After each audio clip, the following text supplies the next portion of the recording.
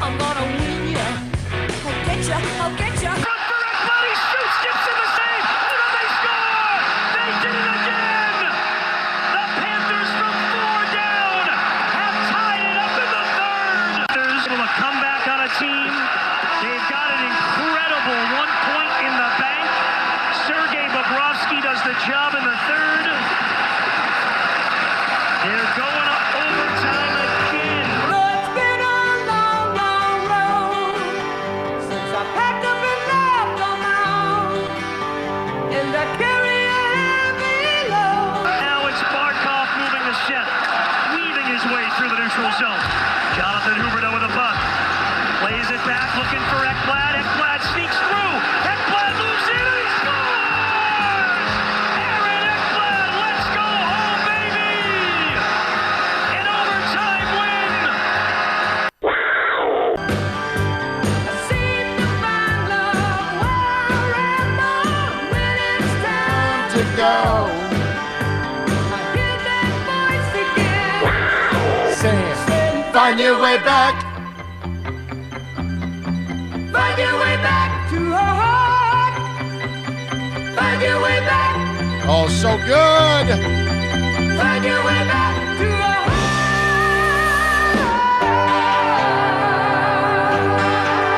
Welcome aboard.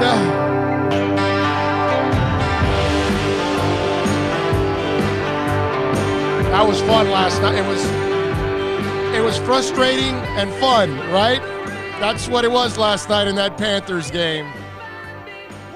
I mean, listen, they improve and they are kicking some serious ass as they win in overtime yesterday, 5-4. And listen, on a night where you got to be happy with the end result, obviously, which is a win, which is what matters when it's all said and done. But to be able to come back for a second time and to win that game, I can't say enough about these Florida Panthers and the kind of heart that they're showing in the process, because that's exactly what we're watching is a ton of heart. And this is only the second team in NHL history that in one season has come back twice from 4-0 deficits. And it was funny because Goldie had talked about that when they fell 4-0. It's like, well, they're going to have to do something like what they did in Boston when they came back from that 4-0 deficit and ended up winning in the shootout on that one and took the extra point. This time you win in overtime, and within, 22 seconds, I want to say, Ekblad with his second goal of the game. His first one, by the way, that thing was a cannon, brother. Holy crap, he fired that thing. It must have gone 200 miles an hour, that puck in that first goal. And I can't say enough. We've talked over and over again about Talon, on how good he is. Every year, whether it's Chris Hayes or you name it, Smith, Riley Smith, all these guys that he finds every single year, and Connolly is one of those guys with Achari and all that, and Boyle that he just picked up. But again, Connolly, the two huge goals in the second period that really gave you hope, right? Once you scored those two goals and you're 4-2 and they're not doing anything, you're like, okay, maybe this is Boston all over again, and you got a shot at actually doing something here. And sure enough, they were able to come back, tie this thing, send it into overtime, and obviously win it. And just a fantastic night for the Florida Panthers to be able to get this done last night was just absolutely awesome. Can't say enough about the Panthers and the way they've been playing here and producing. It's just flat out impressive to be able to show that kind of heart, too, that kind of determination. And you're not getting great goaltending from Bobrovsky right now. There are moments where he plays really well, like in the third period yesterday. He owns the third period. The third period is his. Yeah. So you got to find a way to do things a little better in the periods before. Okay. The biggest concern for me was them playing physical with us. Right. Okay, in the first two periods. Right. Up, what was it? We scored with 127 left. So basically for two periods, okay? Yeah. They were on us, physical, and the way they worked their spacing. We never got a chance to get free, you know what I mean, and get out and Right. skate. Right. And I'm wondering if maybe they didn't show the blueprint to kind of aggravating us to other teams. You know what I mean? How do you to mean? play us. Because for two periods, man, we were frustrated. Yes. We were aggravated. Yeah. Well, again, this hasn't been a consistent team either.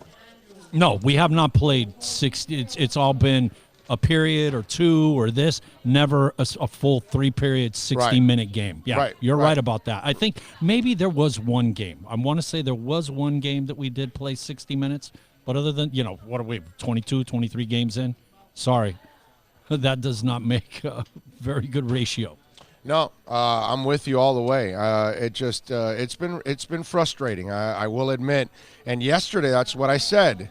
It was a frustrating night, and then it became a great night because obviously, it's a night where you end up coming through, but you're down 0-4 to the Ducks, and you're like, okay, wait a minute, guys. Come on, man. You got to play better than this. You got to be more consistent than this. And the fact that they weren't able to do that and fall into that hole was extremely frustrating, man. I mean, it couldn't have been more frustrating what ended up happening Can't there. say enough about Conley and the way he those two goals and that last 127. I mean, that set the tone for the comeback, bottom line. Yeah. Yeah, no, I'm with you. It definitely set the tone for the comeback. And what I love also about this team is the fight that they have. They don't really give up. And if we're talking about a team that you want, a team that is going to show you some heart all the way through, and it's instead of saying, well, same old Panthers, they lost the game, they're not going to go anywhere, but that's not the case here. This is a team that has proved, look, and they're not perfect yet. I mean, their power play is amazing. That first line is awesome. Their defense is not perfect. The goaltending is not elite right now. Clearly, it's not elite right now. Well, with the stats, we're averaging 3.62 goals, which is second, okay, in the league. And our power play is, I think, in the top 3 in the league. We're like at 20, a little over 25, around 27, 28% conversion on power plays, which, that puts us in the top. And we're scoring goals. If Bobrovsky and our defense could get a little better, wow. Yeah. We can get up there with the Capitals that lead the Eastern Conference. Yep. No, I'm with you there. I'm just kind of I am in flux starting this show because I think I left my show sheet at home after I did all my prep at home. So I don't know if I have the stuff that I was writing on or if I misplaced my sheet or something, but man, I think I just This is so not you. no. But if anybody could do it on the fly, brother. Okay, yeah, all right. I know, but man, you Yeah, take no, many of course, notes. There's yes. no way you're going to remember everything that you wanted to talk about, and so that's the part that kind of pisses me Well, off. guess what? That sheet that that stuff like we talk about the cutting room floor and stuff left on the cutting room floor, that whole sheet could be left on the cutting room floor today. Yeah, no. Oh man, that sucks actually. Nice to because- see Ekblad get involved as much as he did, because he's kind of not, because he's been so prominent in previous years. You know what I mean? Mm-hmm. To see him step up big last night, because he's been kind of quiet. I mean, Ekblad is Ekblad, but you know what I mean. He hasn't been like Huberto or Barkov. Yeah. Oh. I mean, I hear Trocheck is probably kind of, you know what I mean, past him in that relation of pecking order of our top guys. Let's say. Yes, no doubt. Look at that. What's happening, Frankie? Steve and Frank. Steve and Frank. How about that? How about that in the house? What's up, Steve? How you doing, baby? Huh? Dos what? Yes. Yes. Okay. All right. We got a bunch of things to talk about. Yes, definitely. Well, get on the mic. Get on the mic because I need you to talk into the mic right here. Because you're talking to me and then they can't hear you and you want to talk about something. I know you're huh? Lower that over there for you? No. Man, I've done shows at strip clubs. That doesn't, yeah. Oh, they're they're loud at strip clubs? Yeah, I've never yeah. been. These mics are directional, so they don't really pick up the outside. They pick up what's directly in front of it. Listen, I want to talk about some things in football. Okay, we will. The bottom 5, it matters now. You understand? The bottom 5 teams. Yes. The bottom 5 teams in the NFL matter. Yes. Because it's going to determine next year. Yes. And the following year. Yes, we're By the tracking way, all that. a We're month tracking ago- all of that. A month ago, the Dolphins were like either 1 or 2 worst. Yes. They're not in the top 2. No, They might be in the bottom 5. they're going to be in the bottom 5 because they got another win coming for sure. Because Cincinnati, they will beat. Look, Cincinnati has emerged as the clear number 1 bottom 5 team. Well, they've been tanking forever. Yeah, but it's even. I don't even know if it's tanking. I just think they really stink. I think they got bad coaching. They couple it up with bad blocking and bad offensive line and bad defense, and then their receiver says, "I don't want to play with those bad guys," and their quarterback throws interceptions, and so they got the whole package. They're number 1 in terms of the bottom 5, so they've taken Yeah. a clear lead, Yes. which is a little bit worrisome. But the whole Tua lottery isn't really No, a there's Tua no Tua lottery anymore. anymore. No. It's Tua is going to be. Now you take them late in the draft, if Yeah, anything. now he just lost probably half of his late in the first his- round, his early collateral. second. Yeah. Last projections are expecting him somewhere in the middle of the first to go. Yeah, That's what they're saying. somebody will reach for him and take him earlier because they know the Dolphins have 3 picks. And if I'm the Dolphins, I wouldn't spend my first 2 picks on him. I'd spend my 3rd first rounder. I'll take a chance on him. But I don't have a lot of hope for this kid. I'm sorry. You can't stay healthy in college. You're not going to stay healthy in the I can NFL. tell you though, I know this is like sort of a pie in the sky, and Dolphin fans don't want to hear this because it's too far out. I sit in this game. I was at the game this past Sunday, and it's tough to watch. But in 2 years from now, not this draft, the following draft, the kid from Clemson Right. is the real deal. Yes. I don't care what anybody says. That Trevor is going to be an amazing NFL quarterback. If that, you should bank everything on. The fact last year being a freshman and what he was able to accomplish, this kid's got the goods. And he's doing it this year too. Yeah, This kid's right, a winner. right. He's a winner. But what I'm saying to like right out the block to see it, the kid's got it. He throws a rifle, right? He throws a bullet, right? Here's a guy that is 6'6". He's got a little speed. He's not ridiculously fast, but he's got enough speed for compared to most quarterbacks. And I think he understands the pro offense.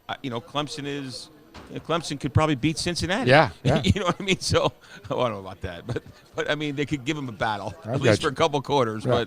But this is a real. They deal. might give him a if battle the- also because they got no coaching. If the game's in Clemson, yeah, Clemson maybe wins that game. Clemson has the better coaching Anyhow, staff I'm gonna by be- miles. I'm going to be back at 2. All We're going right. to talk more details about the bottom 5. But listen, we're going to spend a little time on the top 5 too. Yes. But that's 10% of the time because everybody knows the top 5. I mean, That that's is boring conversation almost. That is what it is there, yes. And then the middle doesn't matter. Yeah. The middle is not going to playoffs. They're not getting a high draft pick. They No. don't matter. That's the no man's land group. You're not in the playoffs and you don't have a high draft pick. You're You're sort of like middle of the road, destined for mediocrity. 8-8 kind of is mediocre. what the Dolphins have been for the previous Yeah. that middle of the road. Alrighty. All right, my brother. See you too. You got it. All right, man. So we are going to have a little fun, obviously, here at Hialeah Park. We got a bunch of things to talk about here on the show. I see it's good to have Steve in the house, Steve and Frank, and obviously the Brunetti family, always very supportive of what we've been doing here for a long, long time. And thank you to all for supporting the show and downloading it as much as you have. That is truly amazing. We are loaded today. 1:30, Andy Behrens. for Yahoo Fantasy. So we'll do a little fantasy football at 1:30. So you can start to send in your questions on the accidentlawfirm.com text line at 786-322-1105. That's 786-322-1105. That's how you can get in on the accidentlawfirm.com text line. The, what's it called? You got to spin it because you're not like, there you go. See? There you go. What's it called? Anyway, so the Twitter handle is at Big O Show, and on Instagram at Big O Radio Show. Many ways to reach out to us. David Dwork, our buddy from WPLG, Panthers writer, is going to join us at 2:30. Chris Long, of course. You Winwood Sports, winwoodsports.net. He's going to join us at 3:30. He'll have his picks this week in college and in the NFL. At 4 o'clock, you know that we take a little tour on Fridays at 4 o'clock, and we talk to a different Dolphin president around the country. And Bill Scruggs is the Toledo Fins Fan Club president. And so he is going to join us. Yes, in Toledo, Ohio, they have a Fins fan club. And Bill is the guy, and he's going to join us. So we've had Mexico, we've had England, we've had different parts of the country where it's Orlando, California. Now we're going to go to Toledo. Bill, super dedicated, 25 years, the president of that club, man.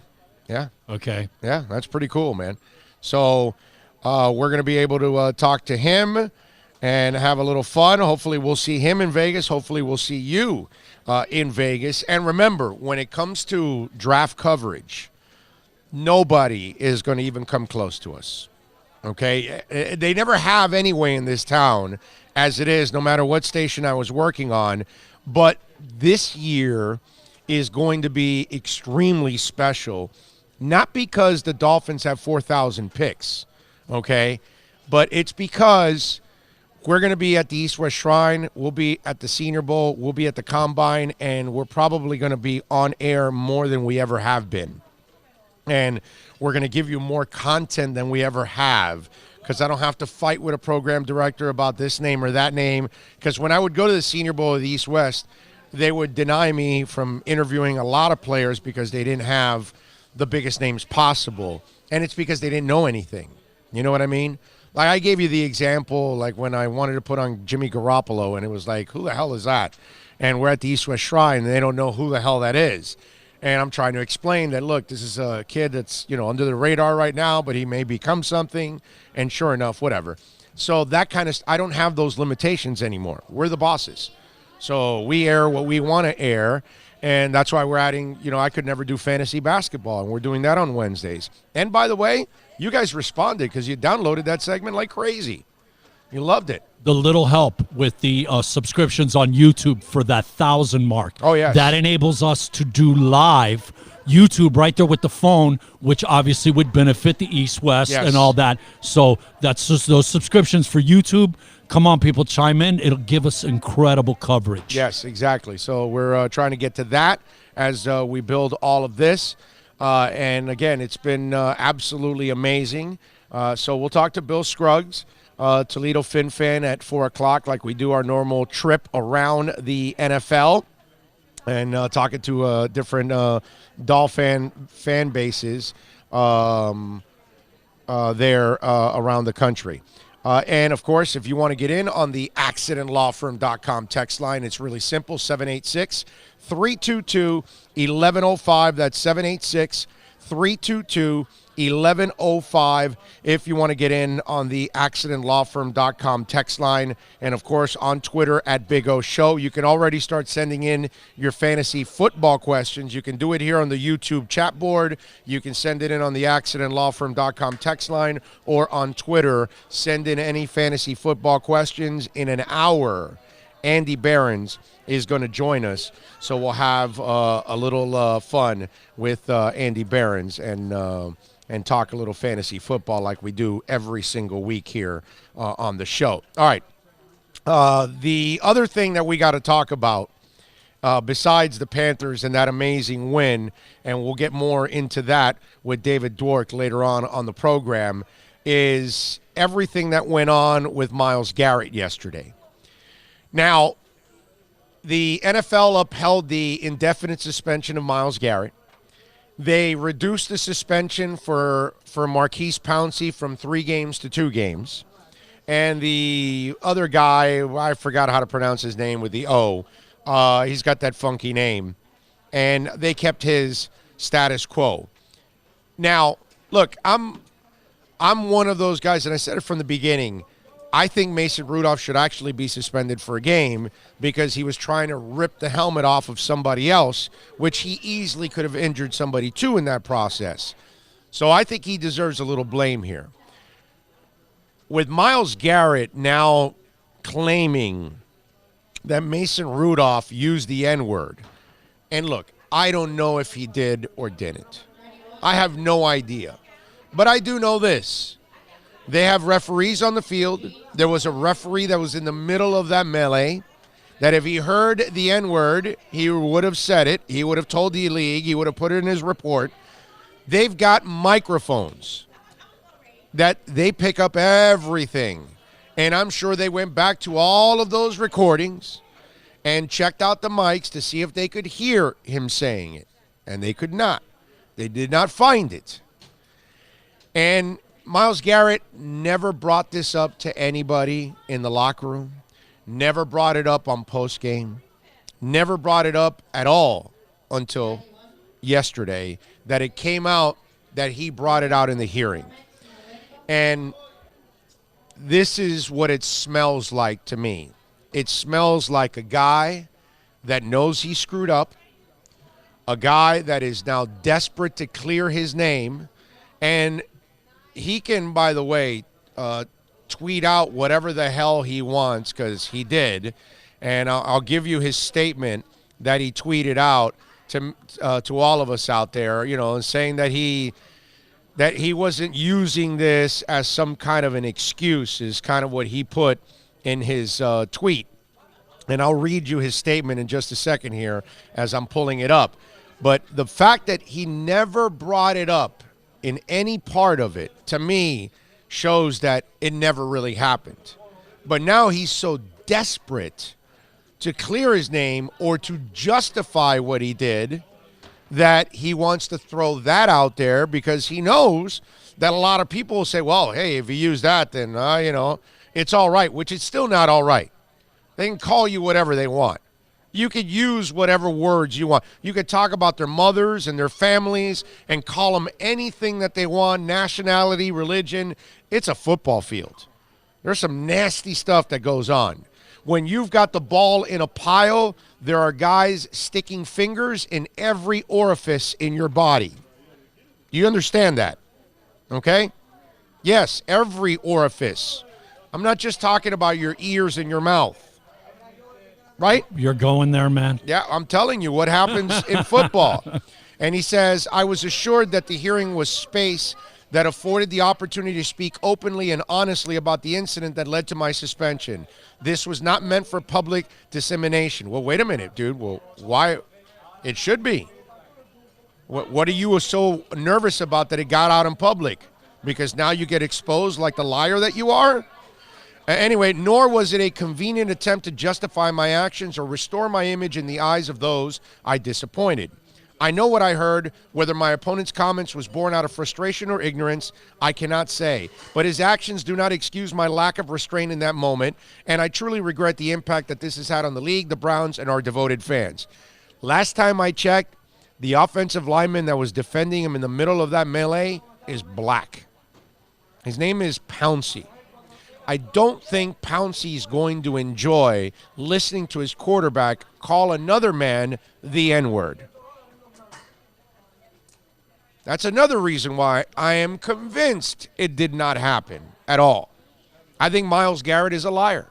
And I think Myles Garrett now has, you know how they say that the cover-up is worse than the crime? That's exactly what we're talking about here. His attempt to cover it up now becomes worse than the crime. It was bad enough already that you used a helmet. It was bad enough already that you lost your cool on the field and you could have seriously hurt somebody. You could have put him in a coma. You could have killed him. You could have cracked his head in half. You got lucky you didn't hit him with the right part of the helmet. Okay? Because your rage did not also use tack and say, well, I'm going to hit him with the helmet. I'm going to make sure I hit him with the rubber part at the bottom end of the backside of the helmet. No, I doubt you aimed it and tried to do that. You got extremely lucky. And so did Mason Rudolph, obviously, because his life could have been completely different. Okay, this guy could have had brain swelling. This guy could have had a tumor. This guy, all kinds of crap could have happened from a blood clot, you name it. Thousands of things can happen from that crap. Okay? We all got lucky because nobody wants to see that happen on the field. Nobody wants to see their head split in half. Nobody wants to see go into a concussion or a coma or whatever, blood clots. Nobody wants to see brain hemorrhage. Nobody. So Myles Garrett now has compounded the problem and has made it even worse. Instead of just having the mea culpa and just, dude, admit you lost your cool. We all lose our cool. It happens. Sometimes they get the best of us, the moment, the heat of the moment. It is what it is. It's happened to you. It's happened to me. Maybe to not the extreme of Myles Garrett, but it's happened to all of us. And you're entitled. You're not entitled, but those moments happen, and you've got to then own up to it. And that's what Myles Garrett had to do. Just own up to it. Now when you start reaching and making excuses, and now you start actually trying to bury the character of another person to save your ass, like Lance Armstrong did, like Ryan Braun did, that they wanted to get people fired, and while they were cheating, and they were exposed for cheating, but then they try the cover-up, and the cover-up ends up becoming worse than the crime. And that's exactly what's going on here with Myles Garrett. He screwed up. And not only did he screw up, now he's screwing up again. And because he's getting trashed by everybody, even his teammates, none of his teammates knew anything about this. The second the story broke, the guys were in practice. They all went into the locker room. Media came into the locker room, had the information, all presented it to him. Not one guy knew about this. No, he never mentioned it to me. Not the guys that played on the D-line with him. Nobody. Baker, nobody. What does that tell you? If he used the N-word and that incited you, brother, you would have talked about it the second you got into that locker room. I'm not going to have a man call me the N-word, yada, yada, yada. That's why I swung the helmet. I might have been out of line, but I'm not going to stand for that kind of disrespect. That would have happened right there and then that night. Oh, he would have exploded. He exploded, and look how he reacted Right. with him. With that, he definitely would have exploded. We would have seen it. And so you saw that he ends up getting, obviously, ripped by everybody, and now all of this comes out. And this just doesn't make the situation any better for Myles Garrett. Now it makes you look like a liar. This attempt at defamation of character, especially this type of an issue, I mean, that tag, you know what I mean? This is never going to be forgotten. Right. This, you know what I mean? Yeah. And the accusation, and unless we get to the absolute bottom of it, and the one thing that I keep hearing about is obviously these disc microphones that they have on the sidelines are incredible. The mic that they have on the little mobile camera up top on the line, plus they were talking about the players that are mic'd up, that those mics pick up background, that this would have surfaced. This would have surfaced. Yeah. Myles Garrett is a liar. How, like, are There's you nothing 99%? I'm 100% sure Okay. he's a liar. So then, Any man, okay, any black man that gets called the N-word, they don't stay quiet about that. Just like I wouldn't if they called me a spick. Just like anybody that's of Jewish heritage, they go out and call them whatever derogatory comment. Or if you're gay and they use a derogatory comment because you're gay. Or I could just go on and on. Okay? And the second they use that comment, you lose your mind and you talk about it. You will mention that you are calling me this, and I am not going to tolerate it. Doesn't matter what walk of life you are. Okay? That to me, Myles Garrett is a liar. Nothing more, nothing less. Okay? That's what he is. He's reaching for something now because he's guilty as hell. And he screwed up. And instead of just saying, man, you're going to screw up, I'm going to screw up, it's all right. We're human beings. Nobody ever made us out to be perfect. So we're going to have our bad days. If you're long enough on this earth, you're going to have days that you're not happy and you're not proud about. And there's nothing wrong with that. It happens to all of us at one point or another, unless you're Tim Tebow and Russell Wilson. But outside of that, everyone else has got bad days, has got ugly days, has got embarrassing days. But we have to own up to them. We have to take responsibility for them. We have to try to learn from them, but we cannot make excuses for them. And we cannot lie about them, and we cannot try to justify when we do something wrong. If we do something wrong, we have to come clean and just say, hey, man, I screwed up. I did this because of this or that. My mistake. I will never do this again. And that's it. And you move on, and we all move on, and we're pretty forgiving in this society. Actually, I think we forgive too much in this society, especially with a lot of these bad. I'm not talking about little things. I'm talking about really bad things. We are very forgiving. Just, it is what it is. You know, you can't do anything about it. And Myles had to do that moment. This is not who I am, and I'm going to prove it from here on out. We talked about this the other day. Michael Vick changed his ways. Whatever thuggish and punk ways he had and hanging out with terrible people and fighting dogs and all that stuff, all gone. That dude, he went to jail. He truly learned his lesson. And then when he told you, I'm going to turn my life around, the man turned his life around. I mean, we all have to admit that.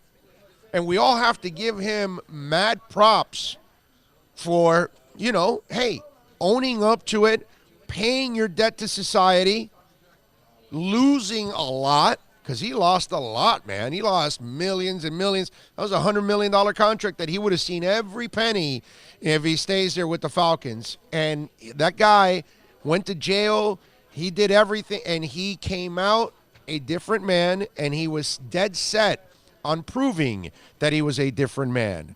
That's all Myles Garrett has to do. Just say, yo, that was a bad moment for me. That was not me. That's never going to be me. You'll never see that again from me. And that's it. Make that your life's work and move on. I don't think that's that difficult. But now you throw this. Now we look at you as you're dirty, you can't control your emotions, and you're a liar. And you're willing to ruin somebody else's reputation to try to save your own. And that's pretty bad. That act might be worse than actually using the helmet, to be honest with you. If you are going out of your way, i.e., Ryan Braun style and Lance Armstrong style, that you want to bury somebody else that's innocent to try to save your ass, that to me is one of the cowardice, man. That's as scummy as it gets. And that's all Myles Garrett is doing right now. He dug himself a hole. Now he's digging himself a deeper hole. And let me tell you something. The hole that Myles Garrett is putting himself into becomes one that you can't dig yourself out of. Because as your problems compound, and as you continue to make excuses for those problems, and you do not address the issue that everybody else sees, and your ignorance is just shining through, that's the label you do not want to have for the rest of your life. And that's the label he is now getting. Oh, okay, now this guy's a total lowlife. All right, he had his bad moment, but now he wants to bury somebody else, and now he wants to lie about somebody else and all of that. Look, if you had the audio, I'm good. If you had a witness, I'm good. But there's nothing at all. And trust me, the NFL they would really want to find out if Mason Rudolph used the N-word. They're not going to try to hide that. Because now they have more of the story. Not that it justifies Miles' actions, but it will now justify a much bigger fine and penalty for Mason Rudolph. But listen, it's all up to Myles Garrett now. And he has the ball in his court, and if this is what he wants to do, well then, you're going to make your bed. Now you're going to live in it, man. Now you're going to have to sleep in your bed. And this is what you want? Go for it. Yeah. Go ahead, man. You're not going to enjoy how this is going to end for you, because now you're going to be now you're looked at differently from everybody else. And let me tell you something. For Myles Garrett, here's where it starts in Cleveland, because now you've pissed off a group of your fans, fanatical, by the way, that you are no longer on the team this year. And by some miracle, if they make the playoffs, which none of us really expect them to make the playoffs at this point, but let's just say they make the playoffs, you're not there either for that.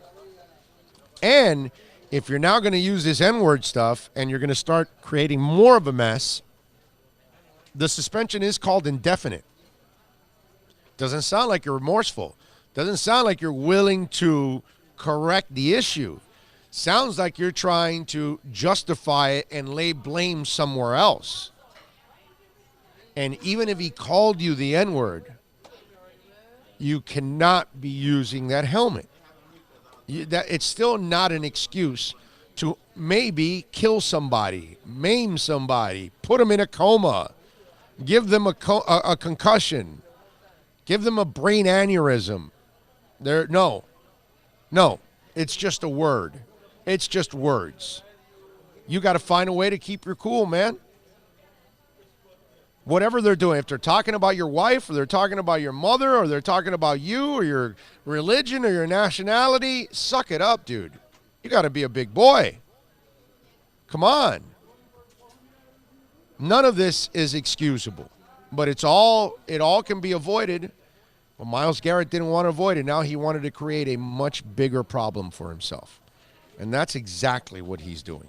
Oh, I've got to say, considering how you feel about dogs and Yes. the way you're talking about Michael Vick and him making amends and all this and what he did to those dogs, Yes. it really shows that, yeah, you do believe that, second chances and get your act together and whatnot. And He did it. He did it. I mean, not that I can forgive him for what he did. Right. But I will give him credit that, Antonio Brown is. I know how hard that is for you because how you feel about dogs, but okay? Antonio Brown continues to be a punk, right?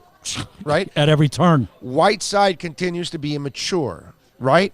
If They are what they are. Their character makeup, they are what if they you are. don't want to learn, okay, Right. then I got no time for you. But I got to give Michael Vick a lot of credit because the man completely changed his life, okay? And he stopped being with the people he was hanging out with. He stopped His doing cousins. the things. That was family, man. That was Yeah. cousins. Well, because it's a way of life. It's just Right. the thing that they do in those parts of the country. It's kind of like, me growing up and watching Latin people cockfighting. Hey, you know what? Same thing. You know that I think it's Just- Louisiana or something like that. Roy Jones is involved with that big time. Oh, cockfighting. Oh, yeah. But that's and a there's South. certain Southern, exactly, Yeah, it's a exactly. South thing. Yes. It's not just a Hispanic thing. No, but it's a South thing. not at all. Obviously, it started, I think, with the Spanish. I think are the ones that started that. But whatever. But it's in all parts of the world. Yes. It's just a culture thing. Correct. And the dog stuff becomes a culture thing. Yeah. Unfortunately. Yes. But I have to give Michael Vick credit. You know, I'm just saying. Yeah, I know the how way- hard that is for you to say, bro. Yeah, but Michael Vick does carry himself. He changed himself. He's, and you have to give people credit if they are willing to change, if they're willing to help themselves. Then I commend you for that. If you have a drug issue, if you have an alcohol issue, if you have some kind of dependency, if you have some kind of a problem, but if you're willing to work also at correcting that issue, I mean, we have to encourage people to do that too, and we have to embrace that too on top of all of that, because that's the examples you want out there. What we don't want is what we do in this society, that we try to justify or make excuses for bad behavior, and then on top of all of that, we end up supporting these people that represent this kind of behavior, and they don't correct it. They don't even try to correct it. And we don't do a good enough job of holding them accountable. And this is where Myles Garrett is going to learn a really, really tough lesson, because this is now going to put you in a different light with a lot of people. Because in all honesty, the fact that you brought it up now and you didn't bring it up that day and none of your teammates knew about it, you can tell it's a bold-faced lie. And there are no cameras that picked up on it, no mics picked up on it. The referee did not confirm it. Mike Pouncey or Marquise Pouncey, which I got to tell you, if your quarterback is yelling the N-word and you are black and you protect your quarterback, I don't think you're going to be happy about that, because you're going to relate more to the black man than you are to the quarterback at that moment. So if you hear, a white guy, not your quarterback, you're going to look at him as a white guy screaming the N-word, you are all of a sudden going to, whoa, what's up with this? Yo, you can't do that. Now, that's why Garrett's going to go crazy on you. That's what Pouncey's going to say. Well, Pouncey might go crazy on him. Well, maybe. Maybe. You never know.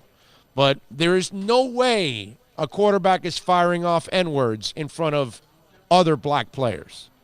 And that nobody picked up on it. And nobody knows what goes on. And there was another Cleveland player that was there. But nobody. Now, none of his teammates, because he never said it in the heat of the moment that night in that locker room, man, he called me this, he called me that. He would have told teammates. He would have been airing it out because he would have been frustrated. At that moment, he was still pissed, and emotions were still getting the best of him. Trust me, he would have let out the fact that they called him an N-word at that moment. You will not keep that bottled up at that moment. The guy couldn't bottle up his emotions. How the hell is he going to bottle up the words? Come on, man. Let's be realistic here in all of this. Myles Garrett's a liar. He's a phony. And the guy that maybe was viewed as a good dude and reads literature and is a very high IQ type guy and all, he's cerebral and all that. Well, I've said this many times. Just because you're intelligent doesn't mean you possess common sense. I'm sure Harvey Weinstein is a very intelligent man. Look what he did. Obviously, it wasn't very smart. I'm sure Kevin Spacey's pretty smart and didn't have common sense. Plenty of people that are intelligent don't have common sense. And Myles Garrett might be an intelligent guy, might read literature, might be one of those, one of those guys that is high IQ. Intellectually Yes, developed and all of that. But at that moment, he's a human being like the rest of us. And he snapped, he lost his cool, and he paid the price. And now he allowed his ignorance to go to another level by now lying about another man and lying about what he's saying. This situation, this compounding it, this is probably worse than the action of hitting Rudolph. I just said that. It really just said that the- yeah, that no, the no, it cover-up totally, is worse than the crime. Somebody today, That's what I'm talking about. yeah, it is. It totally is because this is not going to be forgotten. No, and this Accusation. This is what's going now to go with Garrett all the way through now. And now he will, rightfully so. He will lose all credibility from here on out on everything because he committed a despicable act, and now he's doing a despicable lie on top of a despicable act. And that part, and let me add one more thing to this whole Myles Garrett and Mason Rudolph thing. Okay? Mason Rudolph and his lawyer, 48 hours after the incident, came out and said that they would not press any charges for assault. I got to tell you something. After this latest development, if I'm Mason Rudolph, I am now filing assault charges on Myles Garrett, and I'm also filing charges of defamation of character. That's it. Now I'm charging him twice because I have the proof of you hitting me with the helmet, and I have the proof that nobody heard, saw it, recorded it, watched it, me saying the N-word because I never said it. That's what I would do now if I'm Mason Rudolph. Now is the time. Here's where Myles Garrett needs to learn a really, really tough lesson now. Instead of just dealing with a suspension, now let's treat you like a criminal now. Now let's charge you with assault. And that's what they should do. They were going to do the decent thing, walk away, let it go, whatever. Even Rudolph 2 days later goes, I'm sure Myles, it got the best of him. I'm sure that if it happened all over again, I doubt he would do it. And then this is the way Myles Garrett responds, by lying about him using the N-word. And he's totally justified because he has been attacked now, and he tried, like you said, let it go. So you got to kind of defend yourself, right? You're the one that opened this up. At this point now, if I'm Mason Rudolph, it is time to go to court. It is time to actually make Myles Garrett pay for this. Not just missing a couple games this year and playoffs that were never going to exist. No, now you need to put him in court. Now make him suffer every day in court and put him through this embarrassment. And let's see if he gets charged with the crime. That way it's also now on his record instead. And let's see how he likes that now. So now he'll be known as a liar. He'll now be known as a scumbag on the court, on the field, and he'll be known as a jailbird because he'll have now a criminal record. And let's see how, and then maybe lighter on the pocket too for defamation of character, and you lose some money. So you lose salary from your suspension, and then you lose money because you got to pay your lawyers, and you lose your sue. That's what I would like to see Mason Rudolph do at this point now, because Myles Garrett needs to learn a really difficult lesson, since he doesn't know, as intelligent as he is, he doesn't understand what responsibility is of your consequences. And since he's unwilling to take that responsibility for his consequences, he needs to pay the price. And probably the biggest loss is his name, your good name. Yeah. The fact that he's a liar and all that. Yeah. That's what he is. I mean, obviously a different situation and stuff like that, but the Jesse Smollett lying and creating a lie in relation to this type of issue, racism, this, that, and lying, it's unacceptable. Yep. It's unacceptable as the racism itself. It's right there. Go Gators. I'm with you, Big O. No way in hell would I want a week to expose Mason if he said the N-word. Of course not. You don't wait a week to expose that. No way. John says, gondolas going up at Hard Rock Stadium. What's this about? Well, you didn't catch Tom Garfinkel on our show? He told you about the gondolas here. You got to listen to the podcast every day. We had Tom Garfinkel. He told us that they were building a gondola that's going to take you from one end of the parking lot to the other. So that way people, they don't have to walk all that distance always. And this also, remember, less people walking, less incidents also for accidents too. That also helps out a lot.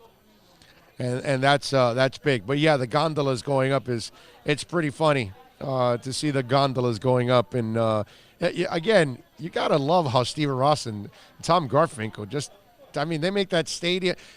It's like Disneyland or Disney World, since we're on the world side. That's what it is. It's going to become the Disney World of football stadiums. And with all the gadgets and all the things that's going on, bridges and tunnels and gondolas and roofs and everything else that goes on, tennis tournament, practice facility.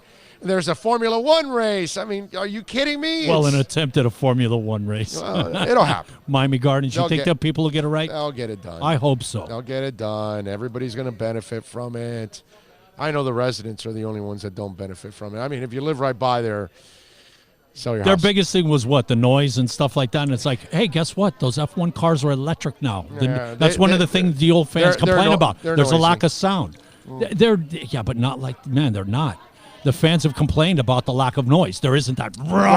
It's still going to make some noise, but you're still going to have a ton of traffic and a ton of people. And big deal. You have it for Rolling Loud, and you have it for Jazz in the Gardens, and you have it for the U2 concert, and you have it for the Metallica concert, and you have it for football games. Miami, give me a break. And this is an international. F1 is all over the world. It's huge. Yeah, it's huge. Not here, but it's huge in the rest of the world. Well, they're trying to make it huge in the U.S. You know what I mean? They're trying. They can try all they want. I know the king is NASCAR, obviously. No.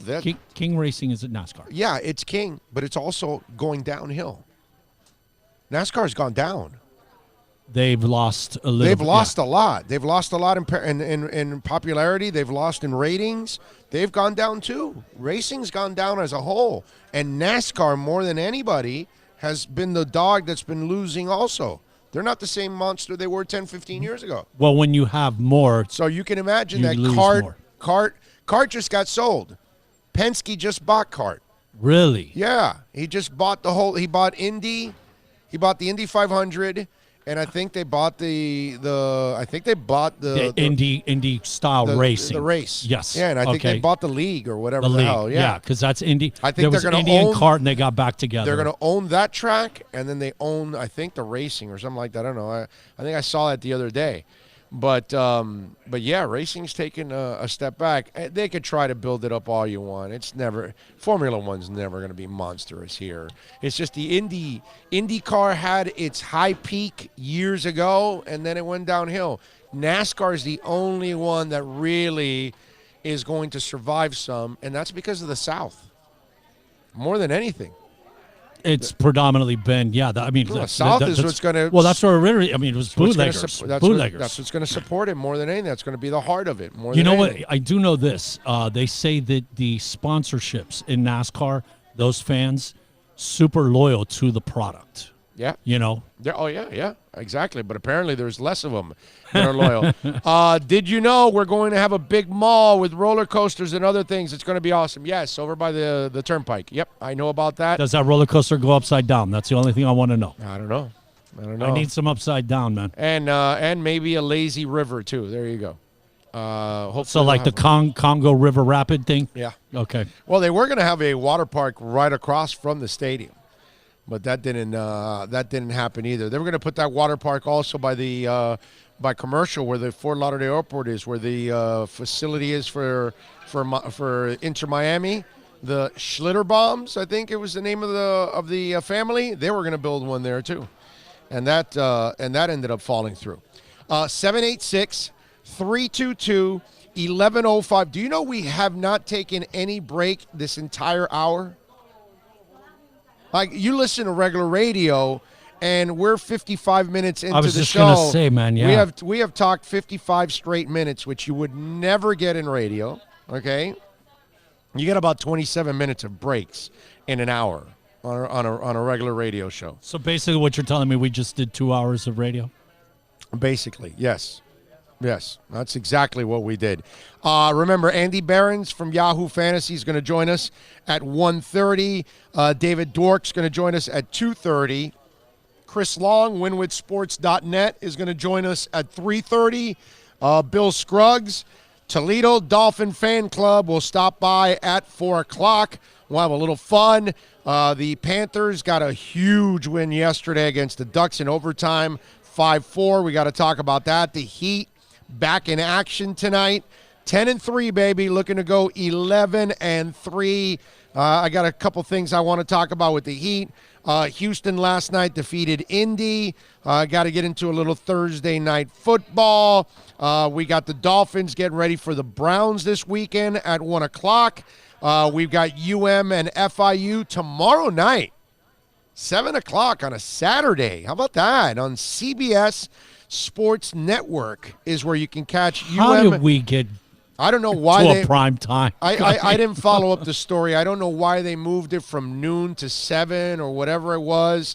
I have no idea. They must be really desperate for a game because this is not a sexy game. Do they think that the brawl's do they think the brawl's going to break out again? Is that what they're?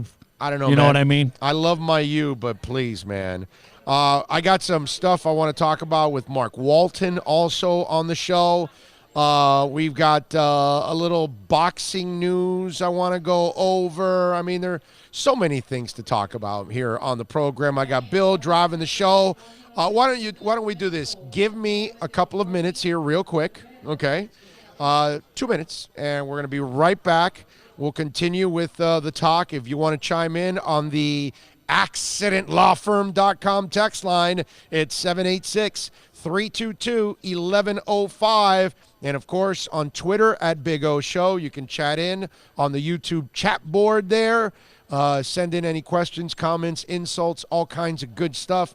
Bill is driving the program. We're coming to you live from beautiful Hialeah Park, baby. We're here every Friday from, it says 1 to 4, but we've been doing noon to 4 now. We've been doing 4 hours here.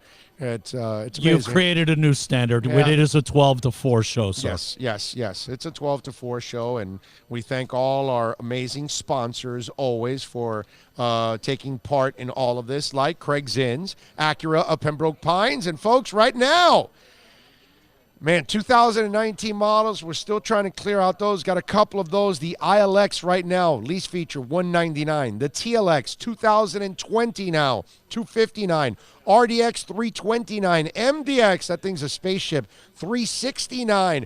Great staff, friendly staff.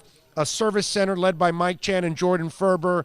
I'm telling you, you got to check out the fleet of vehicles out there. You can go out there and check out and get the car you want, the color you want, the style you want, the model you want, but more importantly, the price you want. Check out the fleet of certified pre-owned vehicles and the used cars. Tell them Big O sent you, and they'll take care of you at 15601 Pines Boulevard, just off of I-75 in Pines. Finest dealership in the business. The best Acura dealership.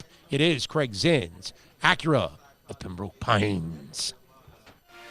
Thinking about buying or refinancing a home? Act now. Home values are ticking up. Don't put off making a move any longer. Call Michael Kodsey now at Choice Mortgage Bank, 561-441-2730, while mortgage interest rates are still at historical lows. Call now to get pre-approved and buy your dream home. If you're currently paying over $800 a month for rent, call 561-441-2730 now before interest rates go up. Down payments as low as 3.5%. Veterans may qualify for no money down. If you own a home, but you're upside down, Michael Kodsey can help. If you're being denied by your bank or your loan process is taking too long, call 561-441-2730. Act now while fixed rates are still under 3.5%. Offices in Boca and Boynton Beach. Rates and terms subject to change daily without notice. Equal housing lender. NMLS 122081.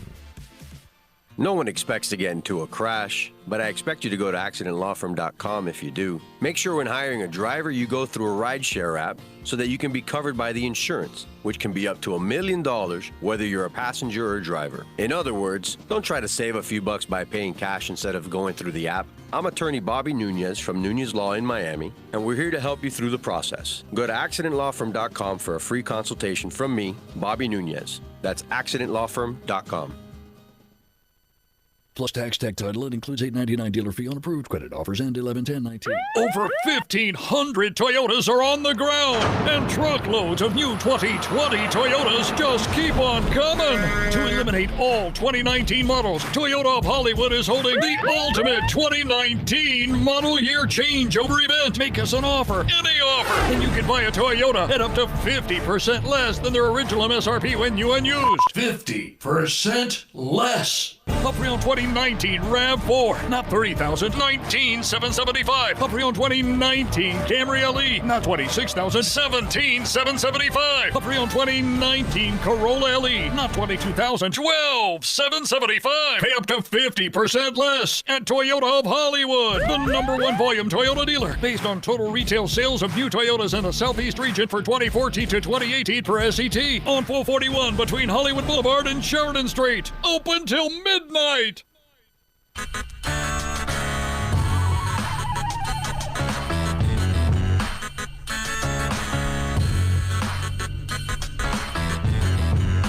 This is the Big O Show. This is the Big O Show. This is the Big O Show.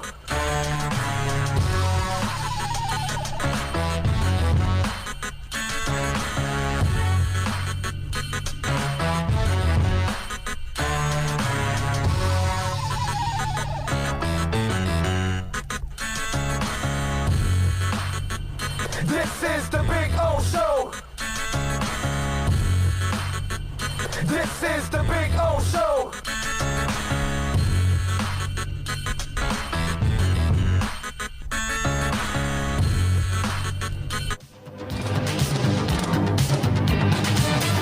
Line hope, line visions, line center, one center, line living and seeing, line hell, line visions and no reasons for action, line words, line vision and no reasons for action, line words.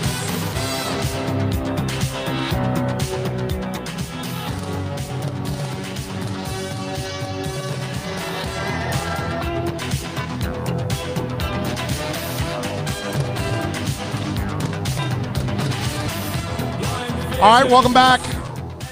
Kind of faked me out there, man. Why's that? I think you're going to take a little longer, so I had to throw a song on. I was doing the theme, and I thought you were going to take a little longer, so I had to throw on some blamage. It's all right. Nothing wrong I didn't with think you were going to find anything wrong with that. nothing wrong with a little blamage. There you go.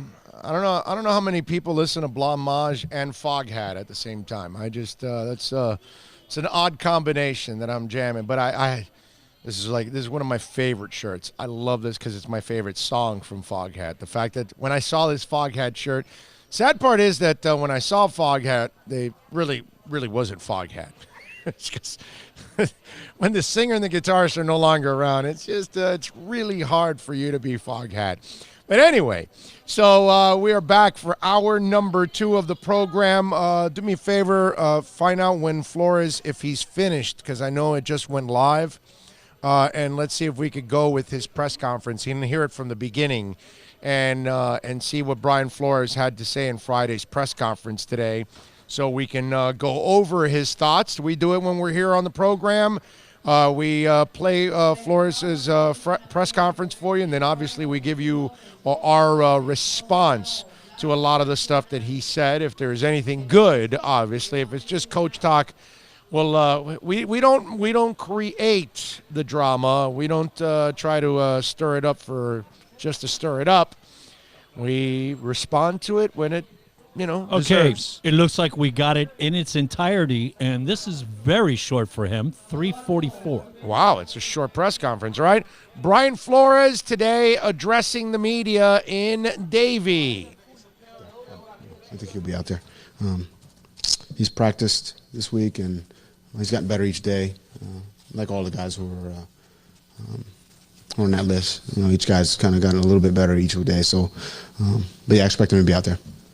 You have a bunch of young corners, obviously, most of them undrafted. A lot of them said they have chip on their shoulder to prove to the world they can play. What do you like about this group of 6 or 7 guys? Is there a fearlessness you've seen with them when going up against big-name receivers? What's impressed you about that group? I mean, what impresses me most is that they work hard. They come in here on a daily basis trying to improve, get better. I think everyone in this league is motivated to play well and to do that for their team, their teammates, their coaches, for their families, themselves. There's a lot of reasons why they want to play well. So that's what I like about this team, or this team and those players you mentioned. I think they're competitors. And I think we've got a team full of competitors, and they want to go out there and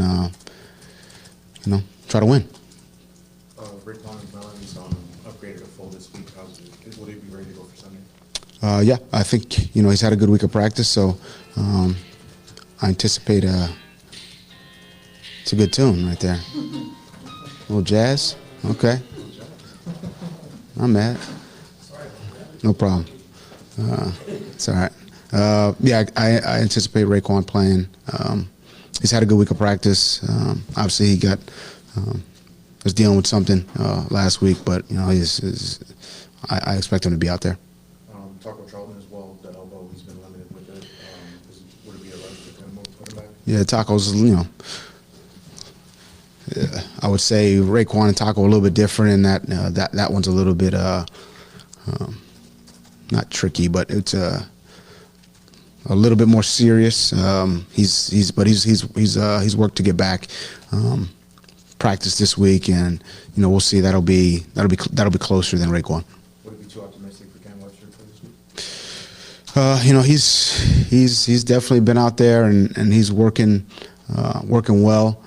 I think we may have a chance there. So we'll see how it goes. We still got another couple days, and how he responds to today's practices. Obviously 3 days in a row. We'll see if he responds well, and if he does, he's got a chance.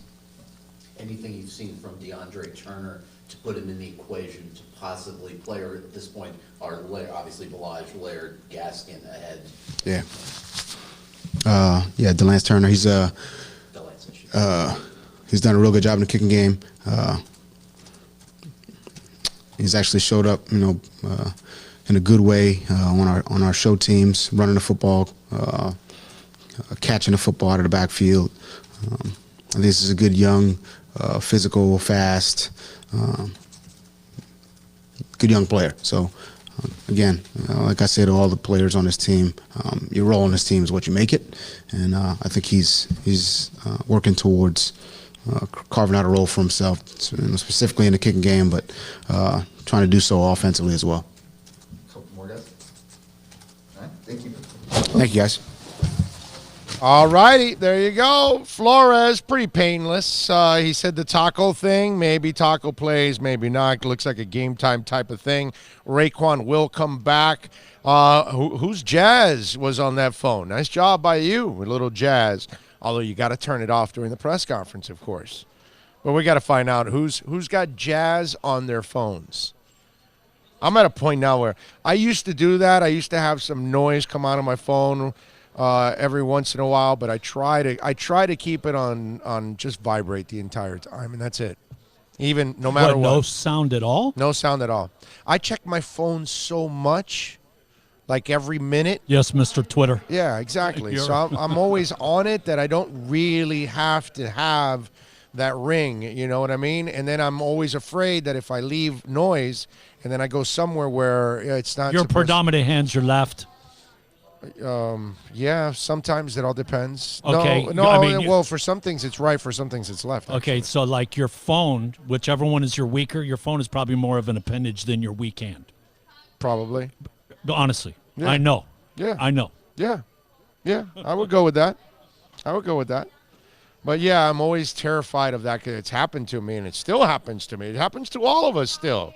Your phone goes off at the wrong freaking time, dude. It just, come on, that's normal. Your agent trying to call you during the show. Yes. Yeah, that's happened too. Exactly. That's happened big time, you know? But what can I tell you? Anyway, so nothing big developed out of that Brian Flores. I mean, there's really no big-time news or any type of controversy. The next issue, in a way, that could be coming up with the Dolphins is, when do you play Rosen? Okay, and he has talked about how he is improved in the background while he's taking his snaps and watching everything that Fitz is doing, and they're testing him on everything that Fitz is doing and all that other stuff. So they say there's some improvement from within, but that's really the next thing that the issue is going to come up, and that won't be for a couple of more weeks. I would imagine that the last 2 to 3 games is where you're going to see Rosen. That's about it. I would go with that. That Cincinnati game, that would probably be a Rosen game. So if Miami beats Cincinnati, it's Josh Rosen with an opportunity for his first victory as a Dolphin quarterback. That would be my guess right there. I don't know what the last 3 games are. I know the last game is New England, right, if I'm correct? If I remember correctly, I think it's Cincinnati and New England are the final 2 games, if I'm right. Not sure if I'm right.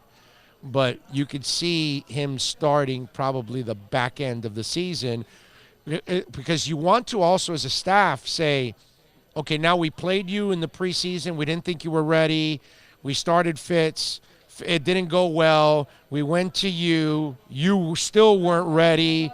Now you've had more time. You've played. You've been a part of this offense. You've watched Fitz play. Now let's see if you've made any progress from the last time you started. And I think that's kind of what this test is all about. And this next time, he has to show some really good improvement. And yes, I'm right, by the way.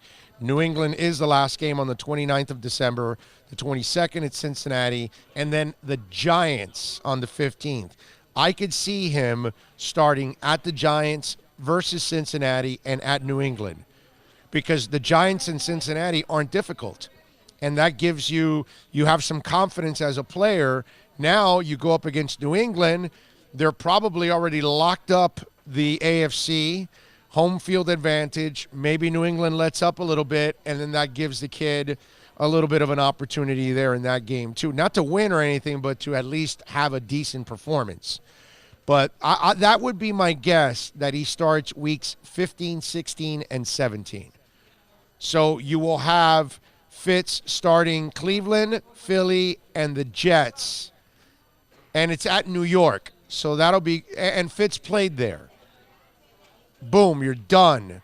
And now he plays the 2 easier teams in the Giants and Cincinnati, and then closes out with the New England team that you hope is kind of letting off the gas pedal a little bit, because they've got some guys that are resting. That's it.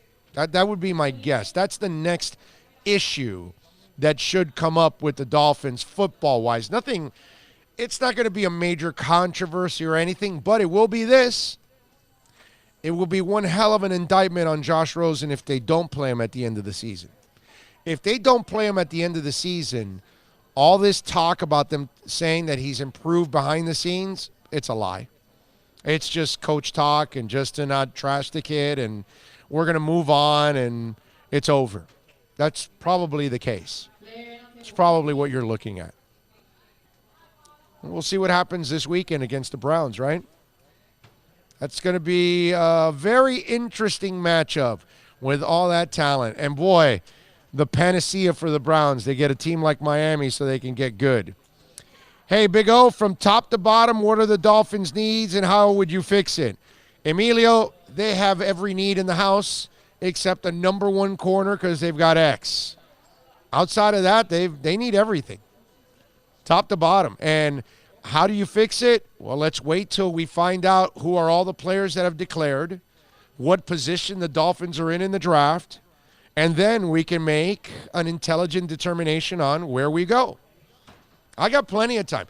See, unlike all the hosts in town, they really don't have any knowledge of the draft.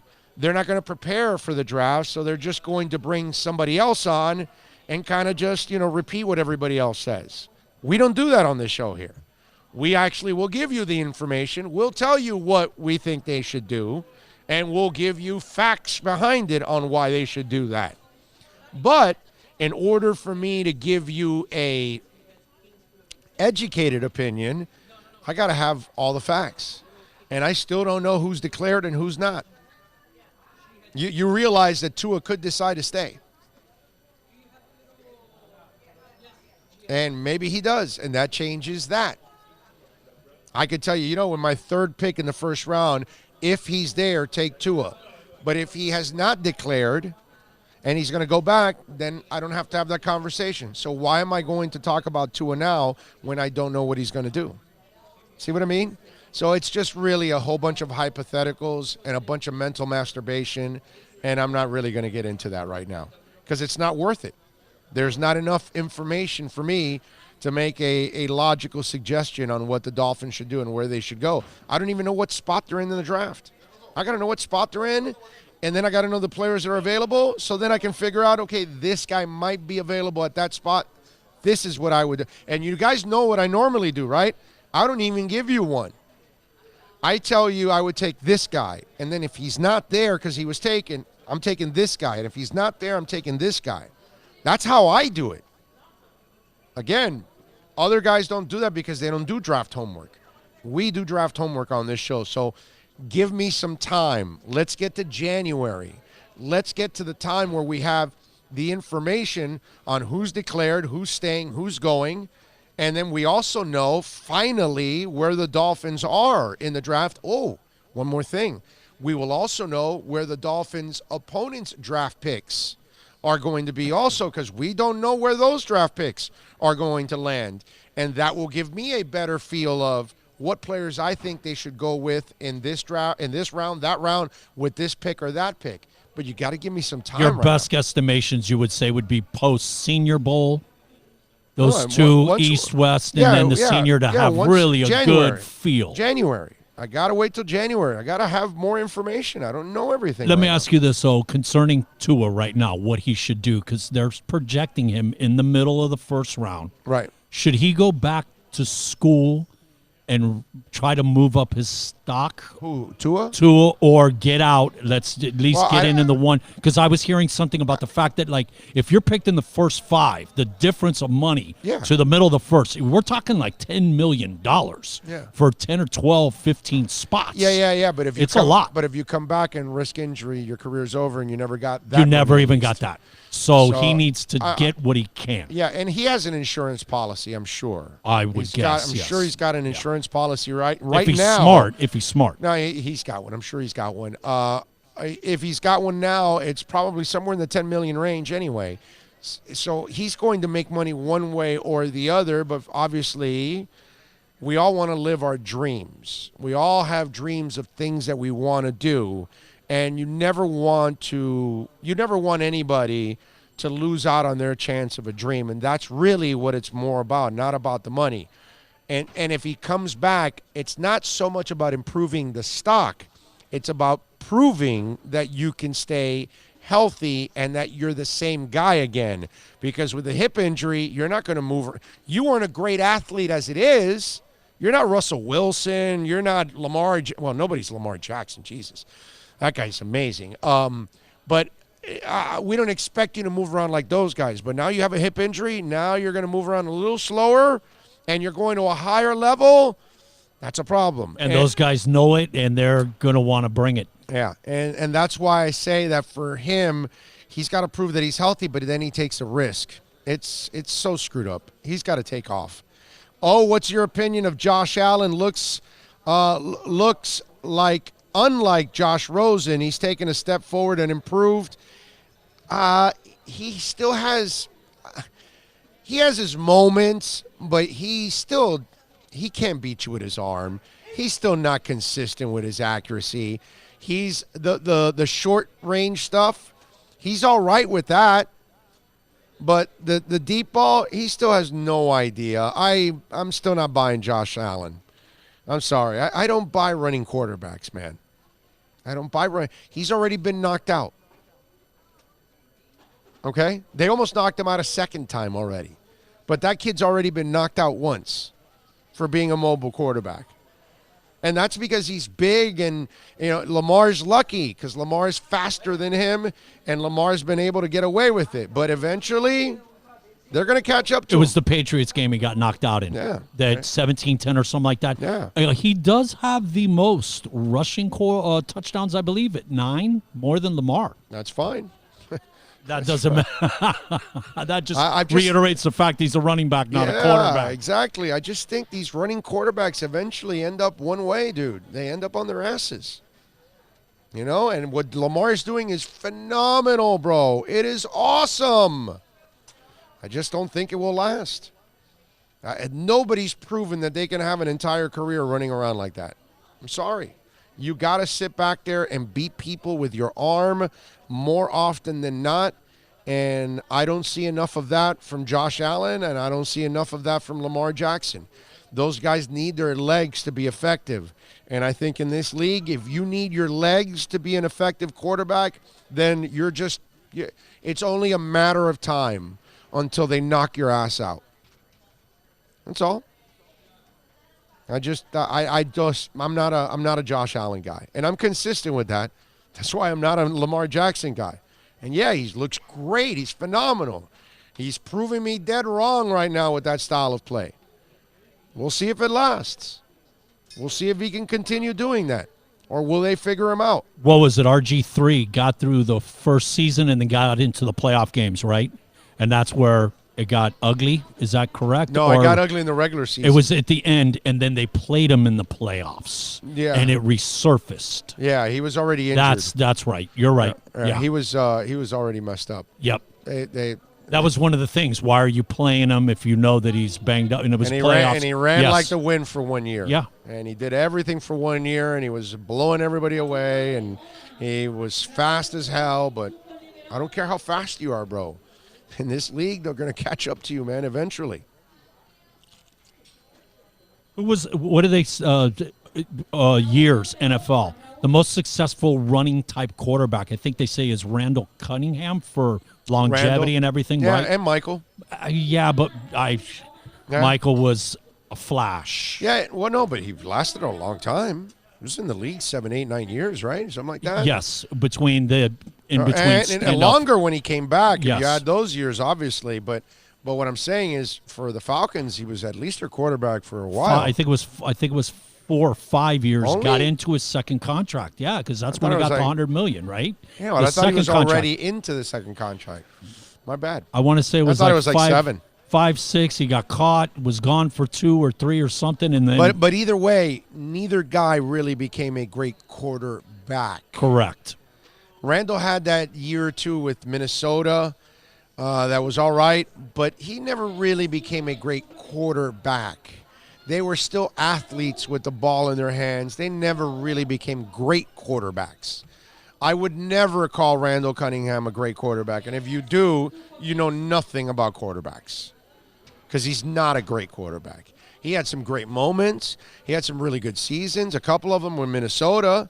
But one of my favorite plays of all time, the Giants game, when the defensive lineman goes right through half his body. That's when it was the and Eagles. he goes The down Monday and puts night the game. ball on the floor. Yeah, it was one of the pops up greatest and highlights. Stabs that because he's a great athlete. back of the end. That was awesome. That's why athletes will wow you. That's why Ryan will wow you a little bit for a week or 2 or 3, and then eventually he gets back to being what he is, because he's an athlete, and athletes can do things that the rest of us cannot, but that doesn't make you a great quarterback. There's a difference between an athlete with the ball in his hand trying to play quarterback than a real quarterback. That's the difference. And none of those guys ever became Brady or Russell Wilson or Aaron Rodgers or any of those cats. Those are great quarterbacks. That's what I consider a great quarterback. Michael Vick was never a great quarterback, and neither was Randall Cunningham. They had some moments, but great quarterback, man, that's... So in other words, your quarterback be mobile, but not a runner. No. You got to be mobile like Steve Young. You got to be Right. mobile like Russell Wilson. You got to be Ben, mobile like Frank be able- Tarkenton. Ben Roethlisberger. Young Brent Roethlisberger was Aaron mobile. Rodgers can even- Aaron Rodgers. That's the mobile I like. The guy that moves around mostly back there Prolongs. to make a play with his arm. when he uses his legs, it was like the last resort that he had to use his legs. I can get the first down on third down and convert and move the chains. The smart quarterback is the quarterback that uses his legs as just a final resort. And he had to do it because the risk is too much to go out there and run and be out in the open field and have somebody hit your ass. That just does not, it doesn't register. When you're that kind of quarterback, you got a shot at being a great quarterback. The way Lamar's doing it, there's no way I see that lasts on a long-term basis. Not in this league.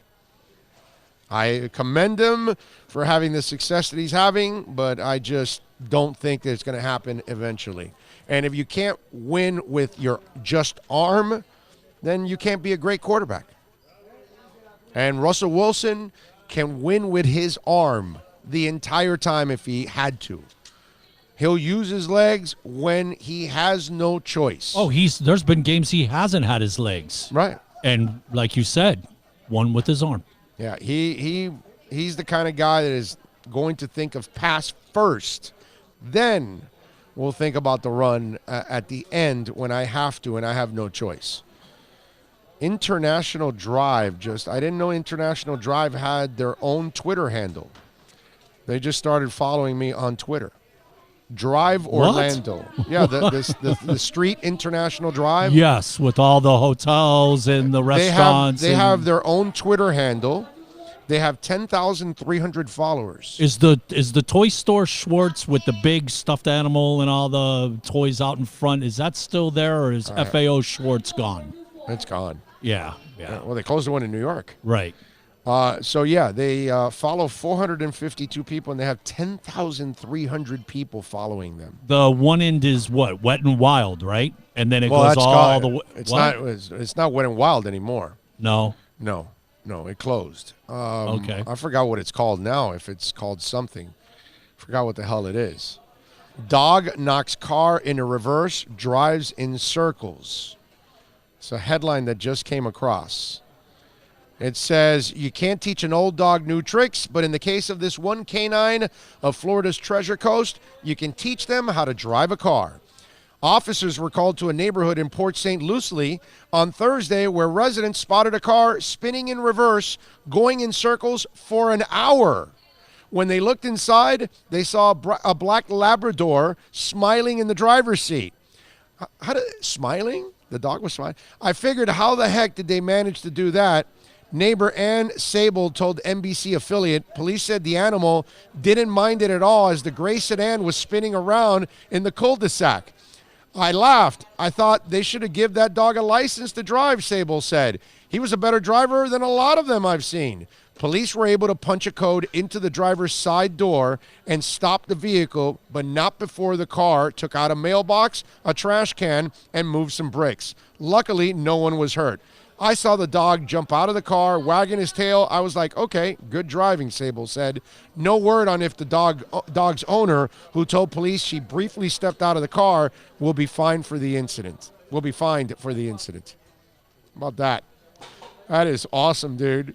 Can you imagine? You just see a car going round and round in a cul-de-sac, and there's a dog inside, and you're like, what the hell is going on He's not there? only that, but in there wagging his tail and Yeah, like, yay! he's having fun.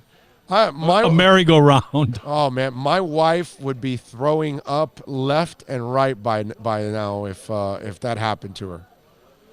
If she did that, oh, man. Yeah. Can't do the round and round? No, not like that. Not so like that old roto, whatever, that Yeah. spinning thing that stuck you against the wall, forget about that, right? Yeah, no, that is that she would flip out because she could probably do it for a couple times, and I would too. But I know her now, where she's at in this stage in her life. If she was stuck in a car for an hour, oh my Lord, that woman would be. It would be all. It would look like The Exorcist.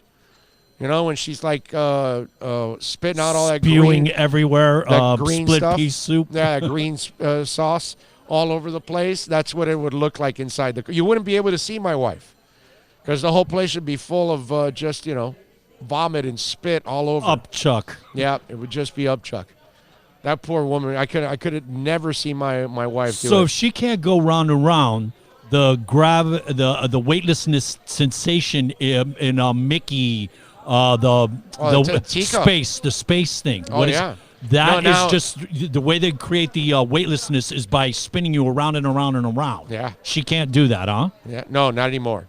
Mission to Mars. That's it. Mission to Mars. Flipside Fishin' says, Big O, it's Port St. Lousy. Now I'm going to go with loosely. I'm going to go with the rest in peace Neil Rogers term, Port St. Loosely. But why is it lousy? Is it Port St. Lucie a lousy? I've been by there. That looks like a nice area to live and work in. That's my old Martin County where I graduated. Martin County's a cool place. Stuart, dude. Port St. Lucie, Fort I like Pierce. that area. Yeah. Hope Sound. I've driven by there, bro. That's several times. That looks like a nice area. That's actually, I think, not the West Coast. Naples and stuff is like the Exploding. percentage, but Port St. Lucie on the East Coast is probably the biggest one. Yeah, I'm sure as it's far growing. as growth. Yeah. Yeah, I'm sure it's growing. The Treasure Coast, as they call it. Hell yeah, dude. Martin County's cool, dude. Hey, could I just let you know we're a minute behind Oh, yeah. speaking Oh, to Andy oh, for yeah. fantasy assistance. All right, here we go. Get your fantasy football questions ready. Let's talk a little fantasy football with Andy Behrens. Next. Plus tax, tech title. It includes $8.99 dealer fee on approved credit offers and 11/10/19. Over 1,500 Toyotas are on the ground, and truckloads of new 2020 Toyotas just keep on coming.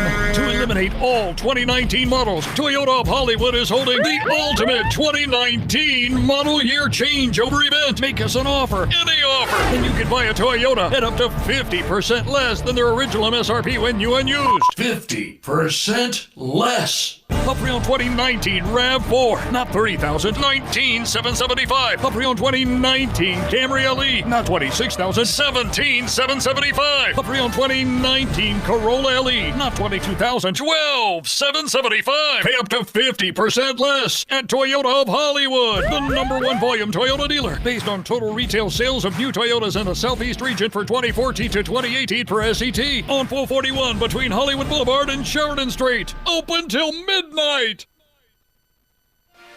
Thinking about buying or refinancing a home? Act now. Home values are ticking up. Don't put off making a move any longer. Call Michael Kodsey now at Choice Mortgage Bank, 561-441-2730, while mortgage interest rates are still at historical lows. Call now to get pre-approved and buy your dream home. If you're currently paying over $800 a month for rent, call 561-441-2730 now before interest rates go up. Down payments as low as 3.5%. Veterans may qualify for no money down. If you own a home, but you're upside down, Michael Kodsey can help. If you're being denied by your bank or your loan process is taking too long, call 561-441-2730. Act now while fixed rates are still under 3.5%. Offices in Boca and Boynton Beach. Rates and terms subject to change daily without notice. Equal housing lender. NMLS 122081.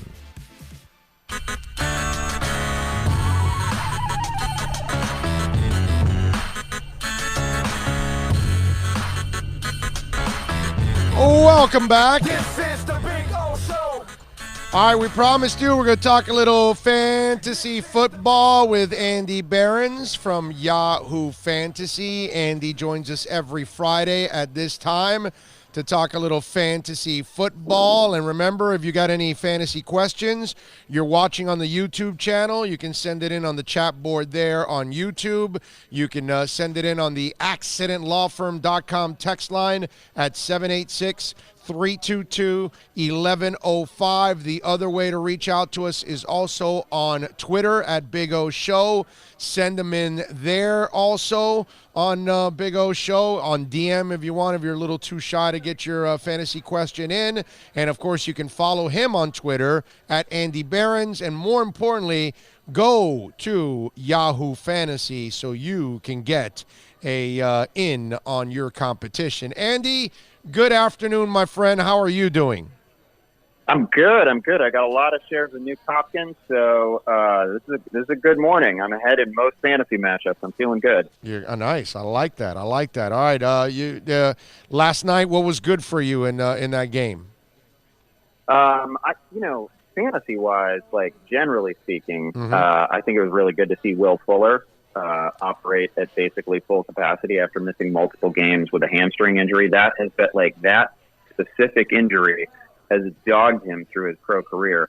But he's been one of the great boomer bust players in our game since he became a pro, basically from the moment he hit the field as a rookie. So really good to see Will Fuller healthy. I think we're going to be starting him as a wide receiver too the rest of the year.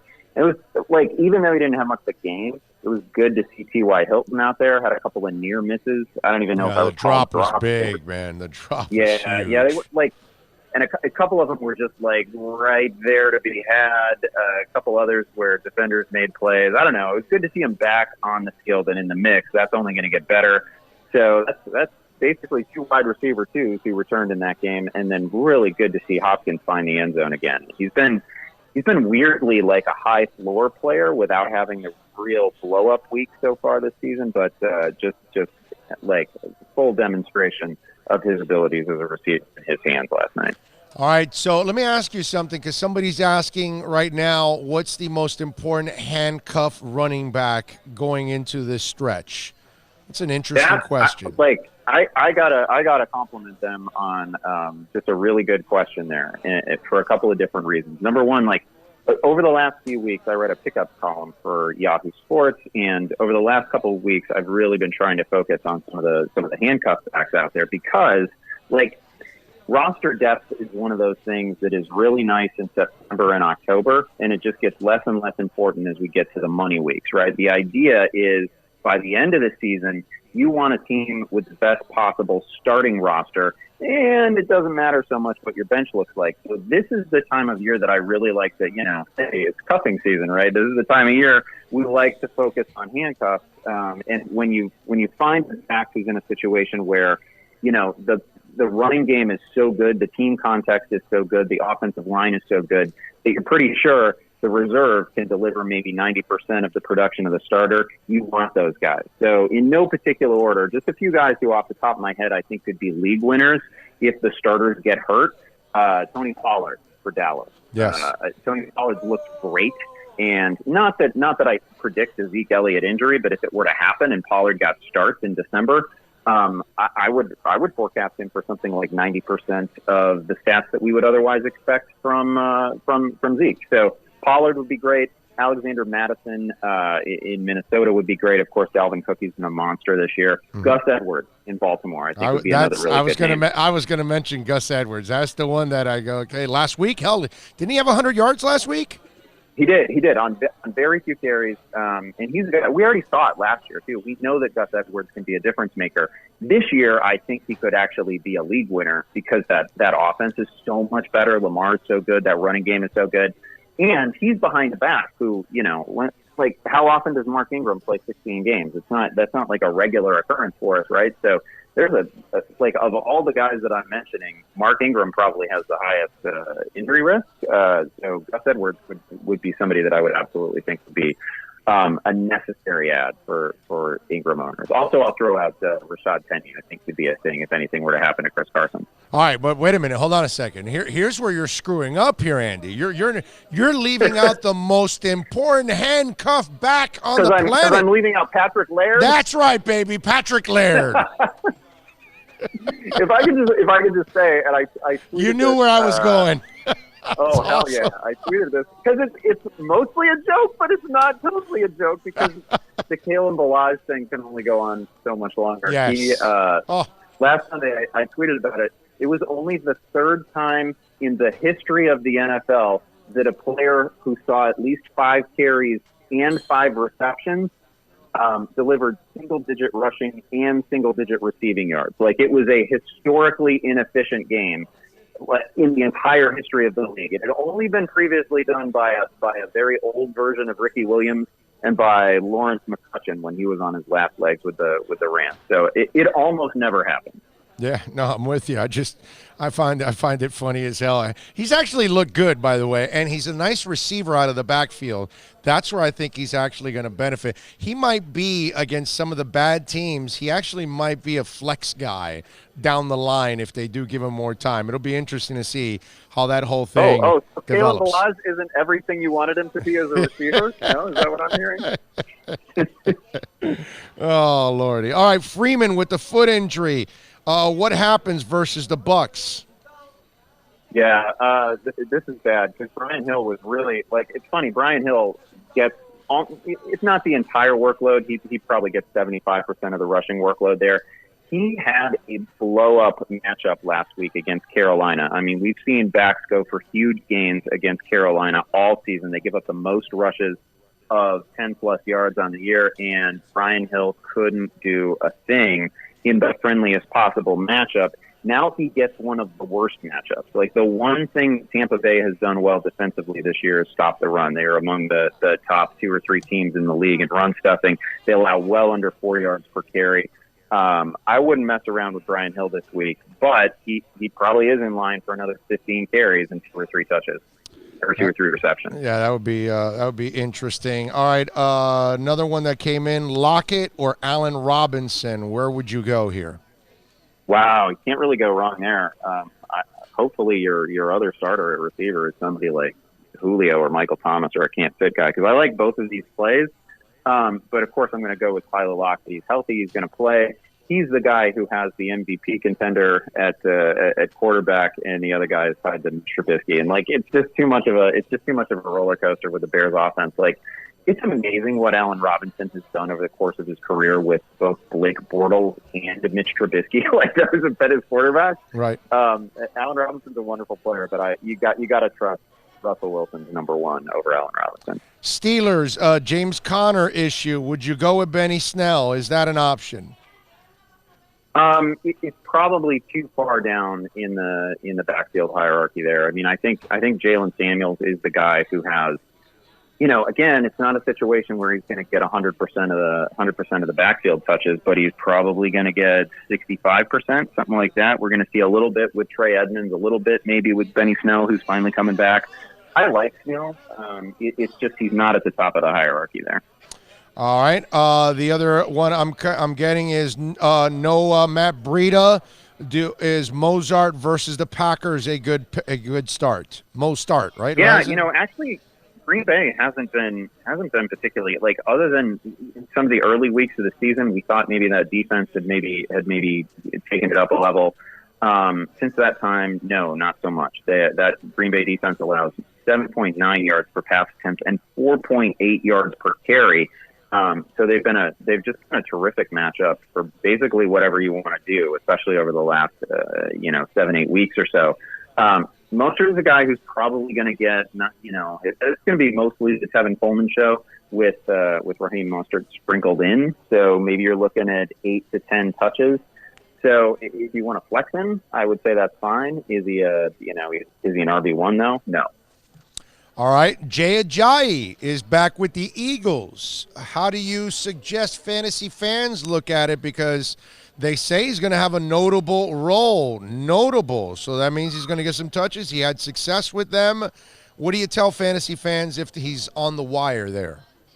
I still got to believe that that's going to be mostly the Miles Sanders show this week. Sanders is a really versatile, really good player. Ajayi is somebody who I could imagine being, Ajayi's gone a long time without playing, without actual NFL game action, coming off an injury. So a notable role for Jay Ajayi might be 6 or 7 carries. I would not expect him to be active as a receiver.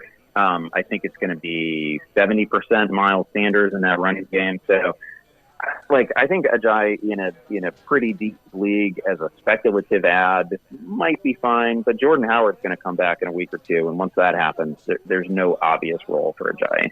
What's the latest with Hooper at tight end? Somebody's asking. Yeah, he's not going to play this week. With somewhat the coaching staff has made some encouraging but vague comments about both Austin Hooper and Devontae Freeman. I would expect Freeman to come back maybe a week ahead of Hooper, but Hooper's not a guy I would drop. especially if you're in a situation where you feel pretty good about making the fantasy playoffs. I think there's a pretty good chance that we see him by the end of December, which is really when you, like, those are the money weeks. That's when you absolutely have to have players. And again, they said some encouraging things about him this week, so hope is not lost, but he's definitely not going to play in Week 12. All right, good stuff there. What's it called?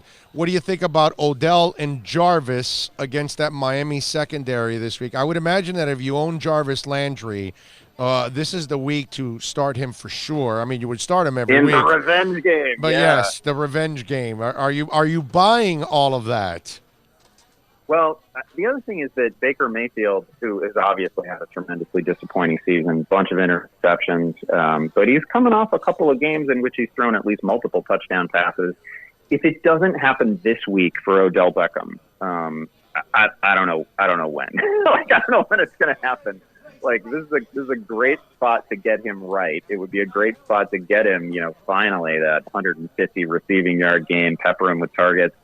Obviously a good spot for Jarvis Landry. Actually, they've been using Jarvis Landry not just inside the red zone, but like in goal-to-go situations too. So I think Landry and Beckham are both strong starts. The way I have them ranked right now is Beckham still is a wide receiver 1. It's almost a throwback week for me. I've got Beckham. There's so many receivers with difficult matchups, like deadly matchups this week, that all of a sudden I have Beckham back in the wide receiver 1 range, even though he's done nothing to earn it this season. And I've got Jarvis Landry as a pretty solid wide receiver too. So I'd say they're both strong starts. Good stuff. As always, make sure you follow him on Twitter at Andy Behrens. What are you working on over there at Yahoo Fantasy so folks can check you out? Catch us on Fantasy Football Live 90 minutes before kickoff on Sunday. It is, I can't guarantee that it's going to be the most accurate prediction show on online, but it is certainly the most fun. By the way, is Kendrick Nunn like one of the guys that people, where is he on Yahoo Fantasy now in switching over to basketball? I'm just intrigued how much the rest of the country is on the bandwagon of Kendrick Nunn. He's been a major fantasy story, and was a buzzy pickup, like basically from week 1 on. So I would be surprised at this point if Kendrick Nunn, like, I feel like there was a moment there where we were like, should I hold on to him? Should I drop him? He put together a couple games that were, I don't know, like 11 points, 10 points, something like that. And then he blew up again. I think people were basically on him week 1, week 2. And now I think the whole world is kind of looking at him as a guy who's going to be a steady, 15, 16 points a night, a few assists in there. Just a fun story. And what a good man. What a, like, tip of the cap to the Miami Heat front office. Who found that guy, like, basically, I think on the last possible day they could have signed him last year. Yep. Dug him up off of the Warriors. And just a great pick on Tyler Hero. So, like, Miami's made just a ton of good choices over the last 12 months or so. Yeah, well, they need it, because they had no flexibility. So it made Riley do the things that he never does. Think about this. They're in the middle of a youth movement because Tyler Hero, the Duncan Robinson kid, dude, can shoot lights out. And then they got this kid, Carlos Silva, who is raw as hell, but he can defend and get rebounds. Check him out. You'll see he plays a couple minutes, but he plays 14 minutes and he'll have like 7 points and 8 rebounds and a block and a steal or something. It's 4 young guys that they have put into this lineup, and it has changed everything that they do because, remember, Miami couldn't score with a fistful of dollars in a whorehouse. Well, now you add Hero, Robinson, and Nunn. They're all 3-point shooters to go along with Olynyk, to go along with Dragic, to go along with Butler, to go along with the guys they already had. And now all of a sudden you got all this scoring, dude, and all these guys can score, and it's really interesting how they can really spread the floor on people and give people problems. They're not going to win a title, but let me tell you something. They're going to become that team that you don't want to play in the playoffs. Oh, they're going to be a brutal second round matchup for somebody. Yeah. And it wouldn't shock me if they got to whatever. Milwaukee and Philadelphia are really good. But still, man, I feel like when you've got a player of Jimmy Butler's caliber and you've got all that shooting around him, exactly, you're gonna have a chance. You're gonna take somebody to 6 games, maybe a 7th game in the second round of the playoffs, and then anything can happen. The other thing I was thinking as you were describing that, like, most teams around the league, when they sort of trade themselves into a situation where they can't possibly move another first round pick, Miami's traded about all the first rounders they can. They do that because they're like, once they do it, they're full of veterans, and there's no, you can't look 5 years down the road and think of how good they're going to be. Like, it's kind of now or never. But man, their young players are exciting. Like, it's easy to look ahead 4 years for the Miami Heat and say, wow, how are we going to pay for all these guys? These guys are going to be good. Yeah. No, and the other thing that they have an advantage over most teams, Spoelstra. He's better than most of the absolutely. He's better than most of the coaches, and he proves it every year with all kinds of teams. He gets the most out of everybody. The guy really is one hell of a coach, man. He really. Yeah, not to pander to you guys too much, but I do think that, like, on a national level, there's probably not a more underrated coach than Eric Spoelstra. Yeah, I'm with you there. All right, Barons, tell them what you guys do on Sunday so they can check you out on Sundays. Fantasy Football Live, it will be at 11:30 a.m. Eastern Time. Whole Yahoo Fantasy gang is going to be there. Just check us out on Yahoo Sports. There you go. As always, you are the best, Andy. Thank you for taking some time, my man. Have some big wins this weekend. Thanks to go. Good luck, people. You got it. The great Andy Barons from Yahoo Fantasy. How about that? We got a little Heat talk and everything towards the end there. Playoff push time, man, in fantasy football. Yeah. Oh, yeah. No doubt. No doubt, but I'm loving the fantasy basketball season too, man. Speaking of which, how fun and our real basketball season has turned into something that could be pretty special. Okay, not a title, but man, think about this. They could actually be a team that scares some people in the playoffs, and getting to the second round would be one hell of an accomplishment. I know it's more than you expected. You were talking about a 7-8 seed first round exit. That's what I thought they were. Convinced to get a home in the first round, to get to the second round. Oh wow, that would be. You know what that first round 5-game thing, we've seen it, dude. Sometimes the 8 beats the 1. We were the first one to suffer that, but there's been a couple I think since. Yeah. That in that 5-game. You know what I mean? It's not a 7. It's a different animal. No, I'm with you all the way on that. It's interesting, man, and that's the beauty is now it's. I look forward to a Heat game every night, but now it becomes must-see TV, and it doesn't matter if it's a crappy team. It kind of reminds me a lot of the Big 3 era that it was always must-see TV, and for me right now, the Heat is must-see TV. I got to see what Kendrick Nunn's going to do. I got to see how Carlos Silva is going to come off the bench. I got to see Duncan Robinson. How far off from the three-point line is he going to launch one tonight? I mean, that's just awesome. And then watching Tyler Hero grow. I haven't even gotten into Butler or Bam or Olynyk or the Dragon as a 6-man. It's just there are so many good stories on this team. And then to watch Eric Spoelstra get the love and the credit that he deserves, because once again, with a completely different team, he's getting the max out of people. And once again, he's developing young players. And I'm also happy for Eric Spoelstra in this sense too. He doesn't really have any headaches left except for Dion. And he's been dealing with headaches since the Big 3.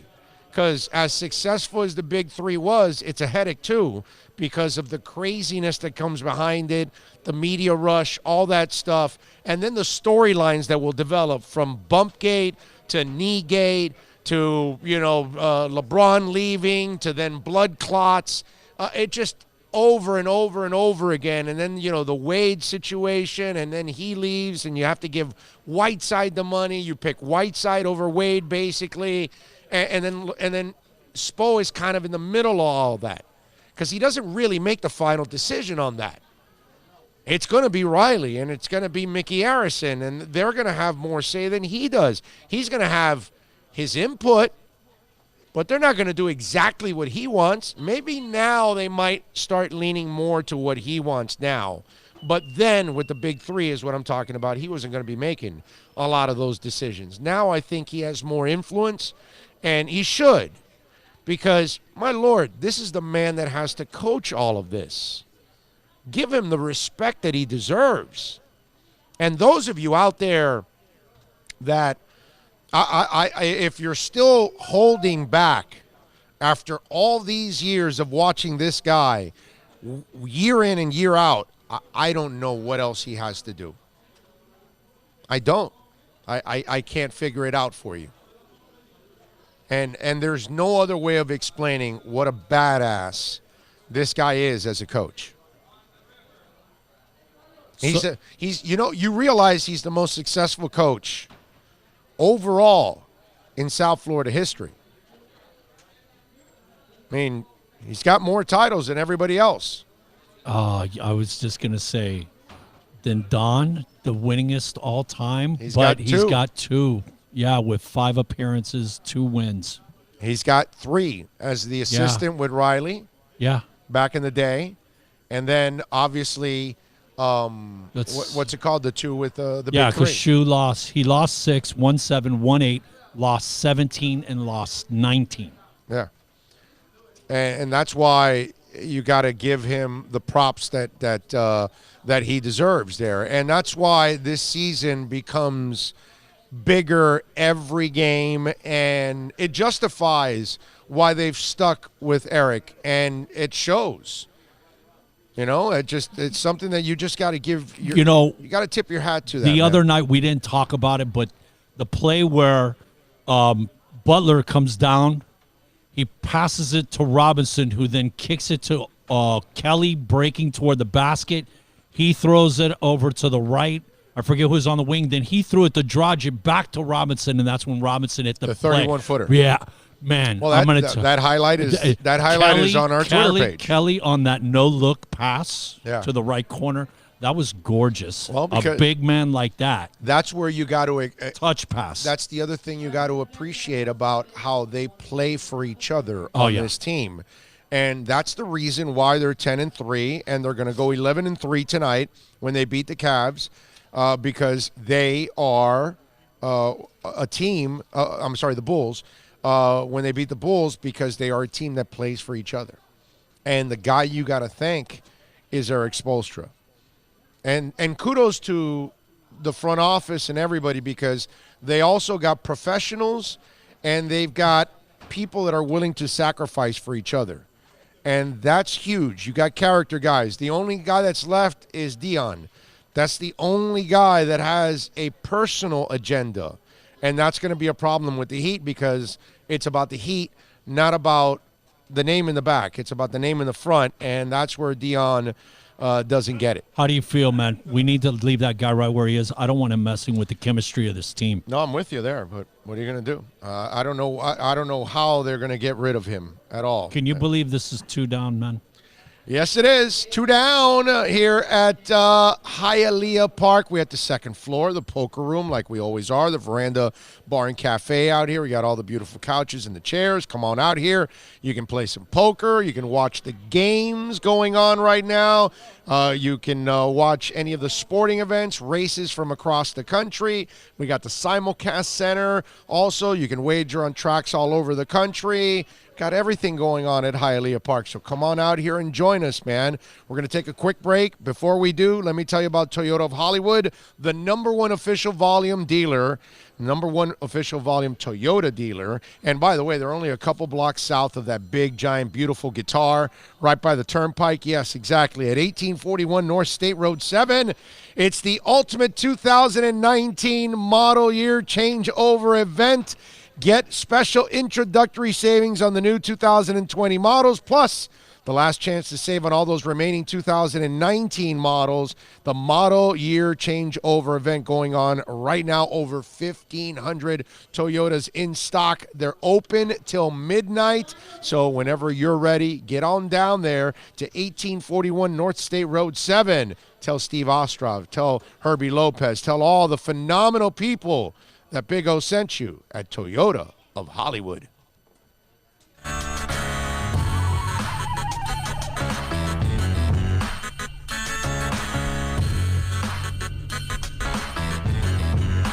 This is the Big O Show. Plus tax, tag title. It includes $8.99 dealer fee on approved credit. Offers end 11/10/19. Over 1,500 Toyotas are on the ground, and truckloads of new 2020 Toyotas just keep on coming.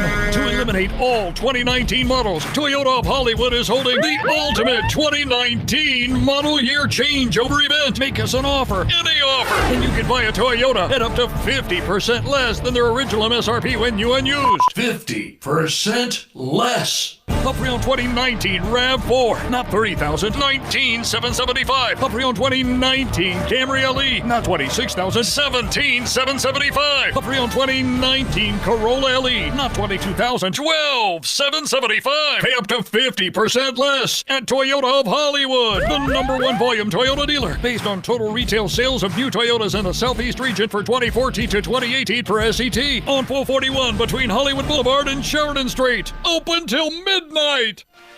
Thinking about buying or refinancing a home? Act now. Home values are ticking up. Don't put off making a move any longer. Call Michael Kodsey now at Choice Mortgage Bank, 561-441-2730, while mortgage interest rates are still at historical lows. Call now to get pre-approved and buy your dream home. If you're currently paying over $800 a month for rent, call 561-441-2730 now before interest rates go up. Down payments as low as 3.5%. Veterans may qualify for no money down. If you own a home, but you're upside down, Michael Kodsey can help. If you're being denied by your bank or your loan process is taking too long, call 561-441-2730. Act now while fixed rates are still under 3.5%. Offices in Boca and Boynton Beach. Rates and terms subject to change daily without notice. Equal housing lender. NMLS 122081.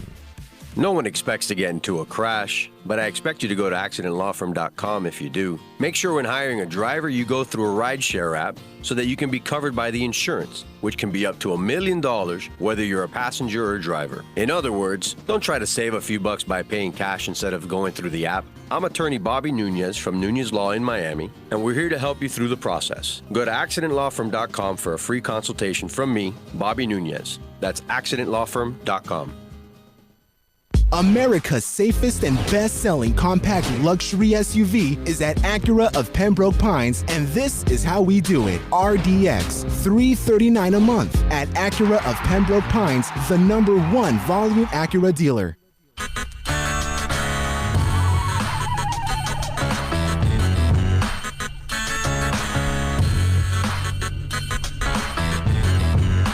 This is the Big O Show. This is the Big O Show. This is the Big O Show.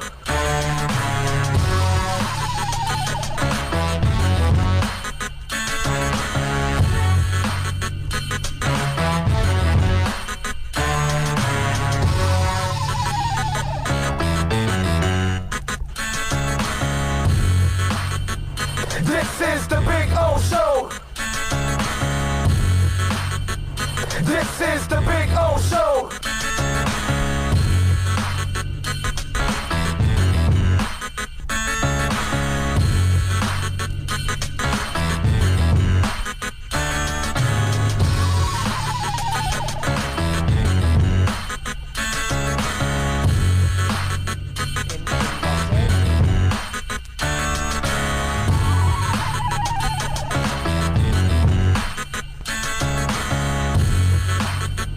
This is the Big O Show. This is the Big O Show. This is the Big O Show. This is the Big O Show.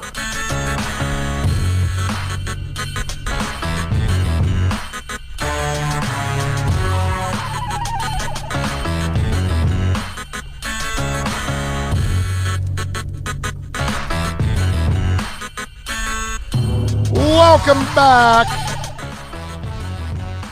Time to have a little fun. Hour number 3. We're at Hialeah Park. The man, the myth, the legend is in. Steve, you are in the house. How you doing, baby? Big O, doing good. Doing fantastic. As Billy Crystal would say. Feeling good? Very marvelous. Feeling good? Looking good? That's what it's all about, and all the good. place is looking good too. So you guys, what car are we giving away? Are we giving what are we giving away? What's the big giveaway? November 30th, not this Uh-huh. Saturday, next Saturday. Yes. Beautiful Uh-huh. Mercedes.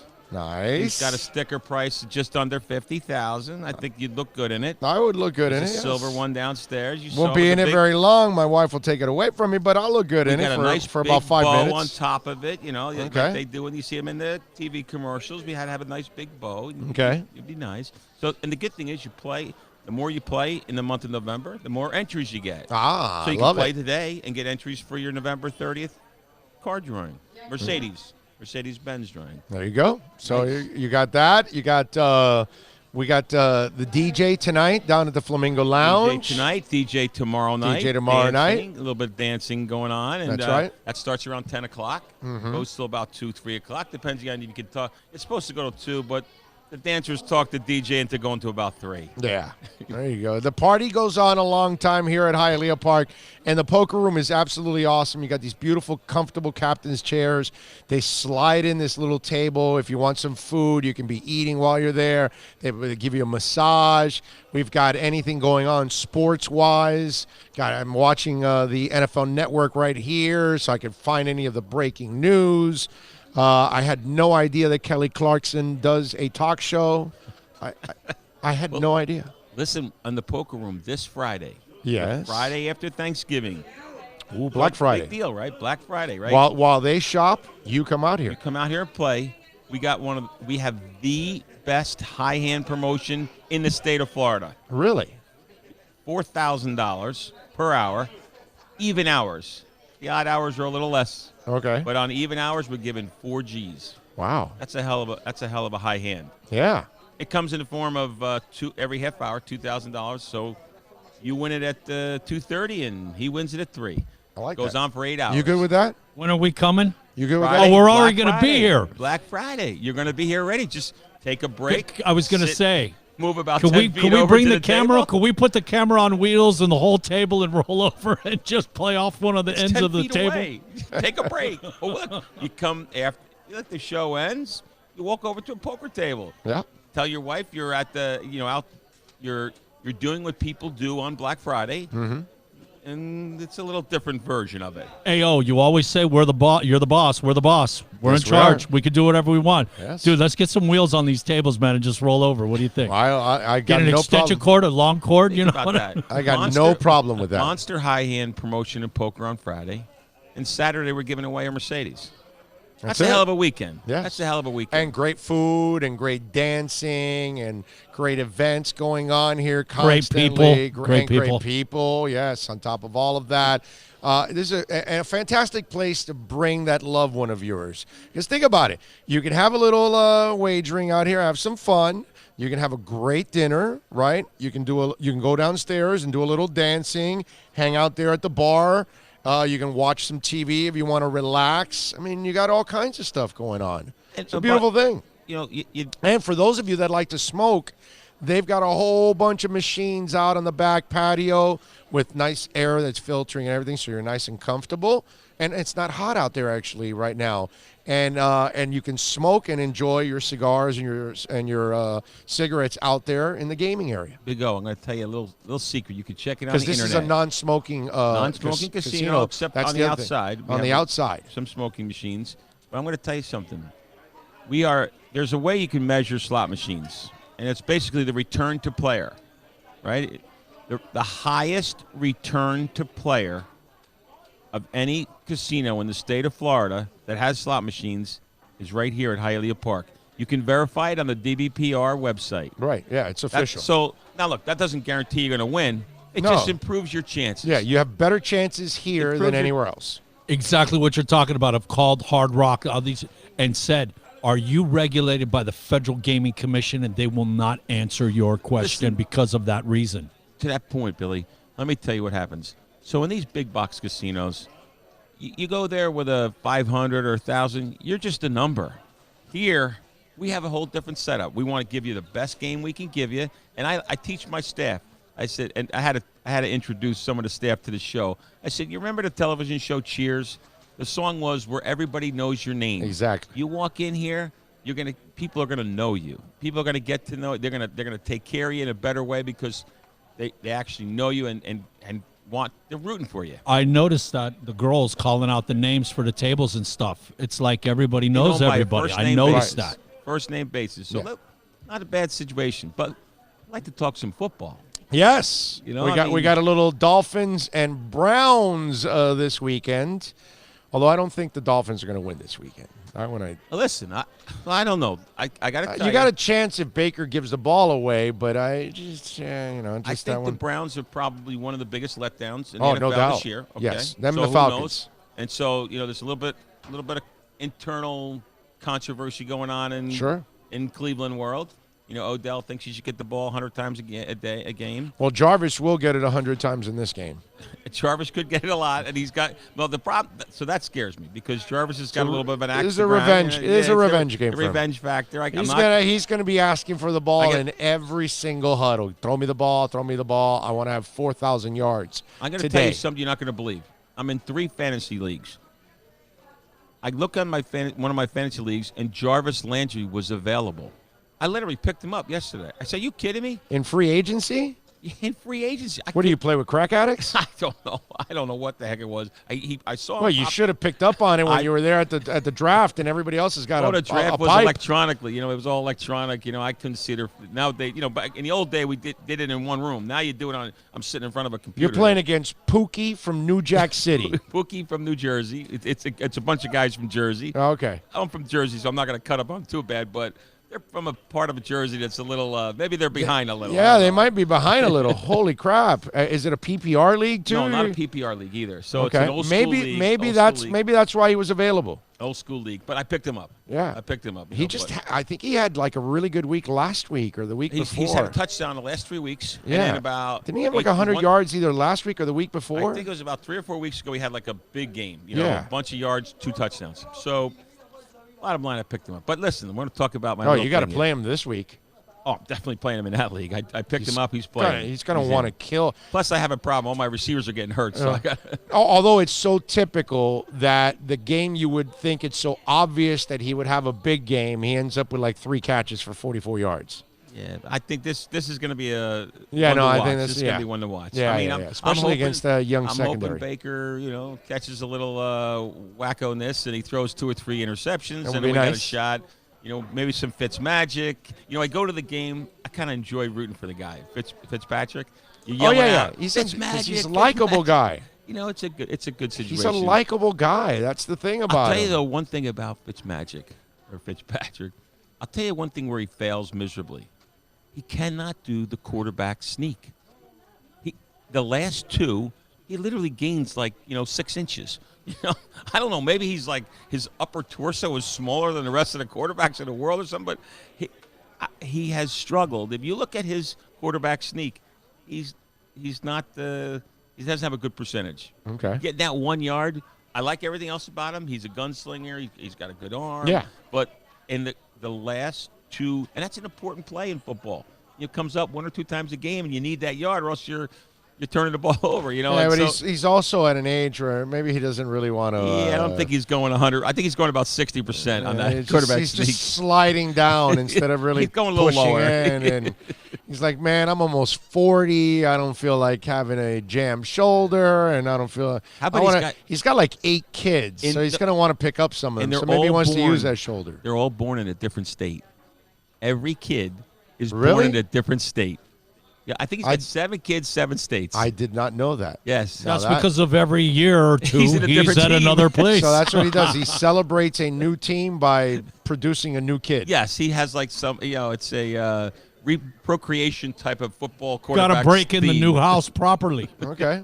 I like it. Yeah, 7 kids, 7 states, or it might be 8 kids in 8 states. I just know they're all born in all different states, which is kind of cool. Yeah. Which is kind of cool. Yeah, it's pretty amazing. And hey, boy, that's a fertile woman too, man. Well, and college sweetheart. They're both from Harvard. That's a fertile and they woman. Produced 7 kids in 7 states, and it's true Fitzmagic. That is magical, actually. 7 kids in 7 states. Wow.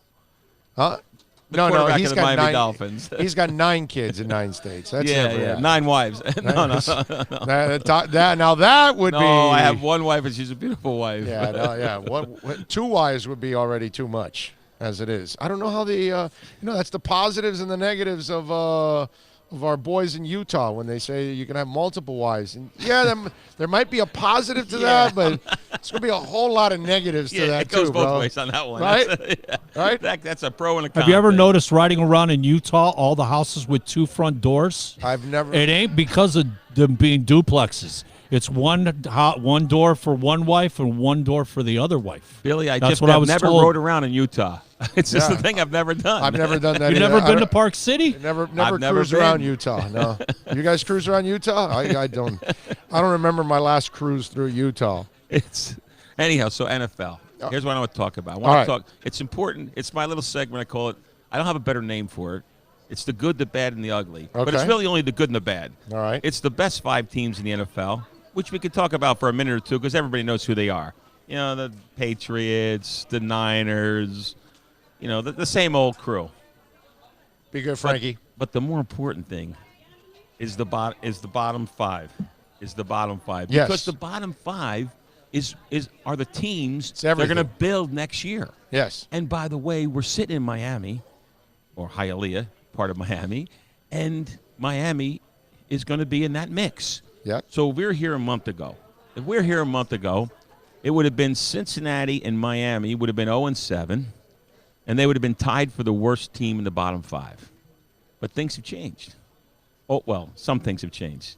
First of all, Cincinnati is running away with the number 1 spot of bottom 5. Oh, because that's who they've been their entire lives with Mike Brown as the owner. It's That's just where I pitiful. would laugh when people would tell me that they're tanking the Dolphins, and I'm like, no. Have you watched Cincinnati? They've been tanking for decades. No, but I think under that guy. I don't think that I call what the Cincinnati Bengals are doing tanking. I call it stinking. That's what I call that. Yeah. It's like really bad. It's terrible, but it's inept. That's the thing. And they're number 1 right now. Washington is 2, the Giants 3, Miami 4, Jets 5. Oh, wait. No. See, I got a different bottom 5. No, that's the one that's there right now. I know, but this is a Steve Caliber bottom Oh. 5. It's a little different. That's what those guys in those with all the ESPN stuff out there. We got a different bottom. So it's the Bengals. Right? Uh-huh. They're horrible. Okay. I got to tell you, I'm telling you right now, I think Washington is really bad. Okay, they're 2. Washington's really bad. Okay. I also think that the Jets are really bad. Yes. Okay. Okay, and then I'm missing something. Giants? No, the Giants aren't in my because I'm Washington, Cincinnati, the Giants, Miami, the Jets, Tampa Bay. No, I have the Denver. No, wait a second. Atlanta, Arizona, Detroit. Atlanta, wait a second. Atlanta was in the bottom 5. Yeah, but they're they kind of did something. I don't know what the hell they did. Well, they won the last. Well, they have talent on that team. It's not like they don't lack talent. They got a franchise Now they're blowing quarterback. teams out. I don't even get that. Yeah, but they have talent. They shouldn't be losing all those games. They should have been winning games. But so look, Miami, I think is the 5th. And by the team. way, I think also the Heat picked up on Quinn, and the players responded for him. Yeah. That's kind of what's happened. Yeah, too. he was going to. His job was on the line. Yeah, I guess the definitely. players stepped it up. No, I also his think job their is- jobs were on the line too. So, obviously, for sure. So let's go over. So we got Bengals. Mm-hmm. I think Washington's number 2. Okay. They're horrible. I think the Jets are number 3. Okay. I think the Dolphins are number 4. You pick whoever you want in 5. You pick whoever you want on that. No, I would put the Giants actually ahead of Miami. I'd put the order the way it is that they're 3. The Giants are terrible, man. They're a terrible football team. Really, really bad. They don't have as much talent. The Jets actually have more talent than the Giants, I think. I think they do too. But their problem. That's why the Jets just don't have a coach. Their coach is terrible, Right. and Adam Gase. Their problem is Gase. You're right. Problem is Gase, which is another thing. Yeah, but it's not like Shermer is anybody that he's nothing. excites me over with the What do you Giants think of either. Daniel Jones? I don't believe in him yet. So I think he's got potential. His Yeah, problem is he sure. is fumbling the ball and throwing more so fumbling than intersections. It's just I don't believe I'm in a him Giant yet. fan first and a Dolphins fan second, right? And so it just irks me to watch these Giant games. I'm one of those guys that you have to prove wrong because I thought you made a mistake at 6 anyway. I didn't believe he should have been drafted that high anyway. I wasn't impressed with him. I saw him at the Senior Bowl. I saw him up close. And I watched him all week throw the ball, and I was like, I wasn't that impressed with the kid. Look, they could have got And I watched him at Duke against Miami for a couple of years. I wasn't that impressed with the kid. I know he's got size and he's got the arm, but I've seen that story 1,000 times. But they could have. I've seen plenty of guys with size and arm. They could have picked him up around. They had the teen, some pick in the middle of the teens. But the thing that we'll never know is the BS they sell us that, well, other teams were interested. Yeah, he you wouldn't have don't been know. available to us then. And we'll never know if that's true or not. Well, the guy picking it, he's going to say that. So he Of course defends he's gonna say himself. that. You know, he's not going to say, "Yeah, I picked a crappy quarterback early because I thought somebody else was." So look, the Giants are tough to put in there. I put him at fifth, but you'll put him at fourth. I just think they're terrible. They're just one of the worst teams in the league. So here's the thing that I'm a little bummed out about the bottom five. So a month ago, there was going to be a bottom five Super Bowl because Cincinnati was 0-7. Oh, and the Miami. Dolphins were 0-7. Right. And they were going to play on December 22nd. Right. Here in Miami. And it Right. would have been like a pretty cool, bottom of the barrel bowl. The winless bowl. The winless bowl to see who the hell has the first round draft pick the following year. So the Dolphins, Fitzmagic kind of messed And we that would one have up. lost the number one pick that day anyway. Yeah, I think so. So And that would have been depressing. So the good you're thing saying is, 3 wins. Yeah, now unfortunately, I didn't even think they were going to win one. Well, the Bulls. But I just didn't see. The thing is that what I didn't really look at and expect is how bad the rest of the league is, and that's the problem. That when you look at, really, it's only a third of the league that's really good, and then there's 2/3 of the league that are either mediocre or terrible. Yes. Yes. And the that's terribles crazy. are these bottom five. The bottom 10 is look. Yeah, you can the expand bottom. it. You can think about expand it. Detroit, Arizona, Atlanta, Denver, Tampa, Jets, Miami, the Giants, Washington, but see, Cincinnati. They're all 3 wins or less. Yeah, but Detroit and Arizona has some promise. Yeah, but they are terrible still. They're terrible, but they got promise. But it's 3 Cincinnati's wins. Cincinnati's just terrible. I know, but a third of your league has 3 wins or less. It's pretty bad. Think about it's pretty that. Bad, yeah. 3 wins or less from a third of your league. And remember, 4 more have 4 wins. Okay? So it's 4 more teams that are either 4-7 or 4-6 after that.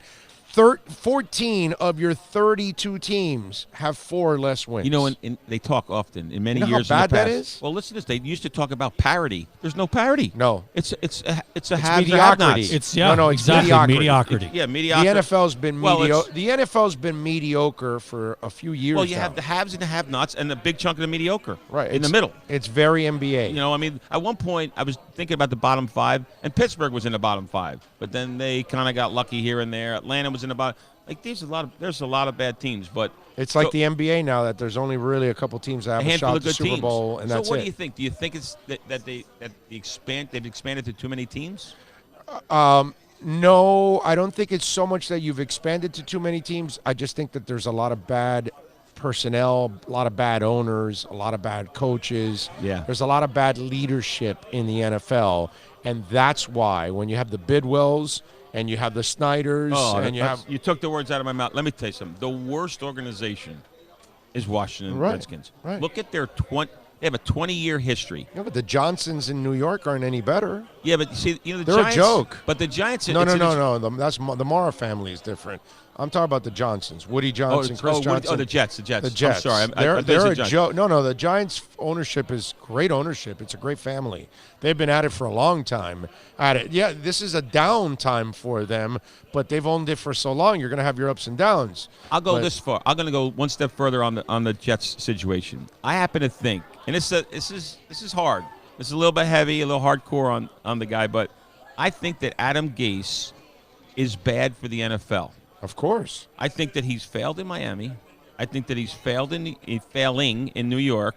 I think that he got a little bit, let's call it fortunate/lucky in Denver when he's quarterback. Oh, yeah, with when he's the Manning. quarterback coach for one of the best Hall of Famer quarterbacks late in his career. I mean, come on, that's not the quarterback coach. He's a divisive guy, and he blames everybody but himself. Right. Well, he's a divisive guy, and that's the thing. A leader cannot be divisive. I actually think that I think that Woody Johnson needs to wake up one morning and say, you know what? In the best interest of the Jets and in the best interest of the NFL organization, both of those organizations, Gase is out, and I'm telling you, the rest of the owners, no, he's not a great offensive coordinator. No, he's not. No, he's not. He's pathetic. Everything about him has been overrated.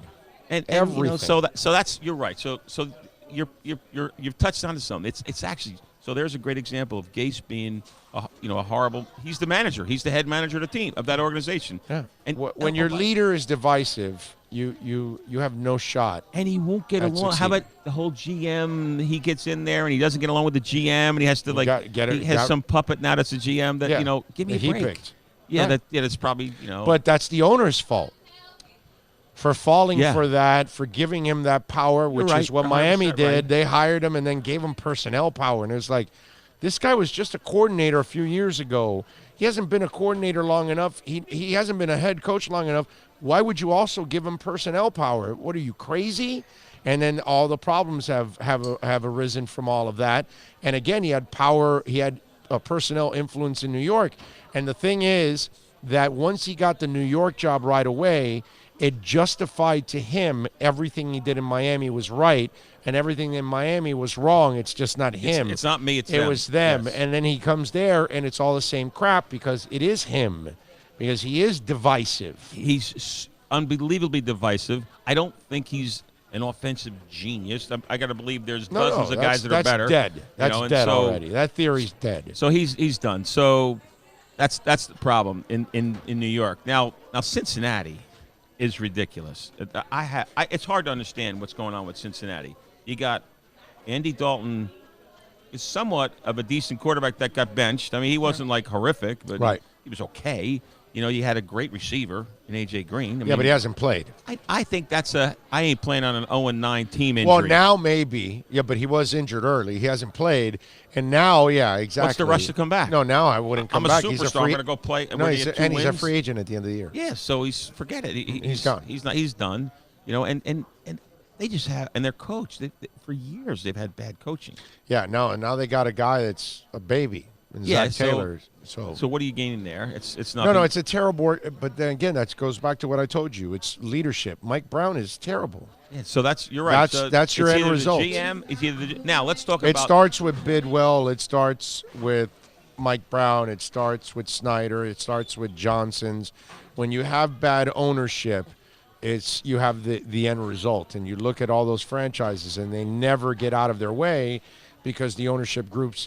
Cleveland also, Lerner is a maniac. And the coach is sort of he's Hey, floundering. look, He's floundering. our guy spends a ton of money, but Stephen Ross has not turned it around either, and he's in that group with everybody else until proven otherwise. You're right. He's in that group right now, but he's got a shot to get out of that group. Yeah, now and that's he's what got the whole bottom five's about. I believe now he's going to get out of it. Greer's because a decent GM. No, I really think- believe that I think too. Greer's. I think. But he's- unfortunately, his tenure puts him there with those guys now.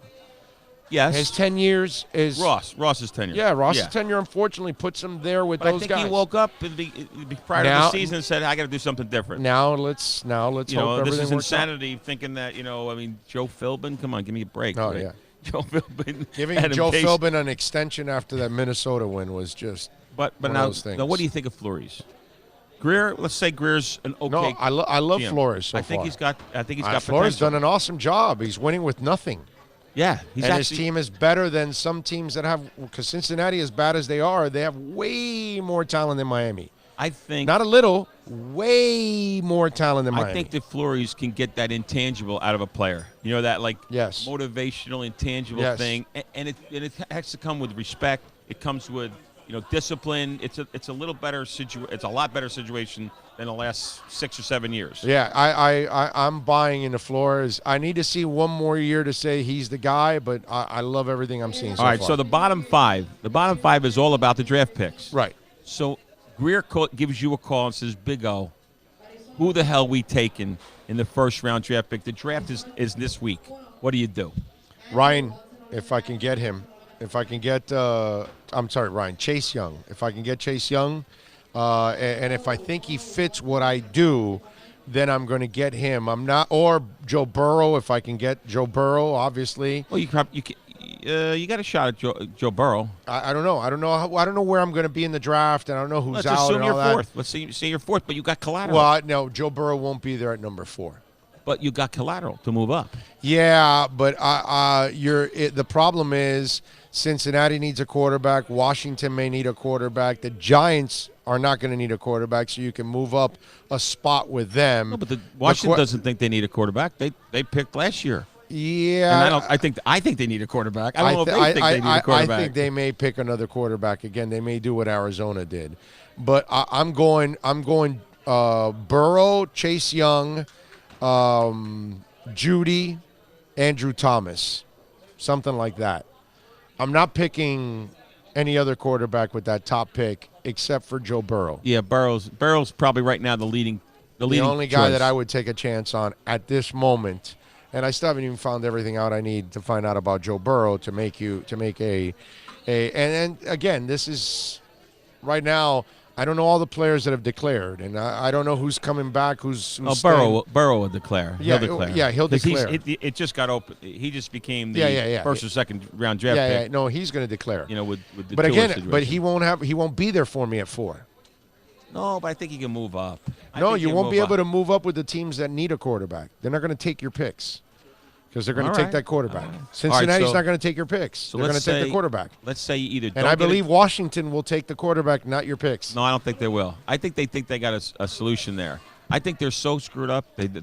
I'm banking on Washington's organizational ineptness. Right. You're counting on them to continue to be the scrubs. Giants don't need a quarterback because they fell in love with. They got well, some Washington love affair. probably take Herbert, if anything. Yes. They'll screw it up and they'll take Herbert, and then Miami will get Burrow at 4. That's what I'm thinking. Or 3 if they have to move up to the Giant spot. Okay. They could move up. Right. That could happen. Now, what about? Is it too long? What do you do? Is it too long to wait for the following year for the kid out of Clemson? Well, you can't wait for him because there's no guarantees. Oh, he's coming Just out. like no. What I'm saying is you don't know where you're going to be. He's going to be number 1. That's one pick that will not fall to 2. Yeah, I know. You're have 100% to be right. the worst team. And if Flores, with no talent, can't be the worst team in the league, there's no way he'll be the worst team in the league next year. True. He's going to have an entire draft, which is unfortunate. Some free agents. He's going to help. I'm sure they'll hit on a street free agent or two like they did with Preston Williams. Their team will be much better next year. And I mean much better as in 4 or 5 wins. Well, maybe more. Maybe even 6 or 7. But I don't know. That's a lot to ask. But whatever. My point is they will have no shot at the number 1 Trevor pick. Lawrence. Yeah. Which is Doesn't a shame matter. because that kid, in my opinion, he's going to be. He's the guy. He's a 10-year He's the guy. future not future Hall of Fame, but future starting quarterback in the NFL. Yeah. That kid's the real 6'6", throws a bullet. Has some speed, has some size, understands the pro offense, has won a national championship, might win 2 national championships.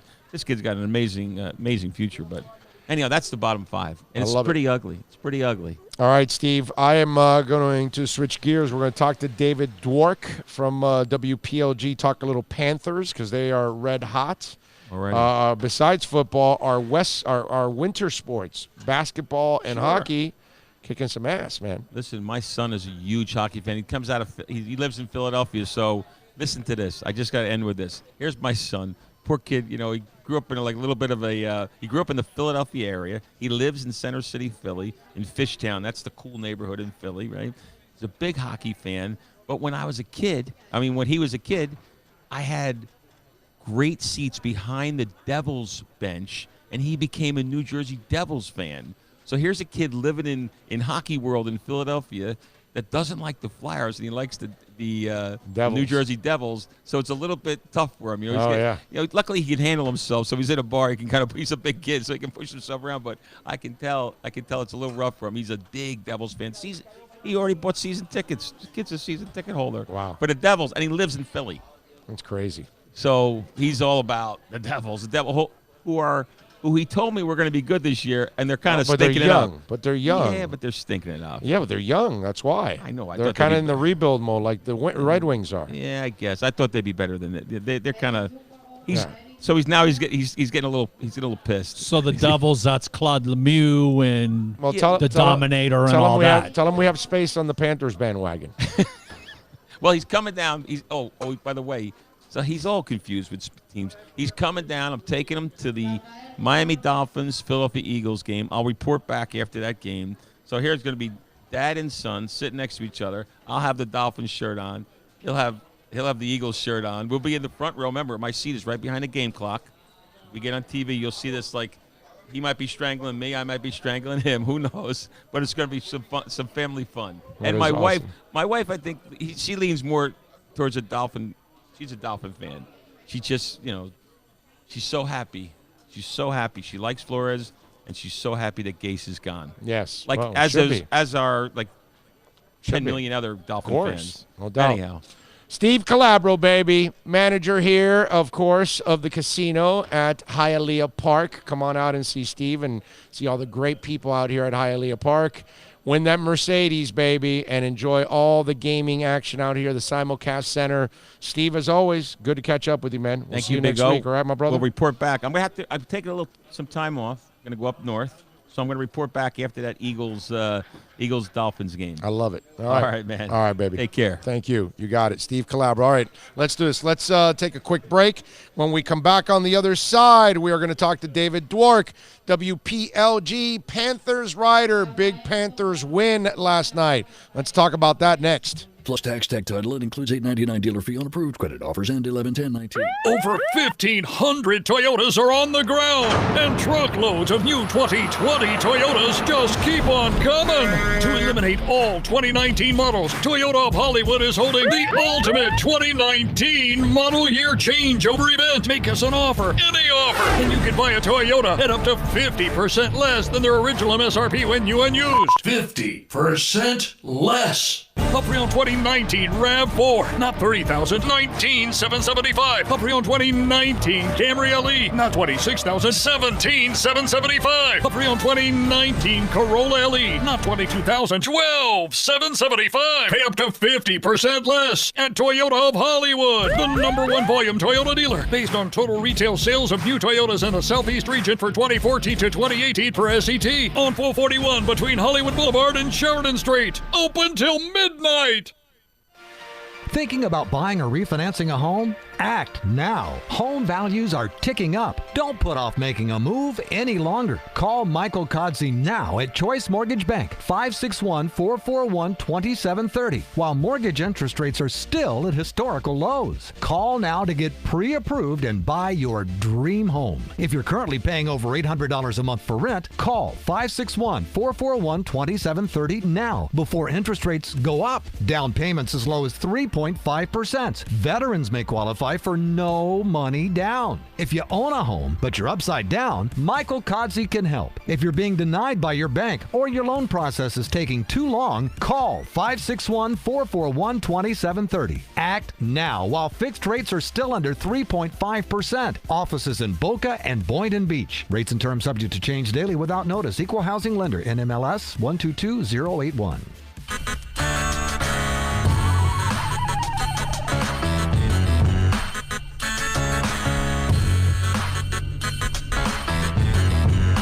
This is the Big O Show. This is the Big O Show. This is the Big O Show.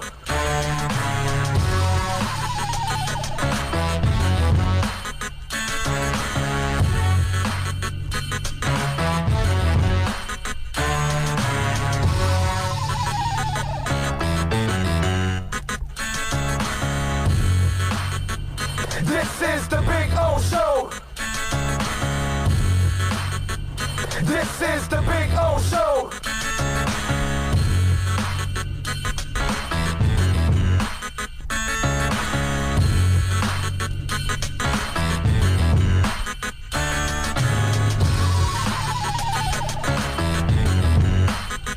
All right, welcome back. Time to rock and roll here on the program. Talk a little Okie. Last night, the Panthers, they came back with, it was an enormous win. Frustrating night because they started off 0-4. And then they storm back to tie the game and then win it in overtime. My man David Dwork, of course, covers the Panthers on a daily basis for WPLG. You can catch him there online at David Dwork and go to the WPLG website to get the latest on the Panthers. David, how you doing, my brother? Still having some heart palpitations from the last 24 hours, but I think I'm going to be okay. Well, now, were you writing a blowout story and then you had to change it, or because of the internet and now you're not really necessarily on a specific deadline, you could wait? How was it last night? How were you designing that crafting that story last night?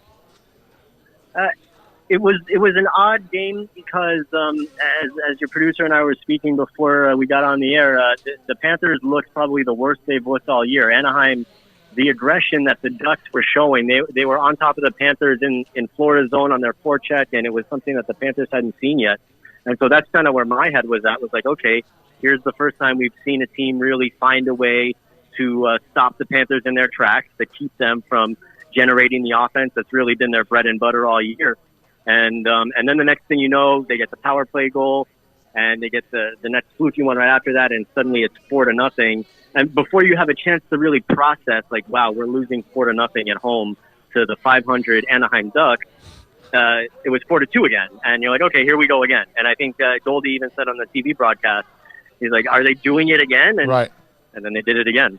And they did it again, which is just absolutely amazing that they were able to do it again. And here's the thing. When we look at it, to you, David, you watch it every day. You even play the damn game, so you know it really well.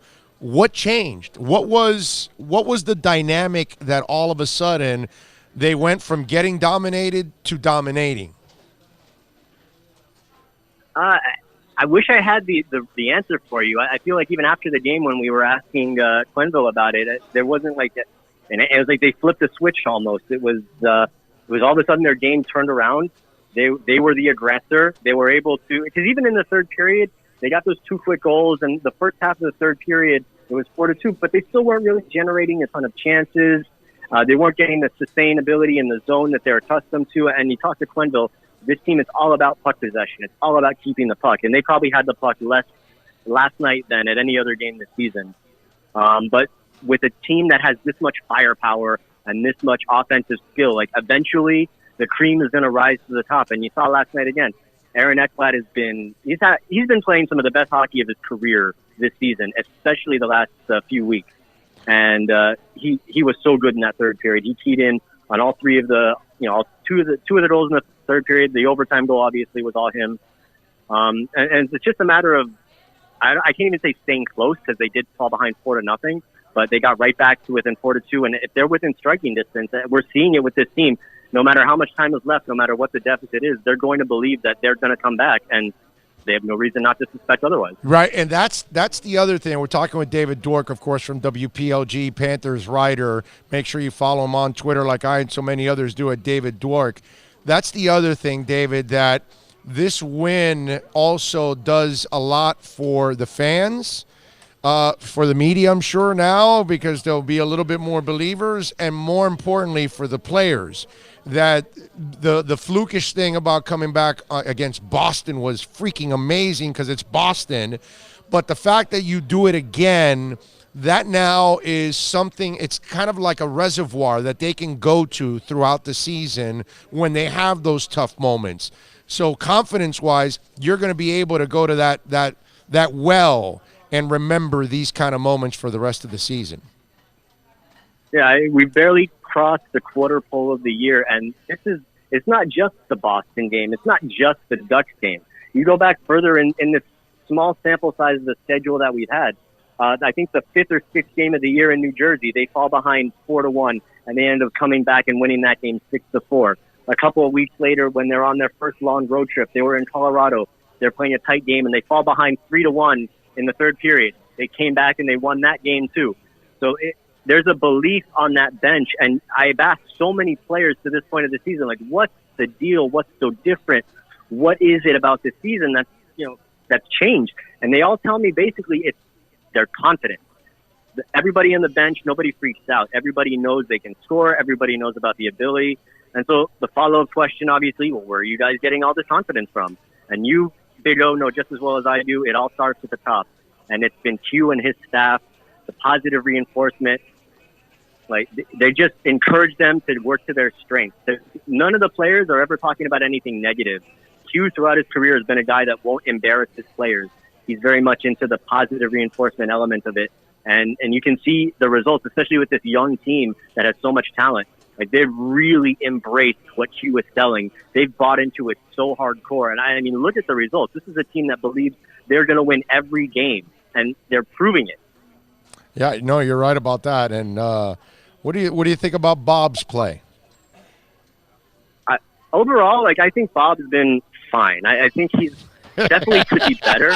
He definitely could be better. But look, I think he's played a lot better than his statistics indicate. I think he's played a lot better than the numbers look, because there have been, I mean, you saw even last night, there are goals that are scored. There have been fluky bounces. There's been backdoor plays where his defense has not been there for him. He needs to be better. He'll tell you that, but he's been a lot better than maybe an outsider just looking at it, looking at highlights, looking at numbers would indicate.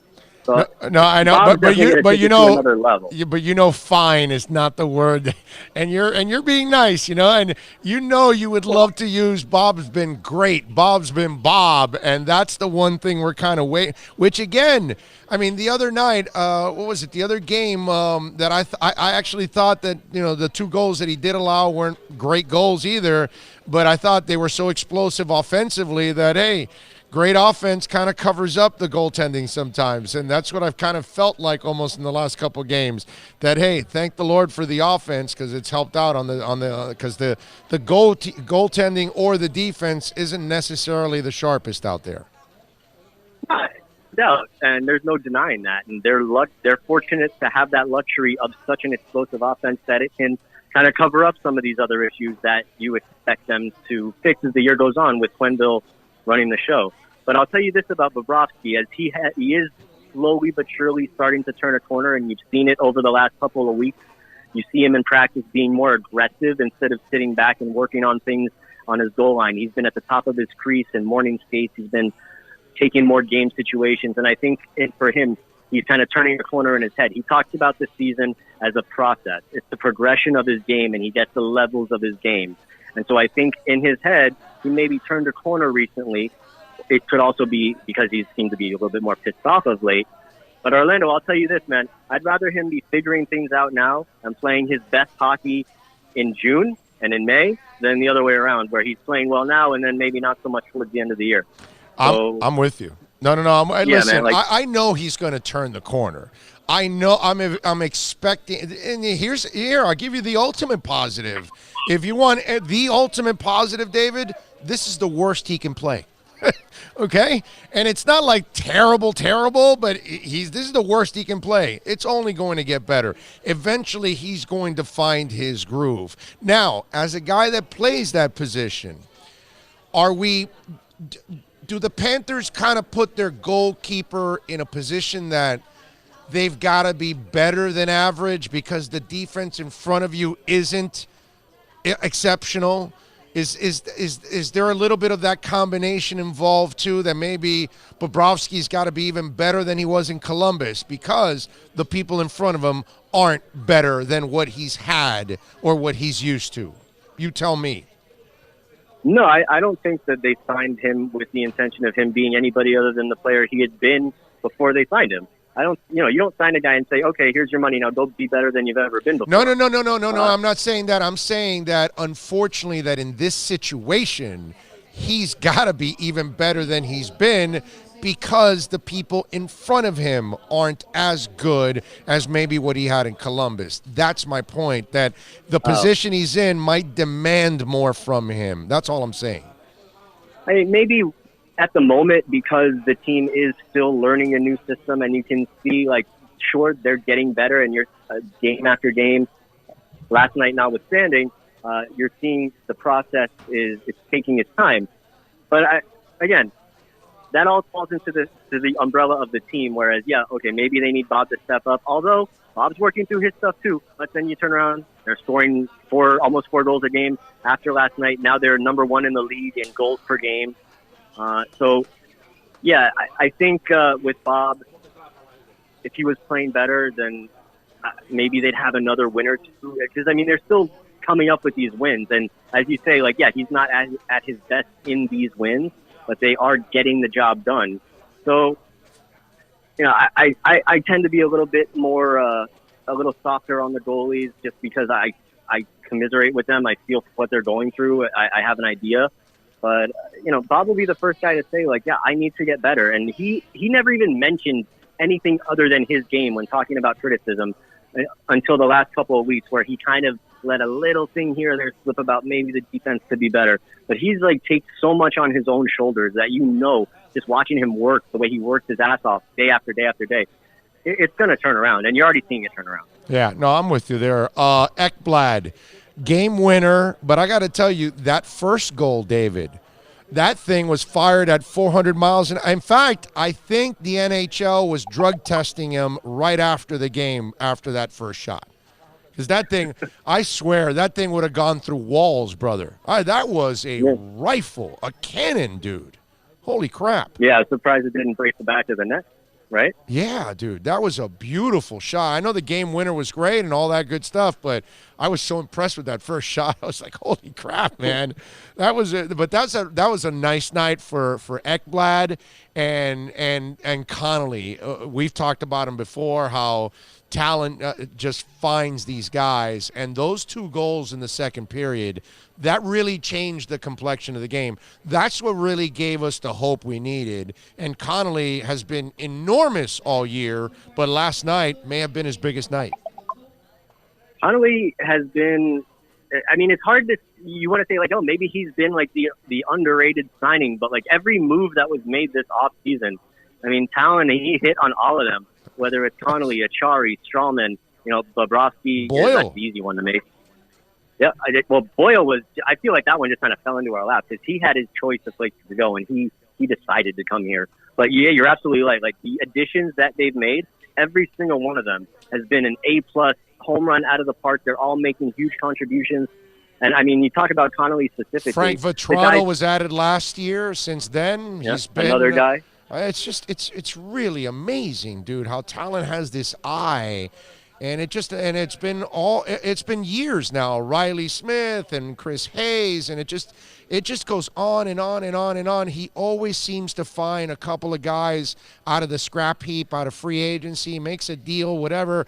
Daddy, a couple years ago, has been just an incredible addition to this team.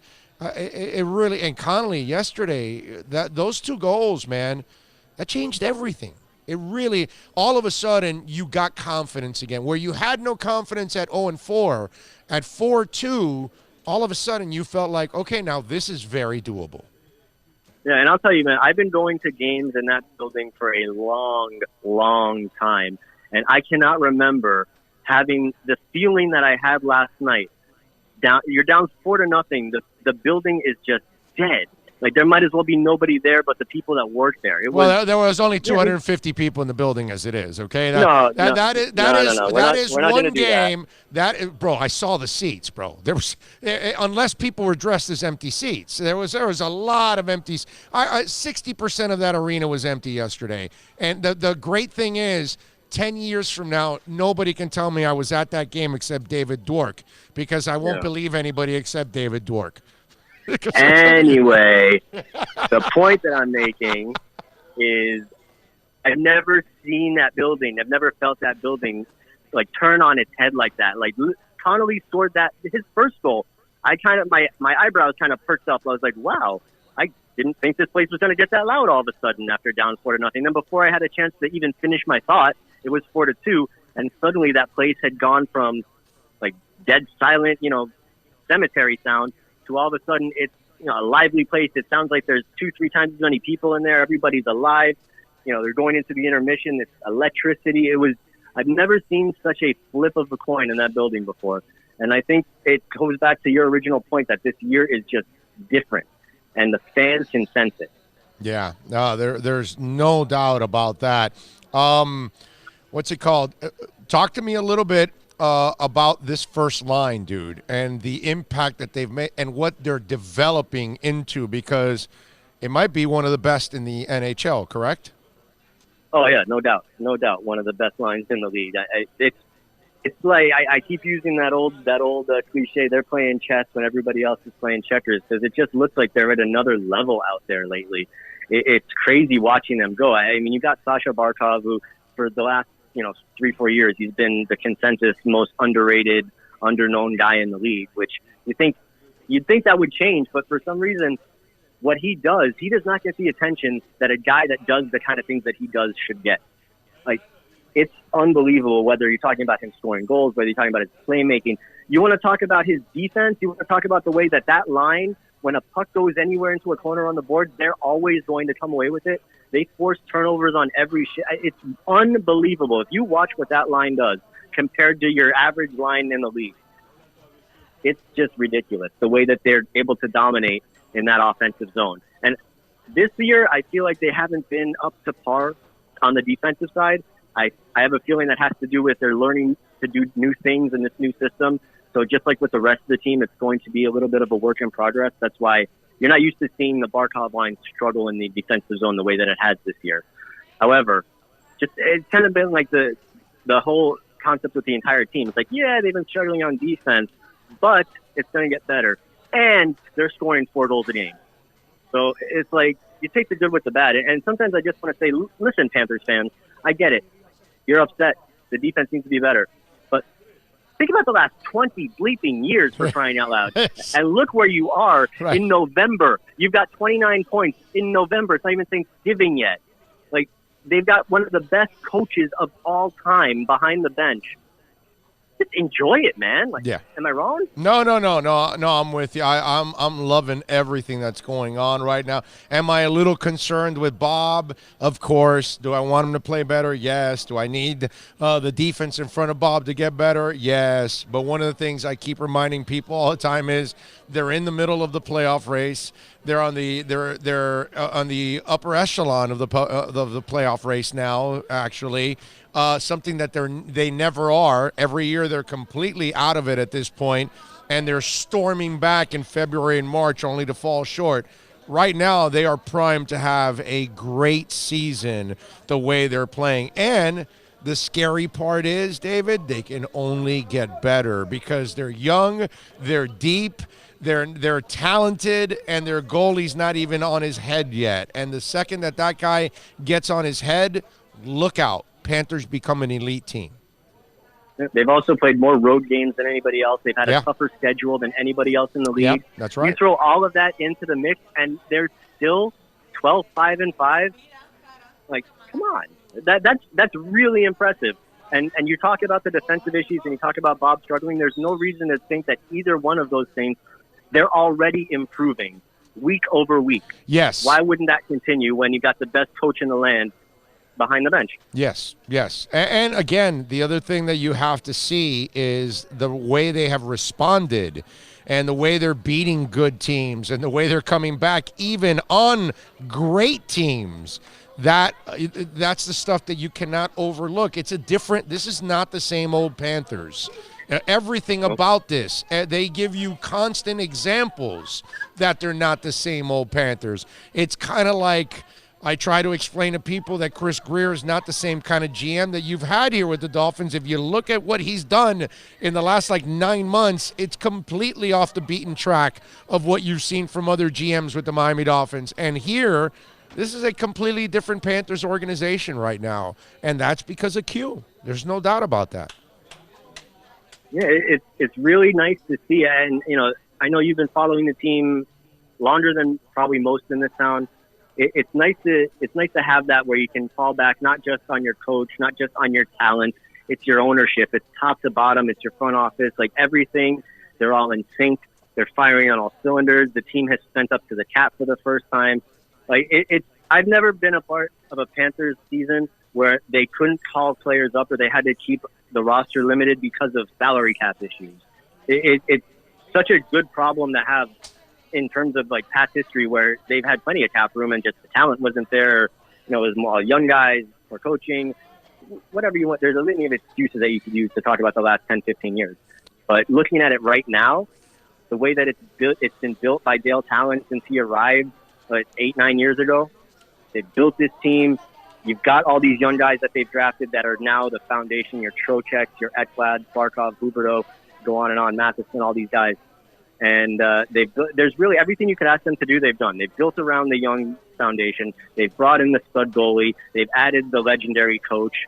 They're in a state-of-the-art building. They've got the best weather of any team in the league. Like, is there anything that's not checked off this list at some point? We just need to get to the playoffs and succeed. I think that's the last thing that they need to do. And then it's all bets are off. It's no longer a South Florida sports team. They've moved up into that echelon. They are now better than what we're so accustomed to down here. You're so right. David Dwork, by the way, does an excellent job of covering the Panthers. He's got a podcast called Chirping the Cats also that you got to listen to. Go to his Twitter page at David Dwork. Catch his work there at WPLG. Tomorrow it's Carolina. Give the listeners out there a little preview on what Panthers fans should expect from Carolina. Carolina is a tough team for Florida to play because they've got a lot of young, skilled guys. They've got Sebastian Aho. They've got Teravainen. And they're a fun team to watch. It's actually kind of surprised they've struggled a little bit this year. I think they're just a little bit above 500 at the moment. But Carolina's always been tough at home. I don't know if you saw last year, they did the whole Storm Surge celebration thing that was really caught on as the year went through. But it should be fun. I'm curious to see how the Panthers respond after the first two periods or so of that Anaheim game, to see how they bounce back from that against a tough opponent in a tough building. And teams that are built on skill guys like Carolina have given Florida a hard time. That's been the high-scoring games that you've seen against teams like Colorado, and the Rangers came into town. And you got these skill guys. I feel like they give Florida a little bit more trouble than a team that plays more of a team game on offense. So it'll be an interesting game to see how it rolls out. But as has been with every game this year, like, you no longer go into a game, whether it's at home or on the road or whoever they're playing against, with any kind of a feeling of dread that I think Panthers fans know exactly what I'm talking about. And a game like this, where you're going into the building of a team that second round playoffs last year, and it's just like, all right, let's bring it. Let's see what they can bring to the table tonight. And I'm curious to see how they respond. And then the night after, they've got a home game.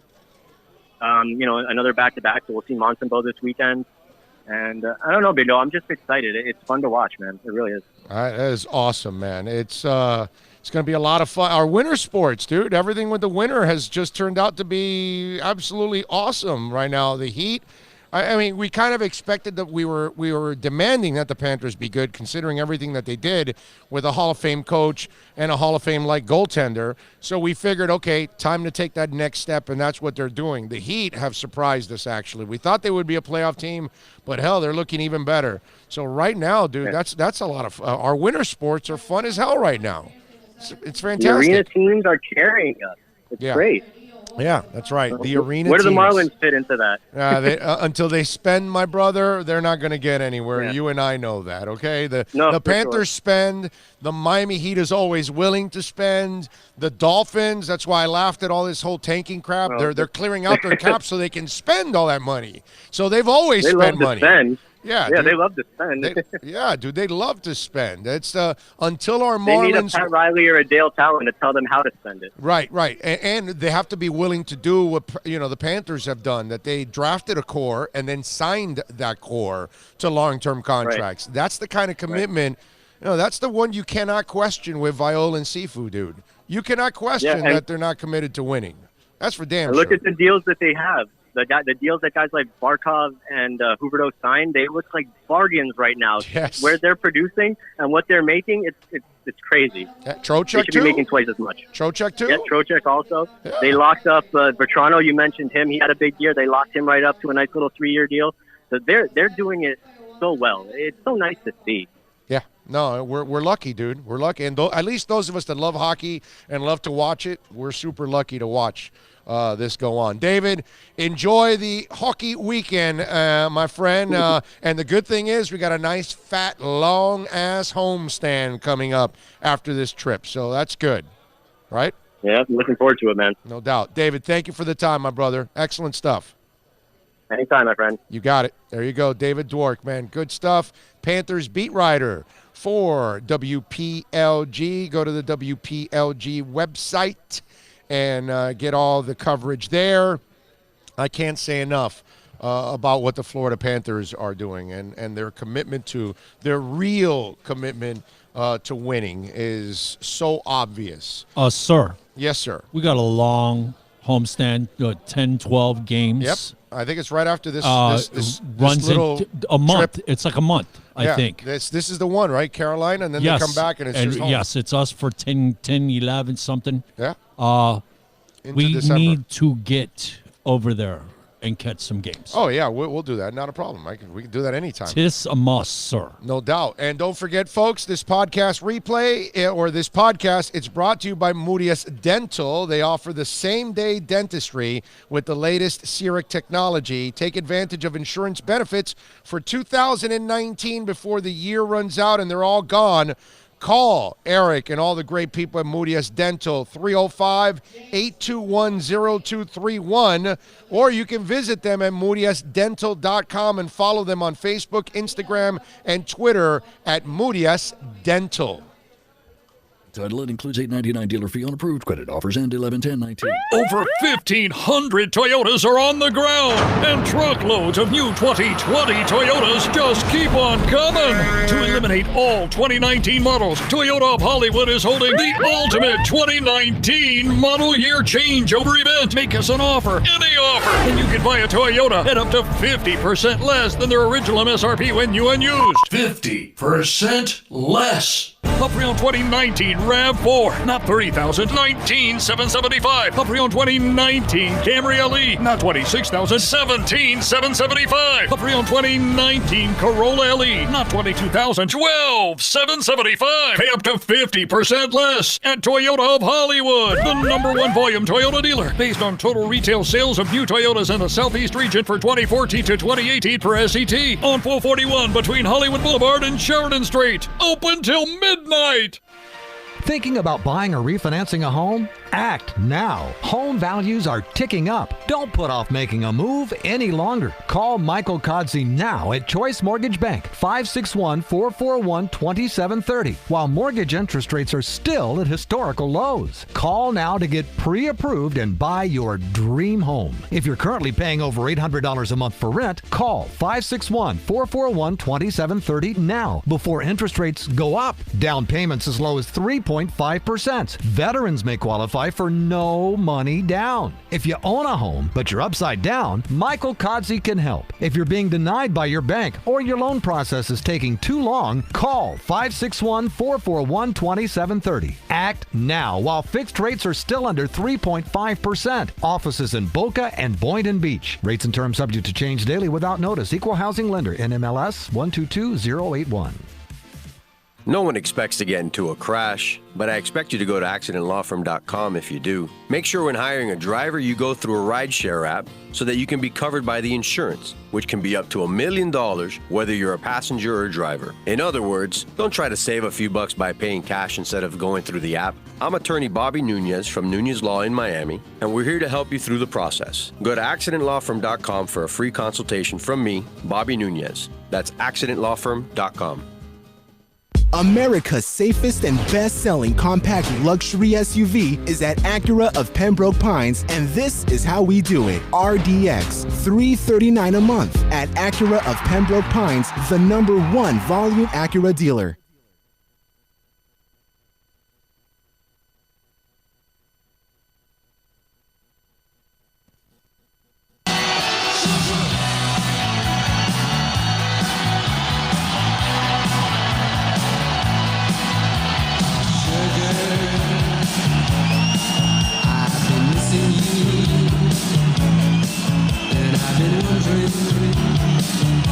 Where is your hiding?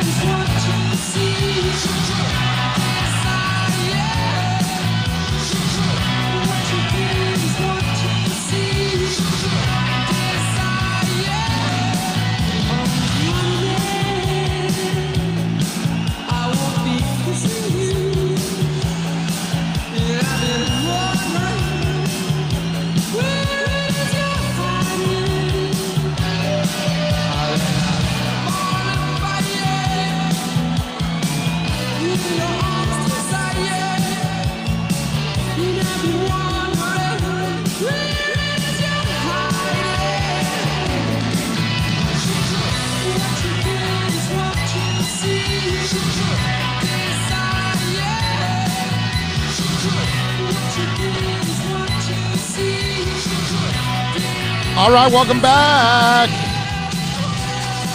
Hour number 4 of the program.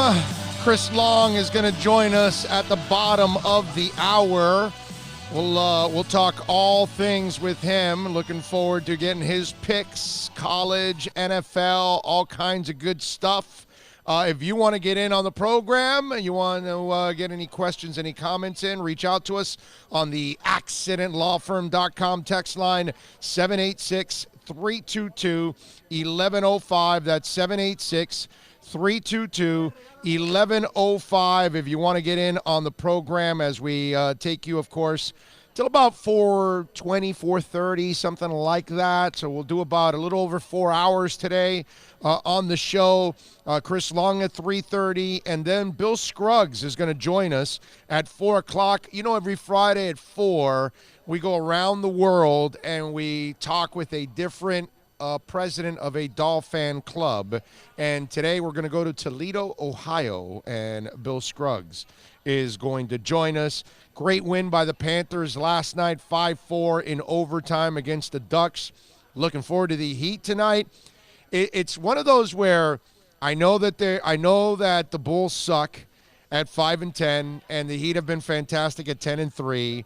And I got to tell you something. This Heat team, they've got a lot of opportunities to continue to be great and try to be great. Because hey, listen, 10-3 is great. Okay, I'm not telling you that they're great and they're going to be a championship team, but great as in general. I feel great about them, and it's great the kind of start that they've had, and they've got all the motivation in the world, right? Because one, most people did not expect them to be here and be this good. I certainly didn't think they were going to be this good. I thought they would be a solid team and, 7-8 seed and all that good stuff.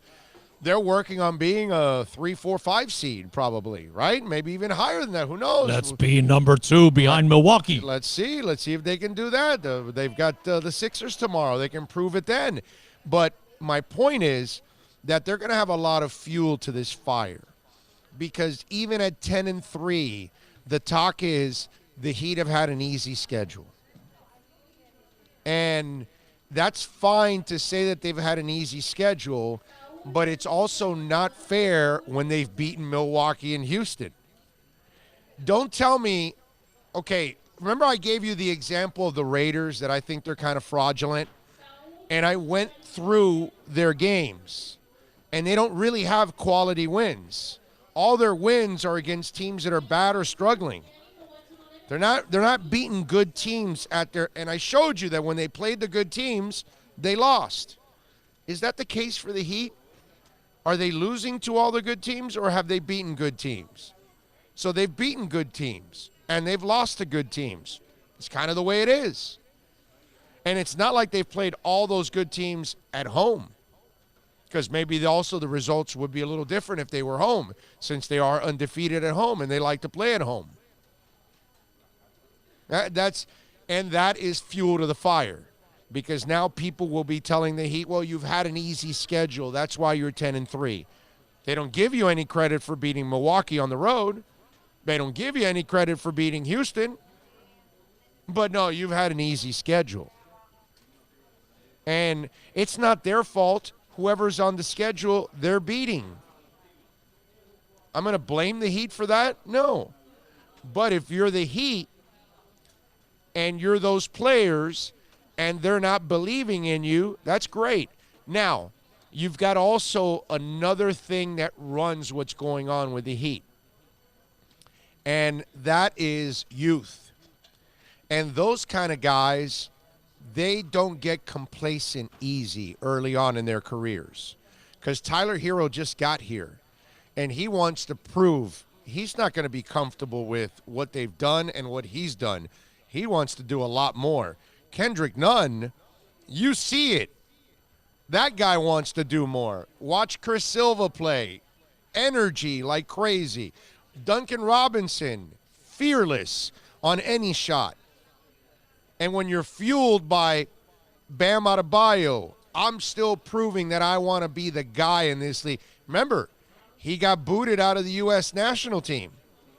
So in his eyes, he has improved, but he hasn't improved to the point that he can be in the national team. And if he wants to be there, what does he have to do? Continue to improve. What has he done? Continue to improve. When you have those kind of elements, the Dragon plays with fire as a sixth man. He has embraced this role. Jimmy Butler has come in and has been the guy that he wants, that he lives with that chip on his shoulders. In fact, Jimmy Butler doesn't have a chip on his shoulders. He has the building of Hialeah Park on his shoulders. Okay? That's how he has been his whole life, because that's how he got here. He wasn't the 5-star recruit that went to the ultimate university and then was the number 1 overall pick and was already groomed to be a star. No, this is the guy that came in as a later round draft pick, was raw, had to build himself up into being a good player, into being an all-star. So that work ethic, why he shows up at 5 in the morning, it's because he's never lost that edge. And this is a team with an edge. And that, when I start hearing people say, well, they've had an easy schedule, I love that. Because as a team, like I just explained, a team that has all kinds of people that are trying to prove themselves for one reason or another, and your best player has an attitude like he wants to prove himself every day of his life, that, my friends, is a great trait to have. Because there are moments where we've seen really good teams for the Heat get complacent, know they're better than their opponents and their competition, and they kick, push, and coast. And this team is not going to coast. They're going to go out there and they're going to play their asses off. That's why when I was talking about you got to take this stretch here of 5 winnable games and get out of it 4-1, 5-0, they're 4-0. So they're going to do exactly what I wanted, either 4-1 or 5-0. I think they're going to be 5-0 after tonight. I think they'll beat the Bulls. But why are they going to beat the Bulls? Because Kendrick Nunn wants to prove and show you he's better than the Bulls. Whereas some Heat teams and players in the past already knew, so why show? Even if Bam Adebayo knows they're better than the Bulls, he has the professionalism to take that attitude to the court and prove it. And as a Heat fan, you know you're going to get great effort from them night in and night out. They're going to lose games because they're going to get outplayed. They're going to lose games because they're not going to have a good night. But they're not going to lose games because they walked into that game lackadaisical and didn't try whatsoever and just coasted. That's a pretty good feeling to have as a fan. I like that. I think that's something that ensures you as a fan that you're going to get pure entertainment from these guys. You know what's one narrative you hear from a lot of, obviously the ex-coach, Rothstein, Sproles, and everybody? They play for each other. Yeah, exactly. And you can see it, the way they share the ball already. Mm-hmm. Can you imagine these guys getting a little more seasoned and a little more time playing together? The chemistry and what we have developed so quickly, like the fact that there's obviously room to grow. We just started. It's really kind of fun, and like you've talked about in the past, adding one more guy, one more beast. Imagine where this team could be. Like Milwaukee's, all you guys, all the big boys, the Lakers, the Clippers, we're then in that realm. We're in that area. Yeah. No, they're right there. And let's hope that this is a team that can grow from all of this and become even better. And we'll see if they can add that star this year. I don't know who that disgruntled star is going to be, but if it happens, Riley will be ready. Although I saw Barry Jackson write an article today talking about LaMarcus Aldridge and DeMar DeRozan. And I got to tell you something. They're good players, but there's something about LaMarcus Aldridge that doesn't convince me that he's got dog in him. And I've watched it over the years, and I know he's got skill set, but maybe he'll be different in this environment or something along those lines, but it's not like they're elevating the hell out of San Antonio, because San Antonio's like, 5-10 or something like that. The great Popovich isn't looking so great right now. I guess they're very San Antonio-esque. Yeah, because Popovich, man. They just win. That's all they do. Yeah, well, they're not winning now. That's for damn sure. And so the great Popovich is struggling a little bit there. If I'm not giving up a ton, and I'm not giving up any of the young guys, then maybe I would make that move. But if I have to start giving up young pieces, I don't like it. Because the reason why you're being so successful is the shooting of those young guys. That shooting around Butler has been absolutely enormous. The way they've been able to stretch the floor, not as many teams have this much shooting. The last few years, Miami went from having no shooters, barely any three-point scoring, to having a plethora of guys that can fire it from the arc. It is awesome. Everybody that touches What a the floor for us turnaround. practically can shoot. Yeah, Winslow and Silva probably. Silva and Butler isn't a great three-point shooter. I think Butler's the guy that you want shooting the clutch three at the end of a game. Right. But I don't know if you want him shooting threes all throughout the game because he's not a great three-point shooter. Take one or two or three shots, maybe the end of the half and the end of the game. End of the game, yeah. Yeah, somehow or another, because he's that guy that will make that shot. You know what I mean? It's just weird like that, but he's that guy that will make that shot. But he's not a great three-point shooter. You know what I love the most about Jimmy Butler, man? There is nothing that guy can't do on the floor, and he is willing to sacrifice and do that thing you need that night, and the next night he'll change and go do that other thing. Yeah. It's more about, and every time he's interviewed, man, there has not been one time that I don't hear him say team and talk team first and us winning. Could give a crap about stats. Yeah. No, I'm with you. Anyway, if you want to get in, the accidentlawfirm.com text line, it's 786-322-1105. That's 786-322-1105 if you want to get in on the program as we take you, of course, till about 4:20, 4:30, right around there, right? But we'll take you right up to that moment when you can spark up and get a little stone blue.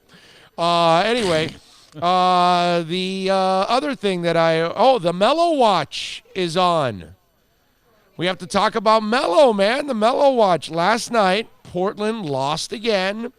137-129. They were actually competitive with Milwaukee, somewhat competitive. Early on, they weren't. But they're 0-2 under Melo. Now, Melo played 29 minutes in the game, shot a very efficient 6 of 15. I love how on TV they'll spin it and they'll say, well, he went 3 of 5 from three-point range. And that's a really good percentage from three-point range. But he shot 6 of 15 overall. 40%. From the field. Bricks galore, as it is.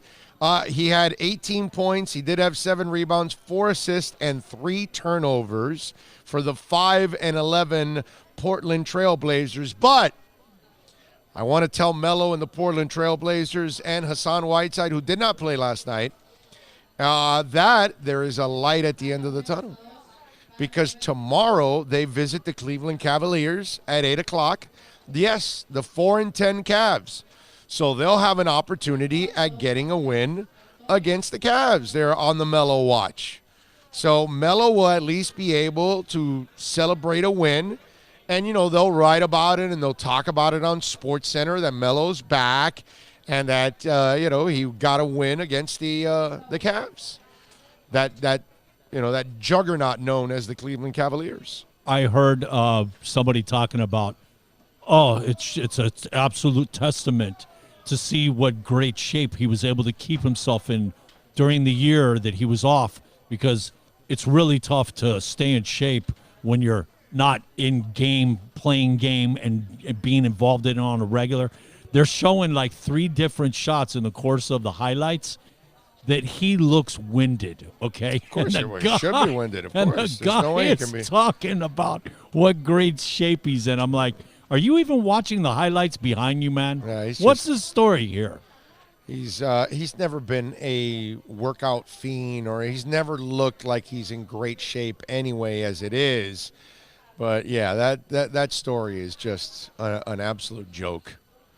Really is. But then again, I mean, once you trade for Whiteside and then you sign Melo, I already know what kind of an organization you are, and I know what direction you're headed in. That's for sure. Let me ask you: is all this pulling of Melo and paying homage and everybody is this because he's buddies with LeBron and they think they're going to have an easy interview? Hey, he talked up Melo. Nah. Like, what's the deal? I think Why are people so enamored with this guy? I don't get it. Because they live in the past. It's kind of like us Dolphin fans. Canes fans. We live in the past, and Canes fans. We live in the past. We keep talking about 5 championships with the Canes, and we keep talking about the 1970s and the undefeated season. And meanwhile, what's gone on now, it means nothing. It just means nothing at this point because you've done nothing. We're going to be at the can't grounds keep living of the on OB. the past. Where it's tomorrow. Yeah, all that stupid ass stuff. I mean, come on, man. You got to let it go. You got to move on. And in the end, as much as I love the OB, it was a dump and it needed to be torn down. If you weren't going to redo it, you needed it. The Canes are better off playing at that. Oh, you didn't like the leaky bathrooms with the water flooding in the west end zone, and I like that they're in a better stadium now. They're in a real stadium now. The Orange Bowl was garbage already. I love the Orange Bowl, but you can't live in nostalgia, man. You gotta come up to the present, and you gotta have a modern facility. And that facility was absolute garbage. And if you weren't going to invest the money that you needed, which in an old facility like that, it's going to be a lot of money to bring it up to snuff. And that was never going to happen. So you got to let it go, man. Well, if I'm not mistaken, the last 5 to 7 years, they were spending millions of dollars on redoing this, where slabs of concrete had fallen. Remember hearing about that? Yeah. And, I mean, they were spending money. It was already starting to drain them, Yeah, but the money they were spending was nothing. It was like things. Band-Aids. Yeah, nothing. They needed too much. Let me tell you about Caneswear, because Brett and all the amazing people at Caneswear, they've been doing it for a long time. I've been representing them for years now. And Canes fans, you got to get on down there to Caneswear at Miami Fanwear. That's at 2511 South University Drive in Davie. Winter's coming around. They got those Canes starter jackets, folks. If you haven't seen that yourself, you remember those gold and the white and the green jackets? They've got them there at Caneswear.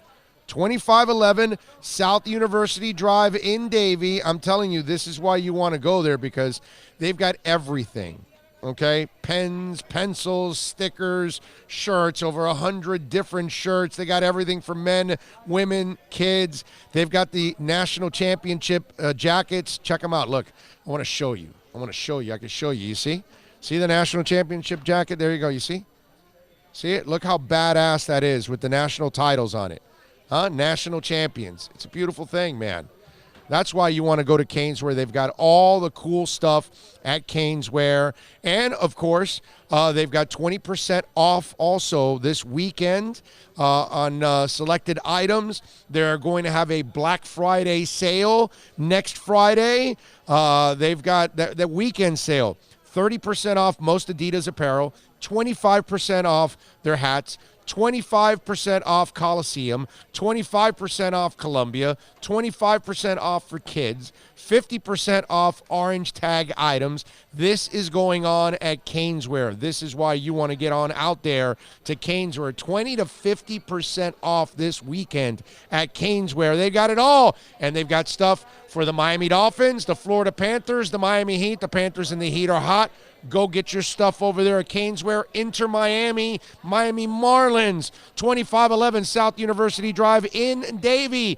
Caneswear at Miami Fanwear. That's the spot where fans like me shop. When we come back on the other side, Chris Long, winwithsports.net. He gives you his picks in college football and the NFL next.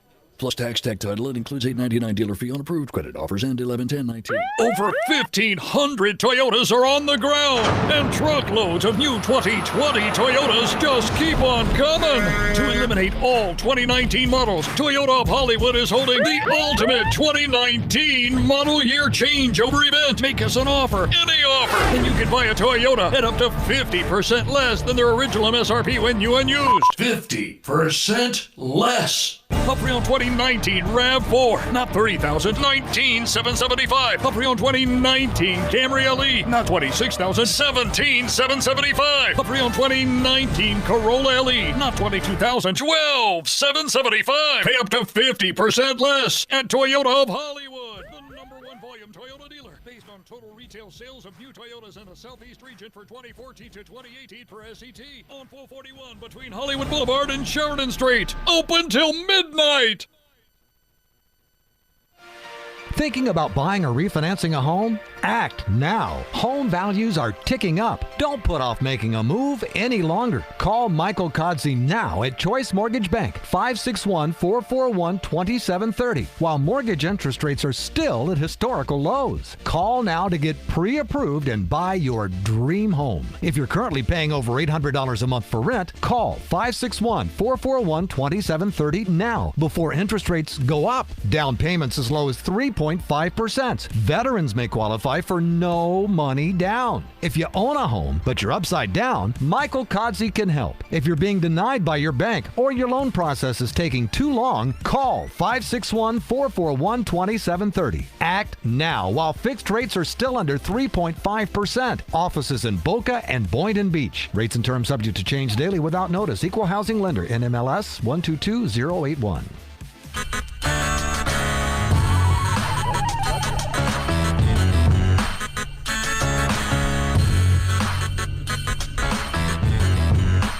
All right.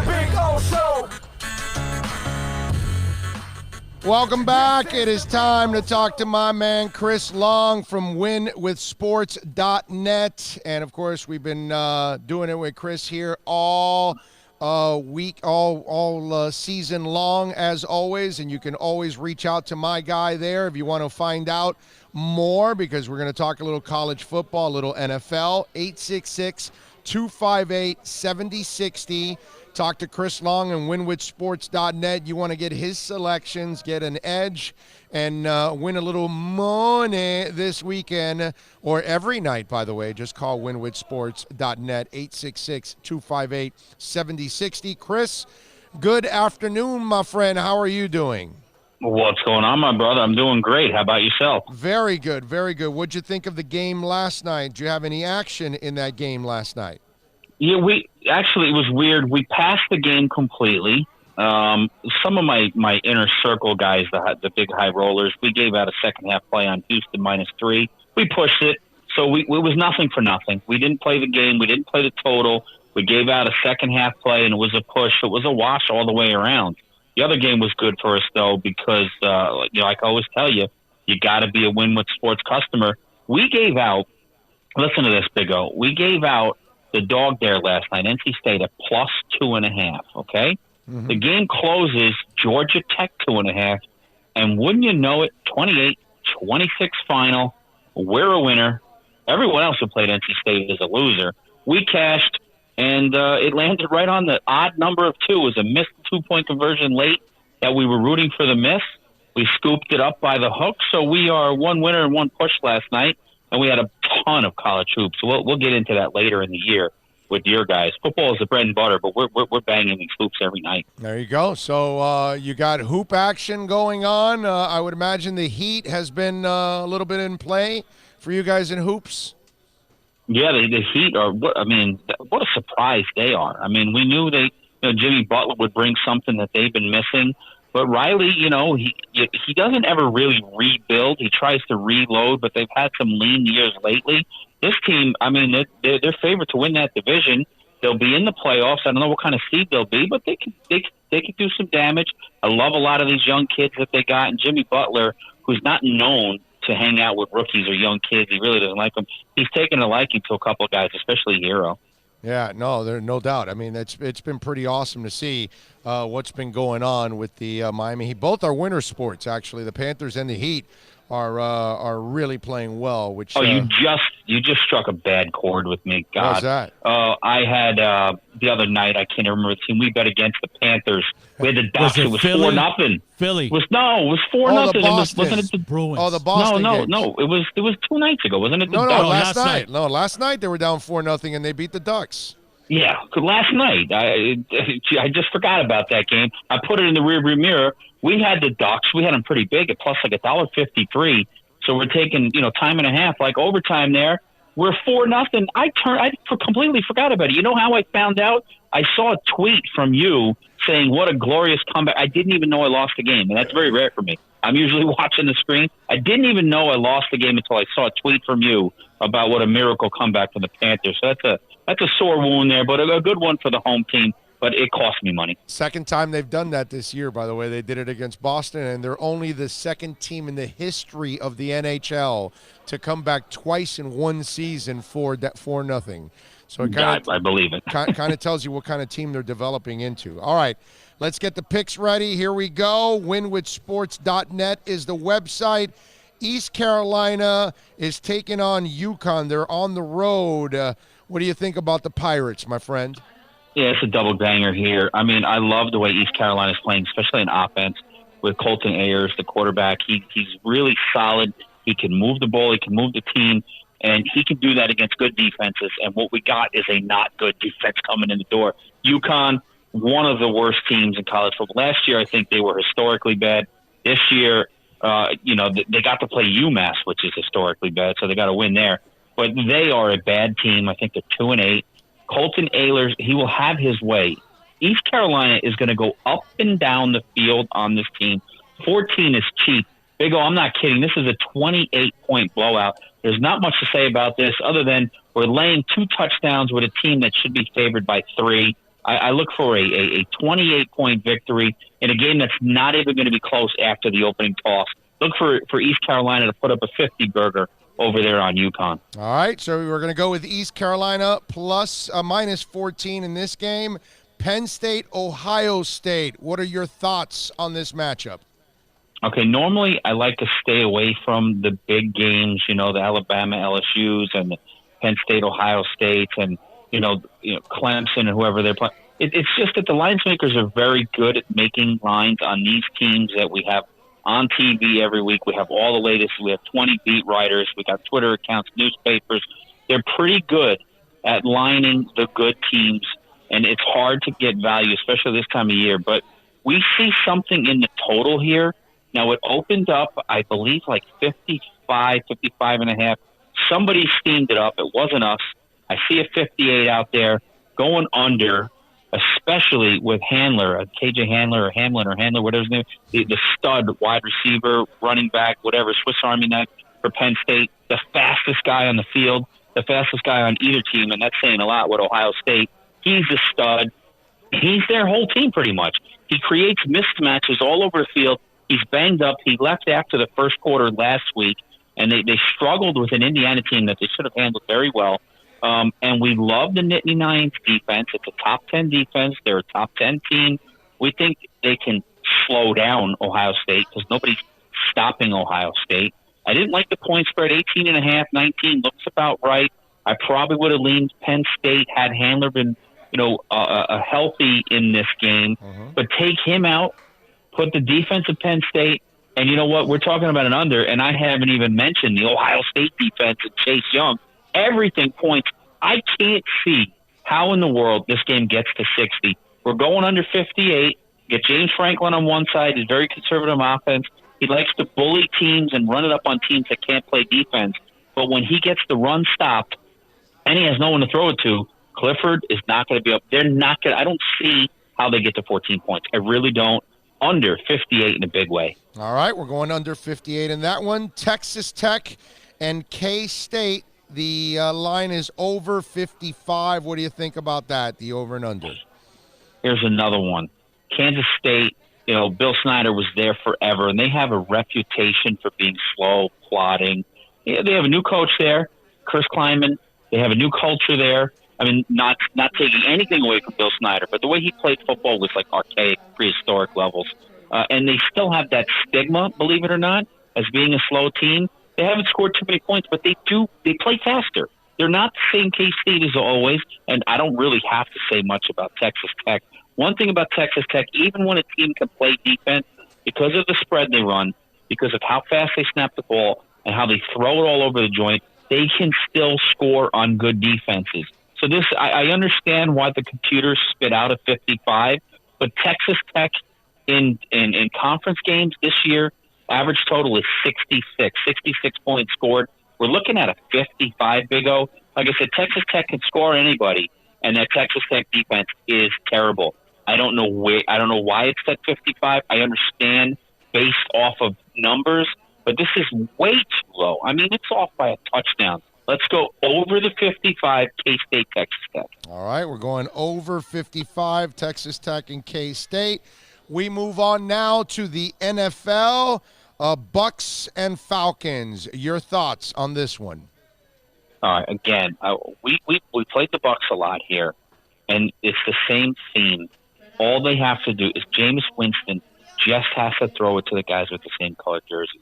That's it. It's that simple. If he doesn't have 4 turnovers, they're going to win this game. The Falcons, you might be saying, hey, Chris, what are you doing? The Falcons turned the corner. They beat Saints. They beat the Panthers in dominating fashion. Yes, they have. They beat both of those teams in dominating fashion. But if you look at the yardage and the yards per play, they've given up a ton of yardage in those 2 games. They've given up over 600 yards. If you pointed out, they've only given up 12 points, but on those stats, they should have given up 40 plus. All right, they've gotten some timely interceptions in the end zone, interceptions at the 4-yard line, fumbles at the 3-yard line. So teams have gone up and down the field. They've just been a little lucky, and that luck it always runs out. They were 1-7 before that little run. They picked up 2 games in a row. I think it's 3-7 or 3-8. They're still the 1-7 football team.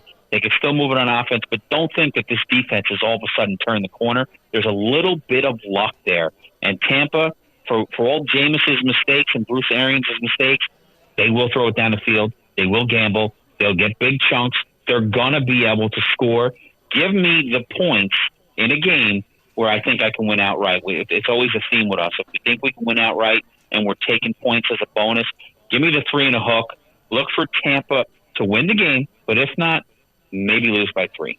All right, you're going to show me some guts here. Bengals and the Steelers. What are your thoughts here on Bungles and Steelers? Yeah, the old, how come nobody's saying the Bengals are tanking? Is that just because we're in Miami? And I don't hear people saying the Bengals are tanking. That was just Mike Brown's been tanking for decades. I mean, but it's the stigma that was placed on Miami. I don't really hear anything over there with the Bengals. They just kept throwing it on us. But look at this team. This team is atrocious. But I tell you what, Juju's banged up. James Conner, his whole season has been banged up. I mean, we know Antonio Brown's off that team. We know Le'Veon Bell's off that team. We know Ben Roethlisberger's off that team, all from last year. Now Juju's gone. James Conner, he might not be playing. I mean, it's a mass unit on offense. The Bengals, for as bad as they've been, for whatever reason, Zach Taylor, his best half of football, his best game of football was week 1 against Seattle. They went up and down the field. I think they had like 500 yards in that game. I don't know what happened to them, but this is a game at home.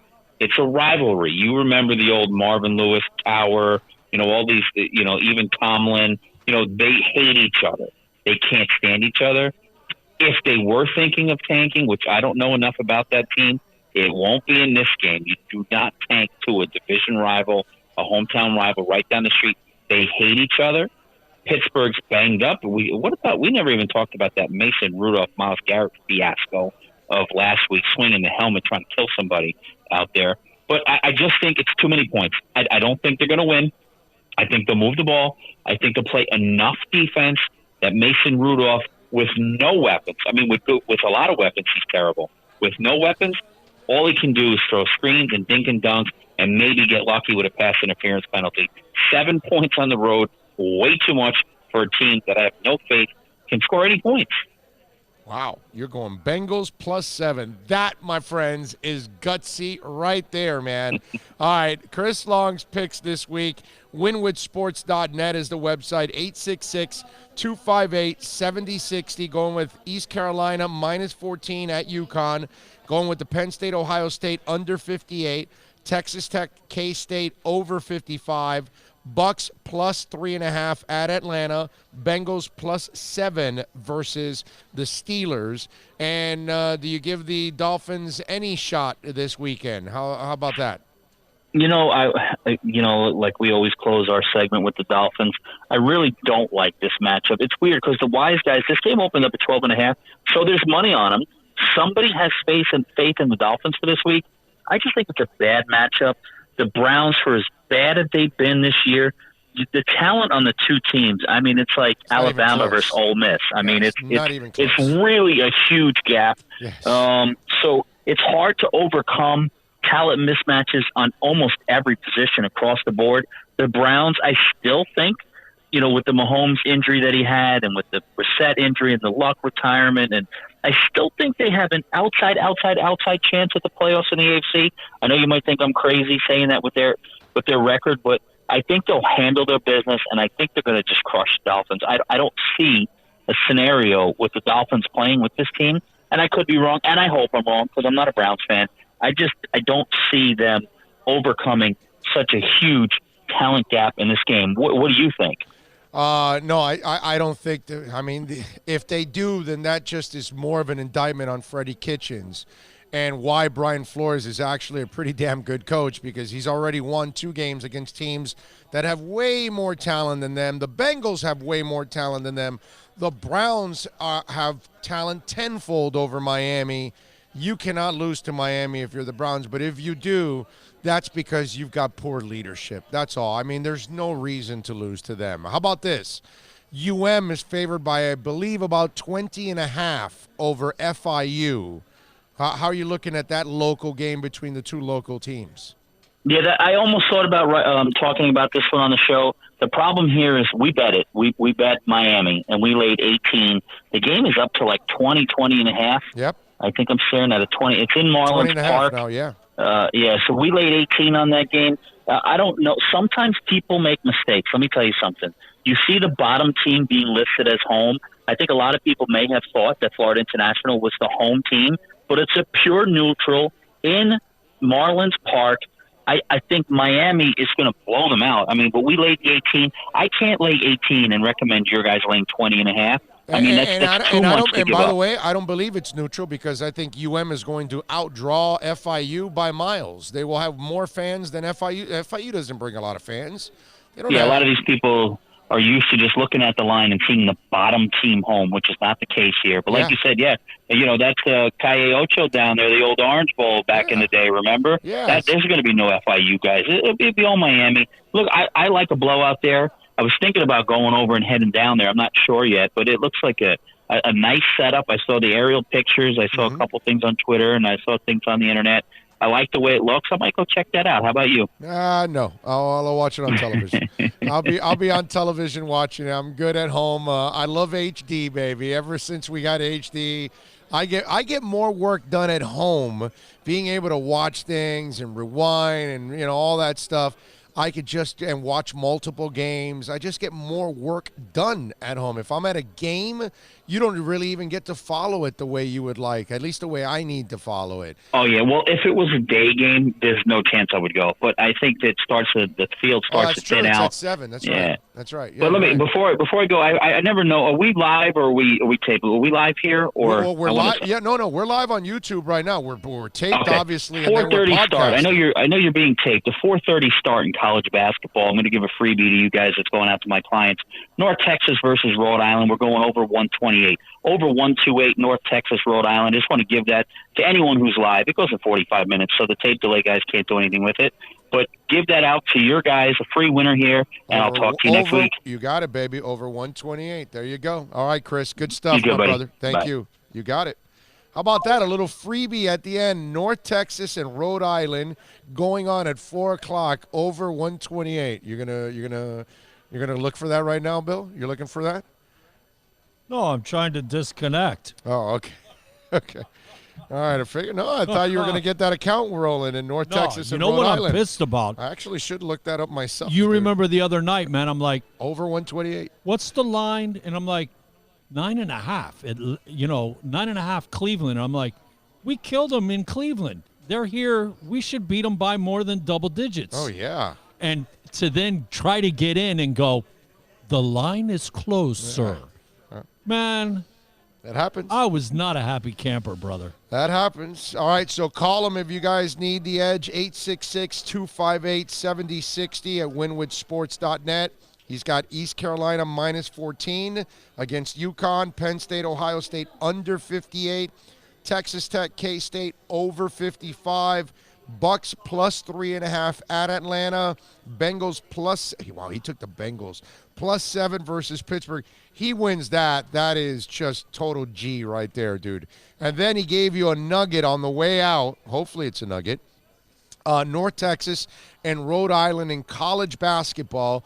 Go with the over 128, and it's going to start there at sometime at 4 o'clock. Maybe here at the top of the hour when I take a break, I will look it up myself and have a little wager and have a little fun with all of that.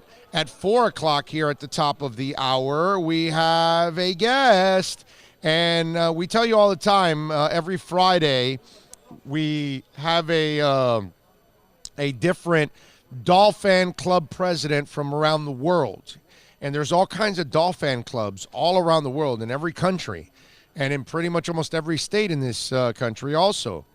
Bill Scruggs has a Dolphin club in Ohio, in Toledo. It's called the Toledo Dolphins Fan Club, Fins Fan Club, or Toledo Dolphins Fan Club. That's how it is. And we are going to talk to him at the top of the hour. Hopefully we'll see Bill over in Vegas, too. He has been at it for a long, long time, a very dedicated owner, so we'll have a little fun with him. Yeah, man, when NorCal sent me 25 years the president, I was like, man, that guy's dedicated, bro. Yep.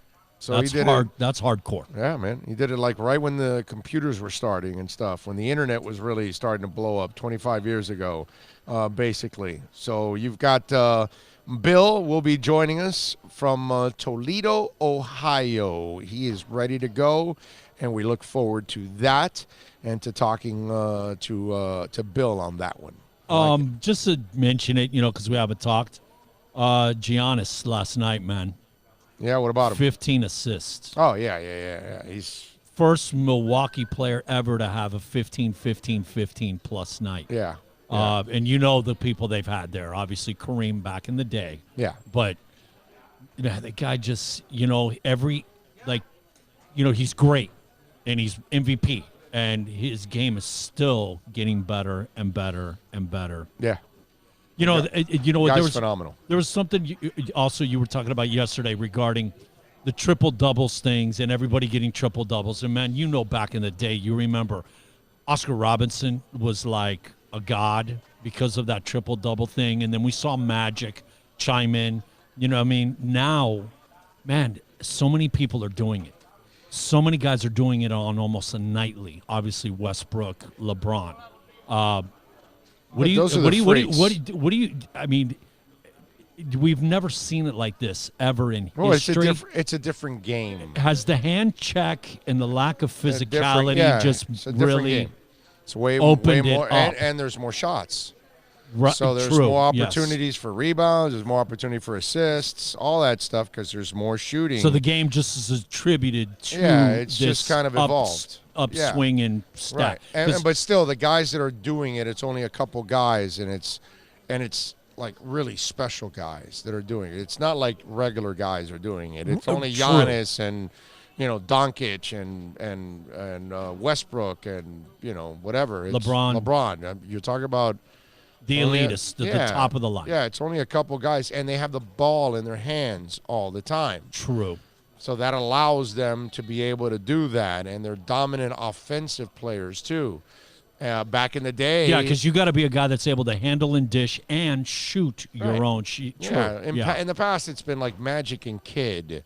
And, where, like, and the Oscar regular Robertson, guy, of course. Well, and but that's before that. Right. But I'm saying recent past.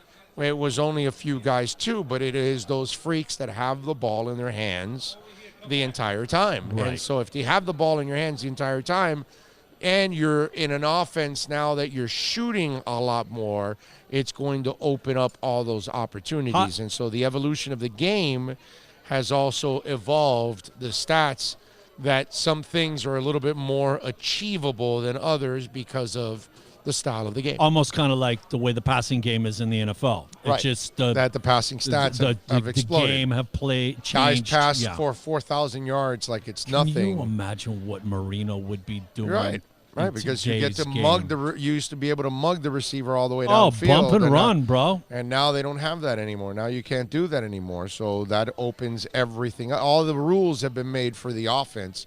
That's why the offensive stats are through the roof in football, man. Every time I think of bump and run, you know who's the first two guys that go through my head? I see number 37 down in his little crouch, Lester Hayes and Michael Haynes. Michael Haynes, yeah. Yeah, exactly, in the Stickum, of course. Oh, that would be Fred. Yep. You know, that's the hey, stuff. man, hey, you got to be able to catch a ball with your forearm, brother. Yep, that's the stuff that definitely goes through your mind with all of that. All right, let's do this. If you want to get in on the accidentlawfirm.com text line, all you got to do is dial 786-322-1105. If you want to get in on the accidentlawfirm.com text line, 786-322-1105. You can also reach out to us on Twitter at Big O Show. Also on the chat board there on YouTube. Sam just chimed in, says, Big O, just checking in this evening in the UK. Looking forward to pulling one over the Browns this weekend. That would be nice, Sam. That would be nice. Best way to do it is with a dandy donut in hand. Yes, those cake donuts like the blueberry cake, the plain cruller, the French cruller, the old-fashioned plain, the white coconut and chocolate, the cinnamon cruller. Oh, man, I can go on and on. The apple fritter, the vanilla dip, the glaze, the maple dip, the honey buns, the sugar twists. So many delicious donuts. That's why you want to get on down to the Dandy Donut Factory. They're open daily, 5 a.m., to 6 p.m., Sundays till 3 p.m. And, of course, whether it's breakfast, lunch, and dinner, breakfast, lunch, or delicious donuts, not dinner, you got to get on down there and try it for yourself. Sandwiches, wraps, fresh salads, jumbo egg breakfast. Oh, so good, man. I'm telling you, you got to get on down there. Those giant subs, those delicious burgers, those 9-ounce burgers that Bill has all the time. 102 North 28th Avenue. Tell, of course, Bobby that Big O sent you. Go to Instagram. You'll get instantly hungry at dandy_Hollywood. And the website, dandyhollywood.com. Plus tax, tech title. It includes $8.99 dealer fee on approved credit. Offers end 11/10/19. Over 1,500 Toyotas are on the ground, and truckloads of new 2020 Toyotas just keep on coming. To eliminate all 2019 models, Toyota of Hollywood is holding the ultimate 2019 model year changeover event. Make us an offer, any offer, and you can buy a Toyota at up to 50% less than their original MSRP when new and used. 50% less. A pre-owned 2019 RAV4, not $30,000, $19,775. A pre-owned 2019 Camry LE, not $26,000, $17,775. A pre-owned 2019 Corolla LE, not $22,000, $12,775. Pay up to 50% less at Toyota of Hollywood, the #1 volume Toyota dealer, based on total retail sales of new Toyotas in the Southeast region for 2014 to 2018 per SET, on 441 between Hollywood Boulevard and Sheridan Street. Open till midnight. People talking, and they're saying that you're leaving. So unhappy with the way that you've been living. Oh, we always wish for money. We always wish for fame. We think we have the answers. Some things that ever don't change. It doesn't matter who you are. It's all the same. What's in your heart will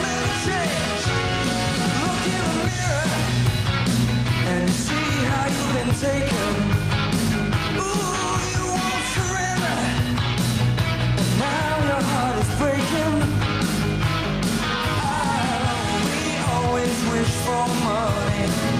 We always wish for fame. We think we have the answers. Some things that never gonna change. It doesn't matter who you're around. It's all the same.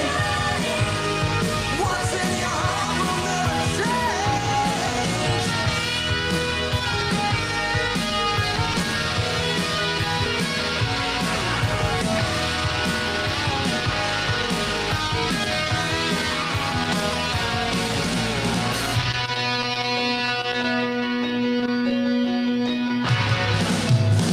Do you remember when we got to the break?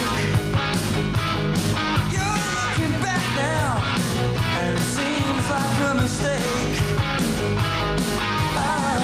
We always wish for money. We always wish for fame. We think we have the answers. Some things ain't never gonna change. It doesn't matter who you are. It's all the same. What's in your heart will never change. It's only change. It doesn't matter who you are.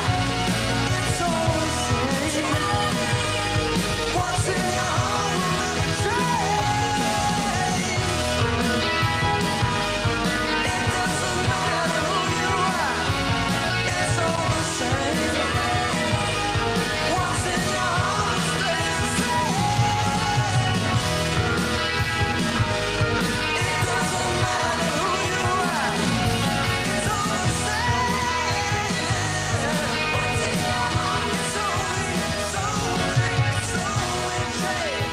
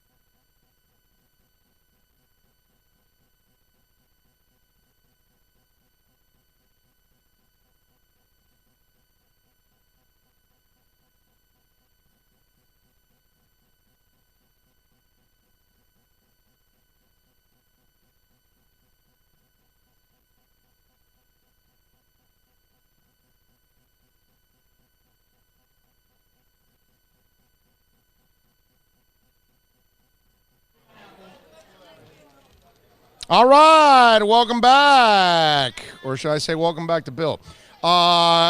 We are here coming to live, baby, from Hialeah Park, hour number 5 of the program, right? And I think this is hour number 5, right? Yeah, this is the 5th hour, but we're really not doing an hour. We're just doing an interview here as we extend the show a little bit here. And we'll have a little fun now. We're going to talk a little Miami Dolphins football, which is a beautiful thing. We tell you all the time, every week we go around the world and we talk to a different Dolphin, different Dolphin club president. And today we're going to go to Ohio, where the Toledo Dolphins fan club is at. And Bill Scruggs is the president of the Toledo Dolphins fan club, and so he's going to be kind enough to join us now. We'll have a little fun with Bill, and we'll talk a little Dolphins with him, and we'll see. We'll get his thoughts also on Vegas. Remember, those of you out there, you Dolphins out there, we are going to dominate Vegas. Remember, this is the only show in the country that will be at the East-West Shrine Game, will be at the Senior Bowl, will be at the NFL Combine, covering it for the 21st year, all 3 events. and bringing you all the insight from all those events and everything that's going on. And then we're going to be at Vegas for the NFL draft, and we're going to be broadcasting 3 straight days at Tommy Rockers in Las Vegas. Several hundred Dolphins are welcome to join us there. The Dolphin Nation is going to own Vegas that weekend, and this is the most hardcore Dolphin show that there is on the planet. So make sure you follow us, as we will have the best draft coverage like we've had for 20 years. Dolphin slanted coverage that there is on the planet. All right, we promised you we're going to Bill go. has Bill on the phone. Excellent. We're going to go to Toledo, Ohio, baby, where Bill Scruggs, the president of the Toledo Dolphins fan club, is going to join us now. Bill, good afternoon, my friend. How are you doing? Awesome. How are you doing? I am doing great, my man. So I was talking about Vegas because I like to promote that when we do this segment. Am I going to see you out in Vegas for the festivities and the broadcast? Going to make a genuine attempt to get out there. I've got it on my itinerary, my plans. I like it. I like it. All right, so tell us a little bit about the Toledo Dolphins fan club, because you know, we every Friday here on the show, we like to take a trip to a different part of the world with a different group of Dolphins, and I know they're all over the place. So tell us a little bit about the Toledo Dolphins fan club. Well, we started this club back in 1993, so effectively 25 years ago, and it has steadily grown over the years. And fortunately, we have some, close ex-players that live in the Toledo area, like Curtis Johnson from the 72 team, and he stops out and signs some things for the club members occasionally, and especially Brandon Fields, our ex-punter, that runs Inside the Five Brewery. He stops out and hangs out with us and his family, dude. And he's a good dude. And then our starting guard, Michael Dieter, family from Genoa, right outside of Toledo, and his whole family comes every week to the club and their members, and it's just such a great, exciting atmosphere for everyone. And even when we have a down year like we're having this year, I mean, everybody's still excited. We all get together and enjoy ourselves, and keep the excitement going. I don't like to look at this as a down year. I don't. The last 20 years, I can tell you they've been down years, but this year is an up year for me. For the first time, because I've never felt for a long time that they were ever going in the right direction. I always felt like they were just doing things to, get by, and they didn't know what the hell they were doing. For me, this is one of the more exciting years for me, because I feel like they're now building it the right way and a foundation for the future. And that's why I feel so good about it, because I've watched the Panthers now for several years draft players and then sign them to long-term deals, and they've got a really nice core that they've put together. That's what I think Chris Grier is starting to do. This is year one of it, and that's why I don't like to call this a down year, because this for me is going to be the start of the Dolphins getting back to being a respectable and a really good franchise. Well, what's nice, too, is they haven't given up. They still play hard. They give it a shot. They just haven't been able to put 4 quarters of football together consistently, but they are out there busting their tails as hard as they can, and you can see it. Of course. They don't give up. Yeah. They don't give up. Yeah, no, it's only the idiots with that tanking narrative that, the Dolphins gave up. Every player wants off the team. Every player wants to get traded. All this BS narratives were all created by everybody else, but they're not tanking, and they're trying, but they're building through youth. That's the difference. It's not tanking, it's building through youth. That's the problem that people don't understand. Yeah, when Michael Dieter's family comes to the club, they're always talking about, what his thoughts are, and because they talk to him on the phone almost every day, and he's, so that's a great insight into the team and into the locker room, and he's even sharing with everybody that they're still hungry and they're still striving to get better and putting everything together, and nobody's given up on the team. So that's always great to hear that, from the inside like that. Yeah, no, listen, here's the thing, Bill. There is no way these guys are playing this hard in week 12 if they don't like the coach, if they don't believe in the coach.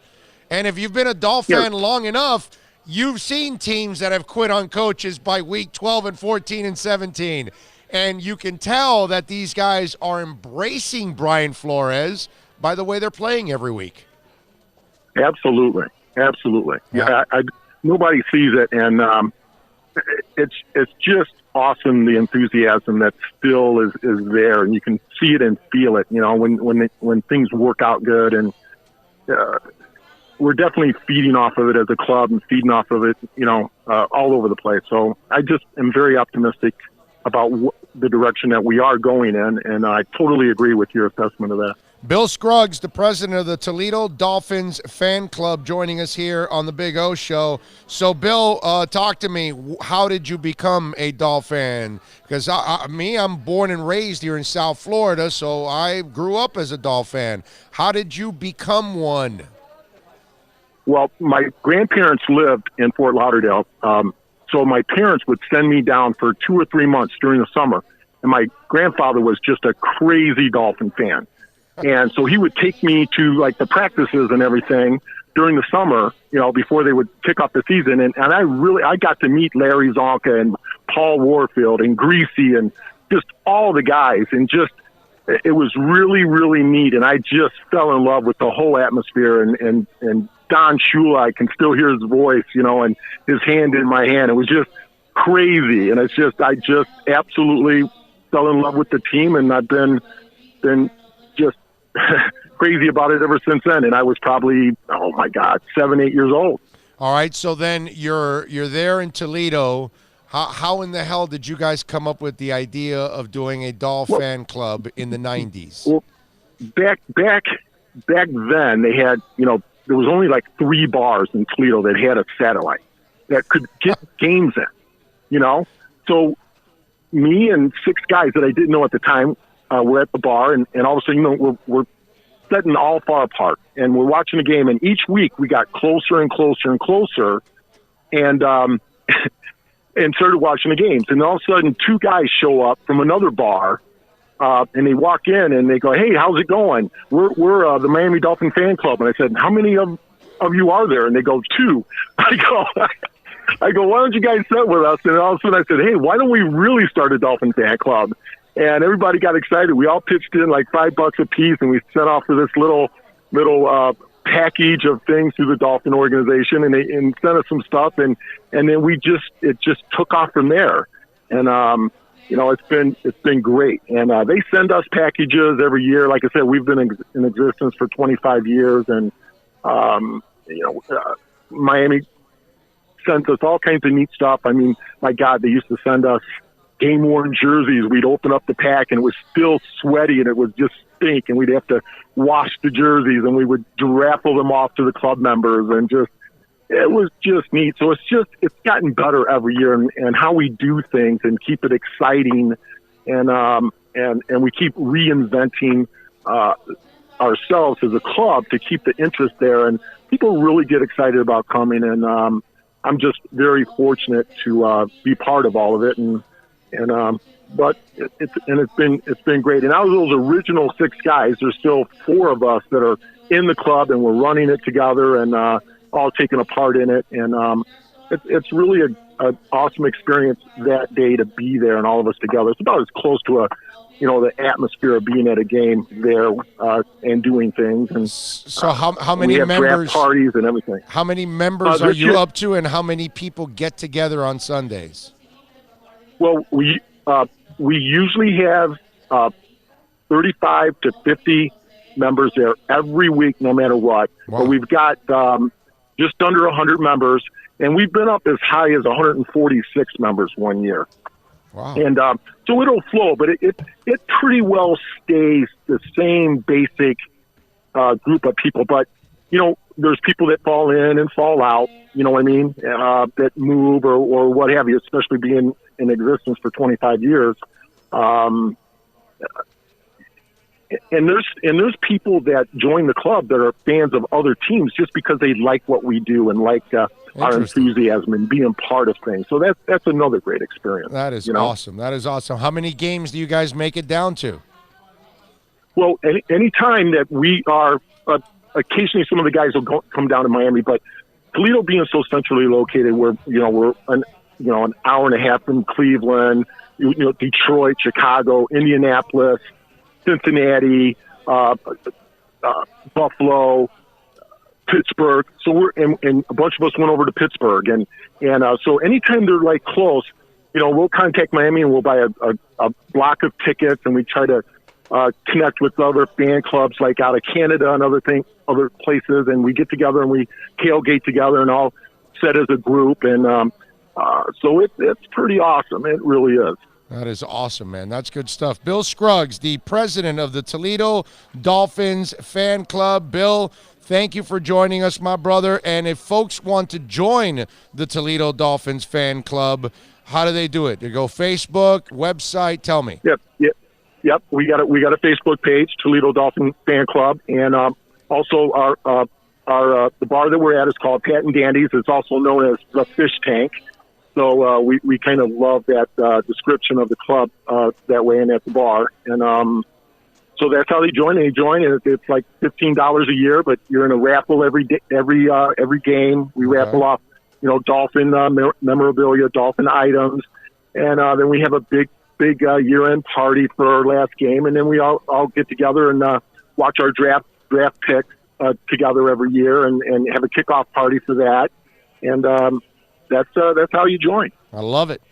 Good stuff, Bill. Well, I hope to meet you out in Vegas, my brother. I hope you and a lot of the Toledo Dolphin fans come out to Vegas to join us, man, because man, we're going to own Vegas that weekend. Aqua and Orange is going to be everywhere, my man, so come on out and join us, all right? Hey, go Fins. You got it, baby. Be good, Bill. Thank you for joining us. Thank you.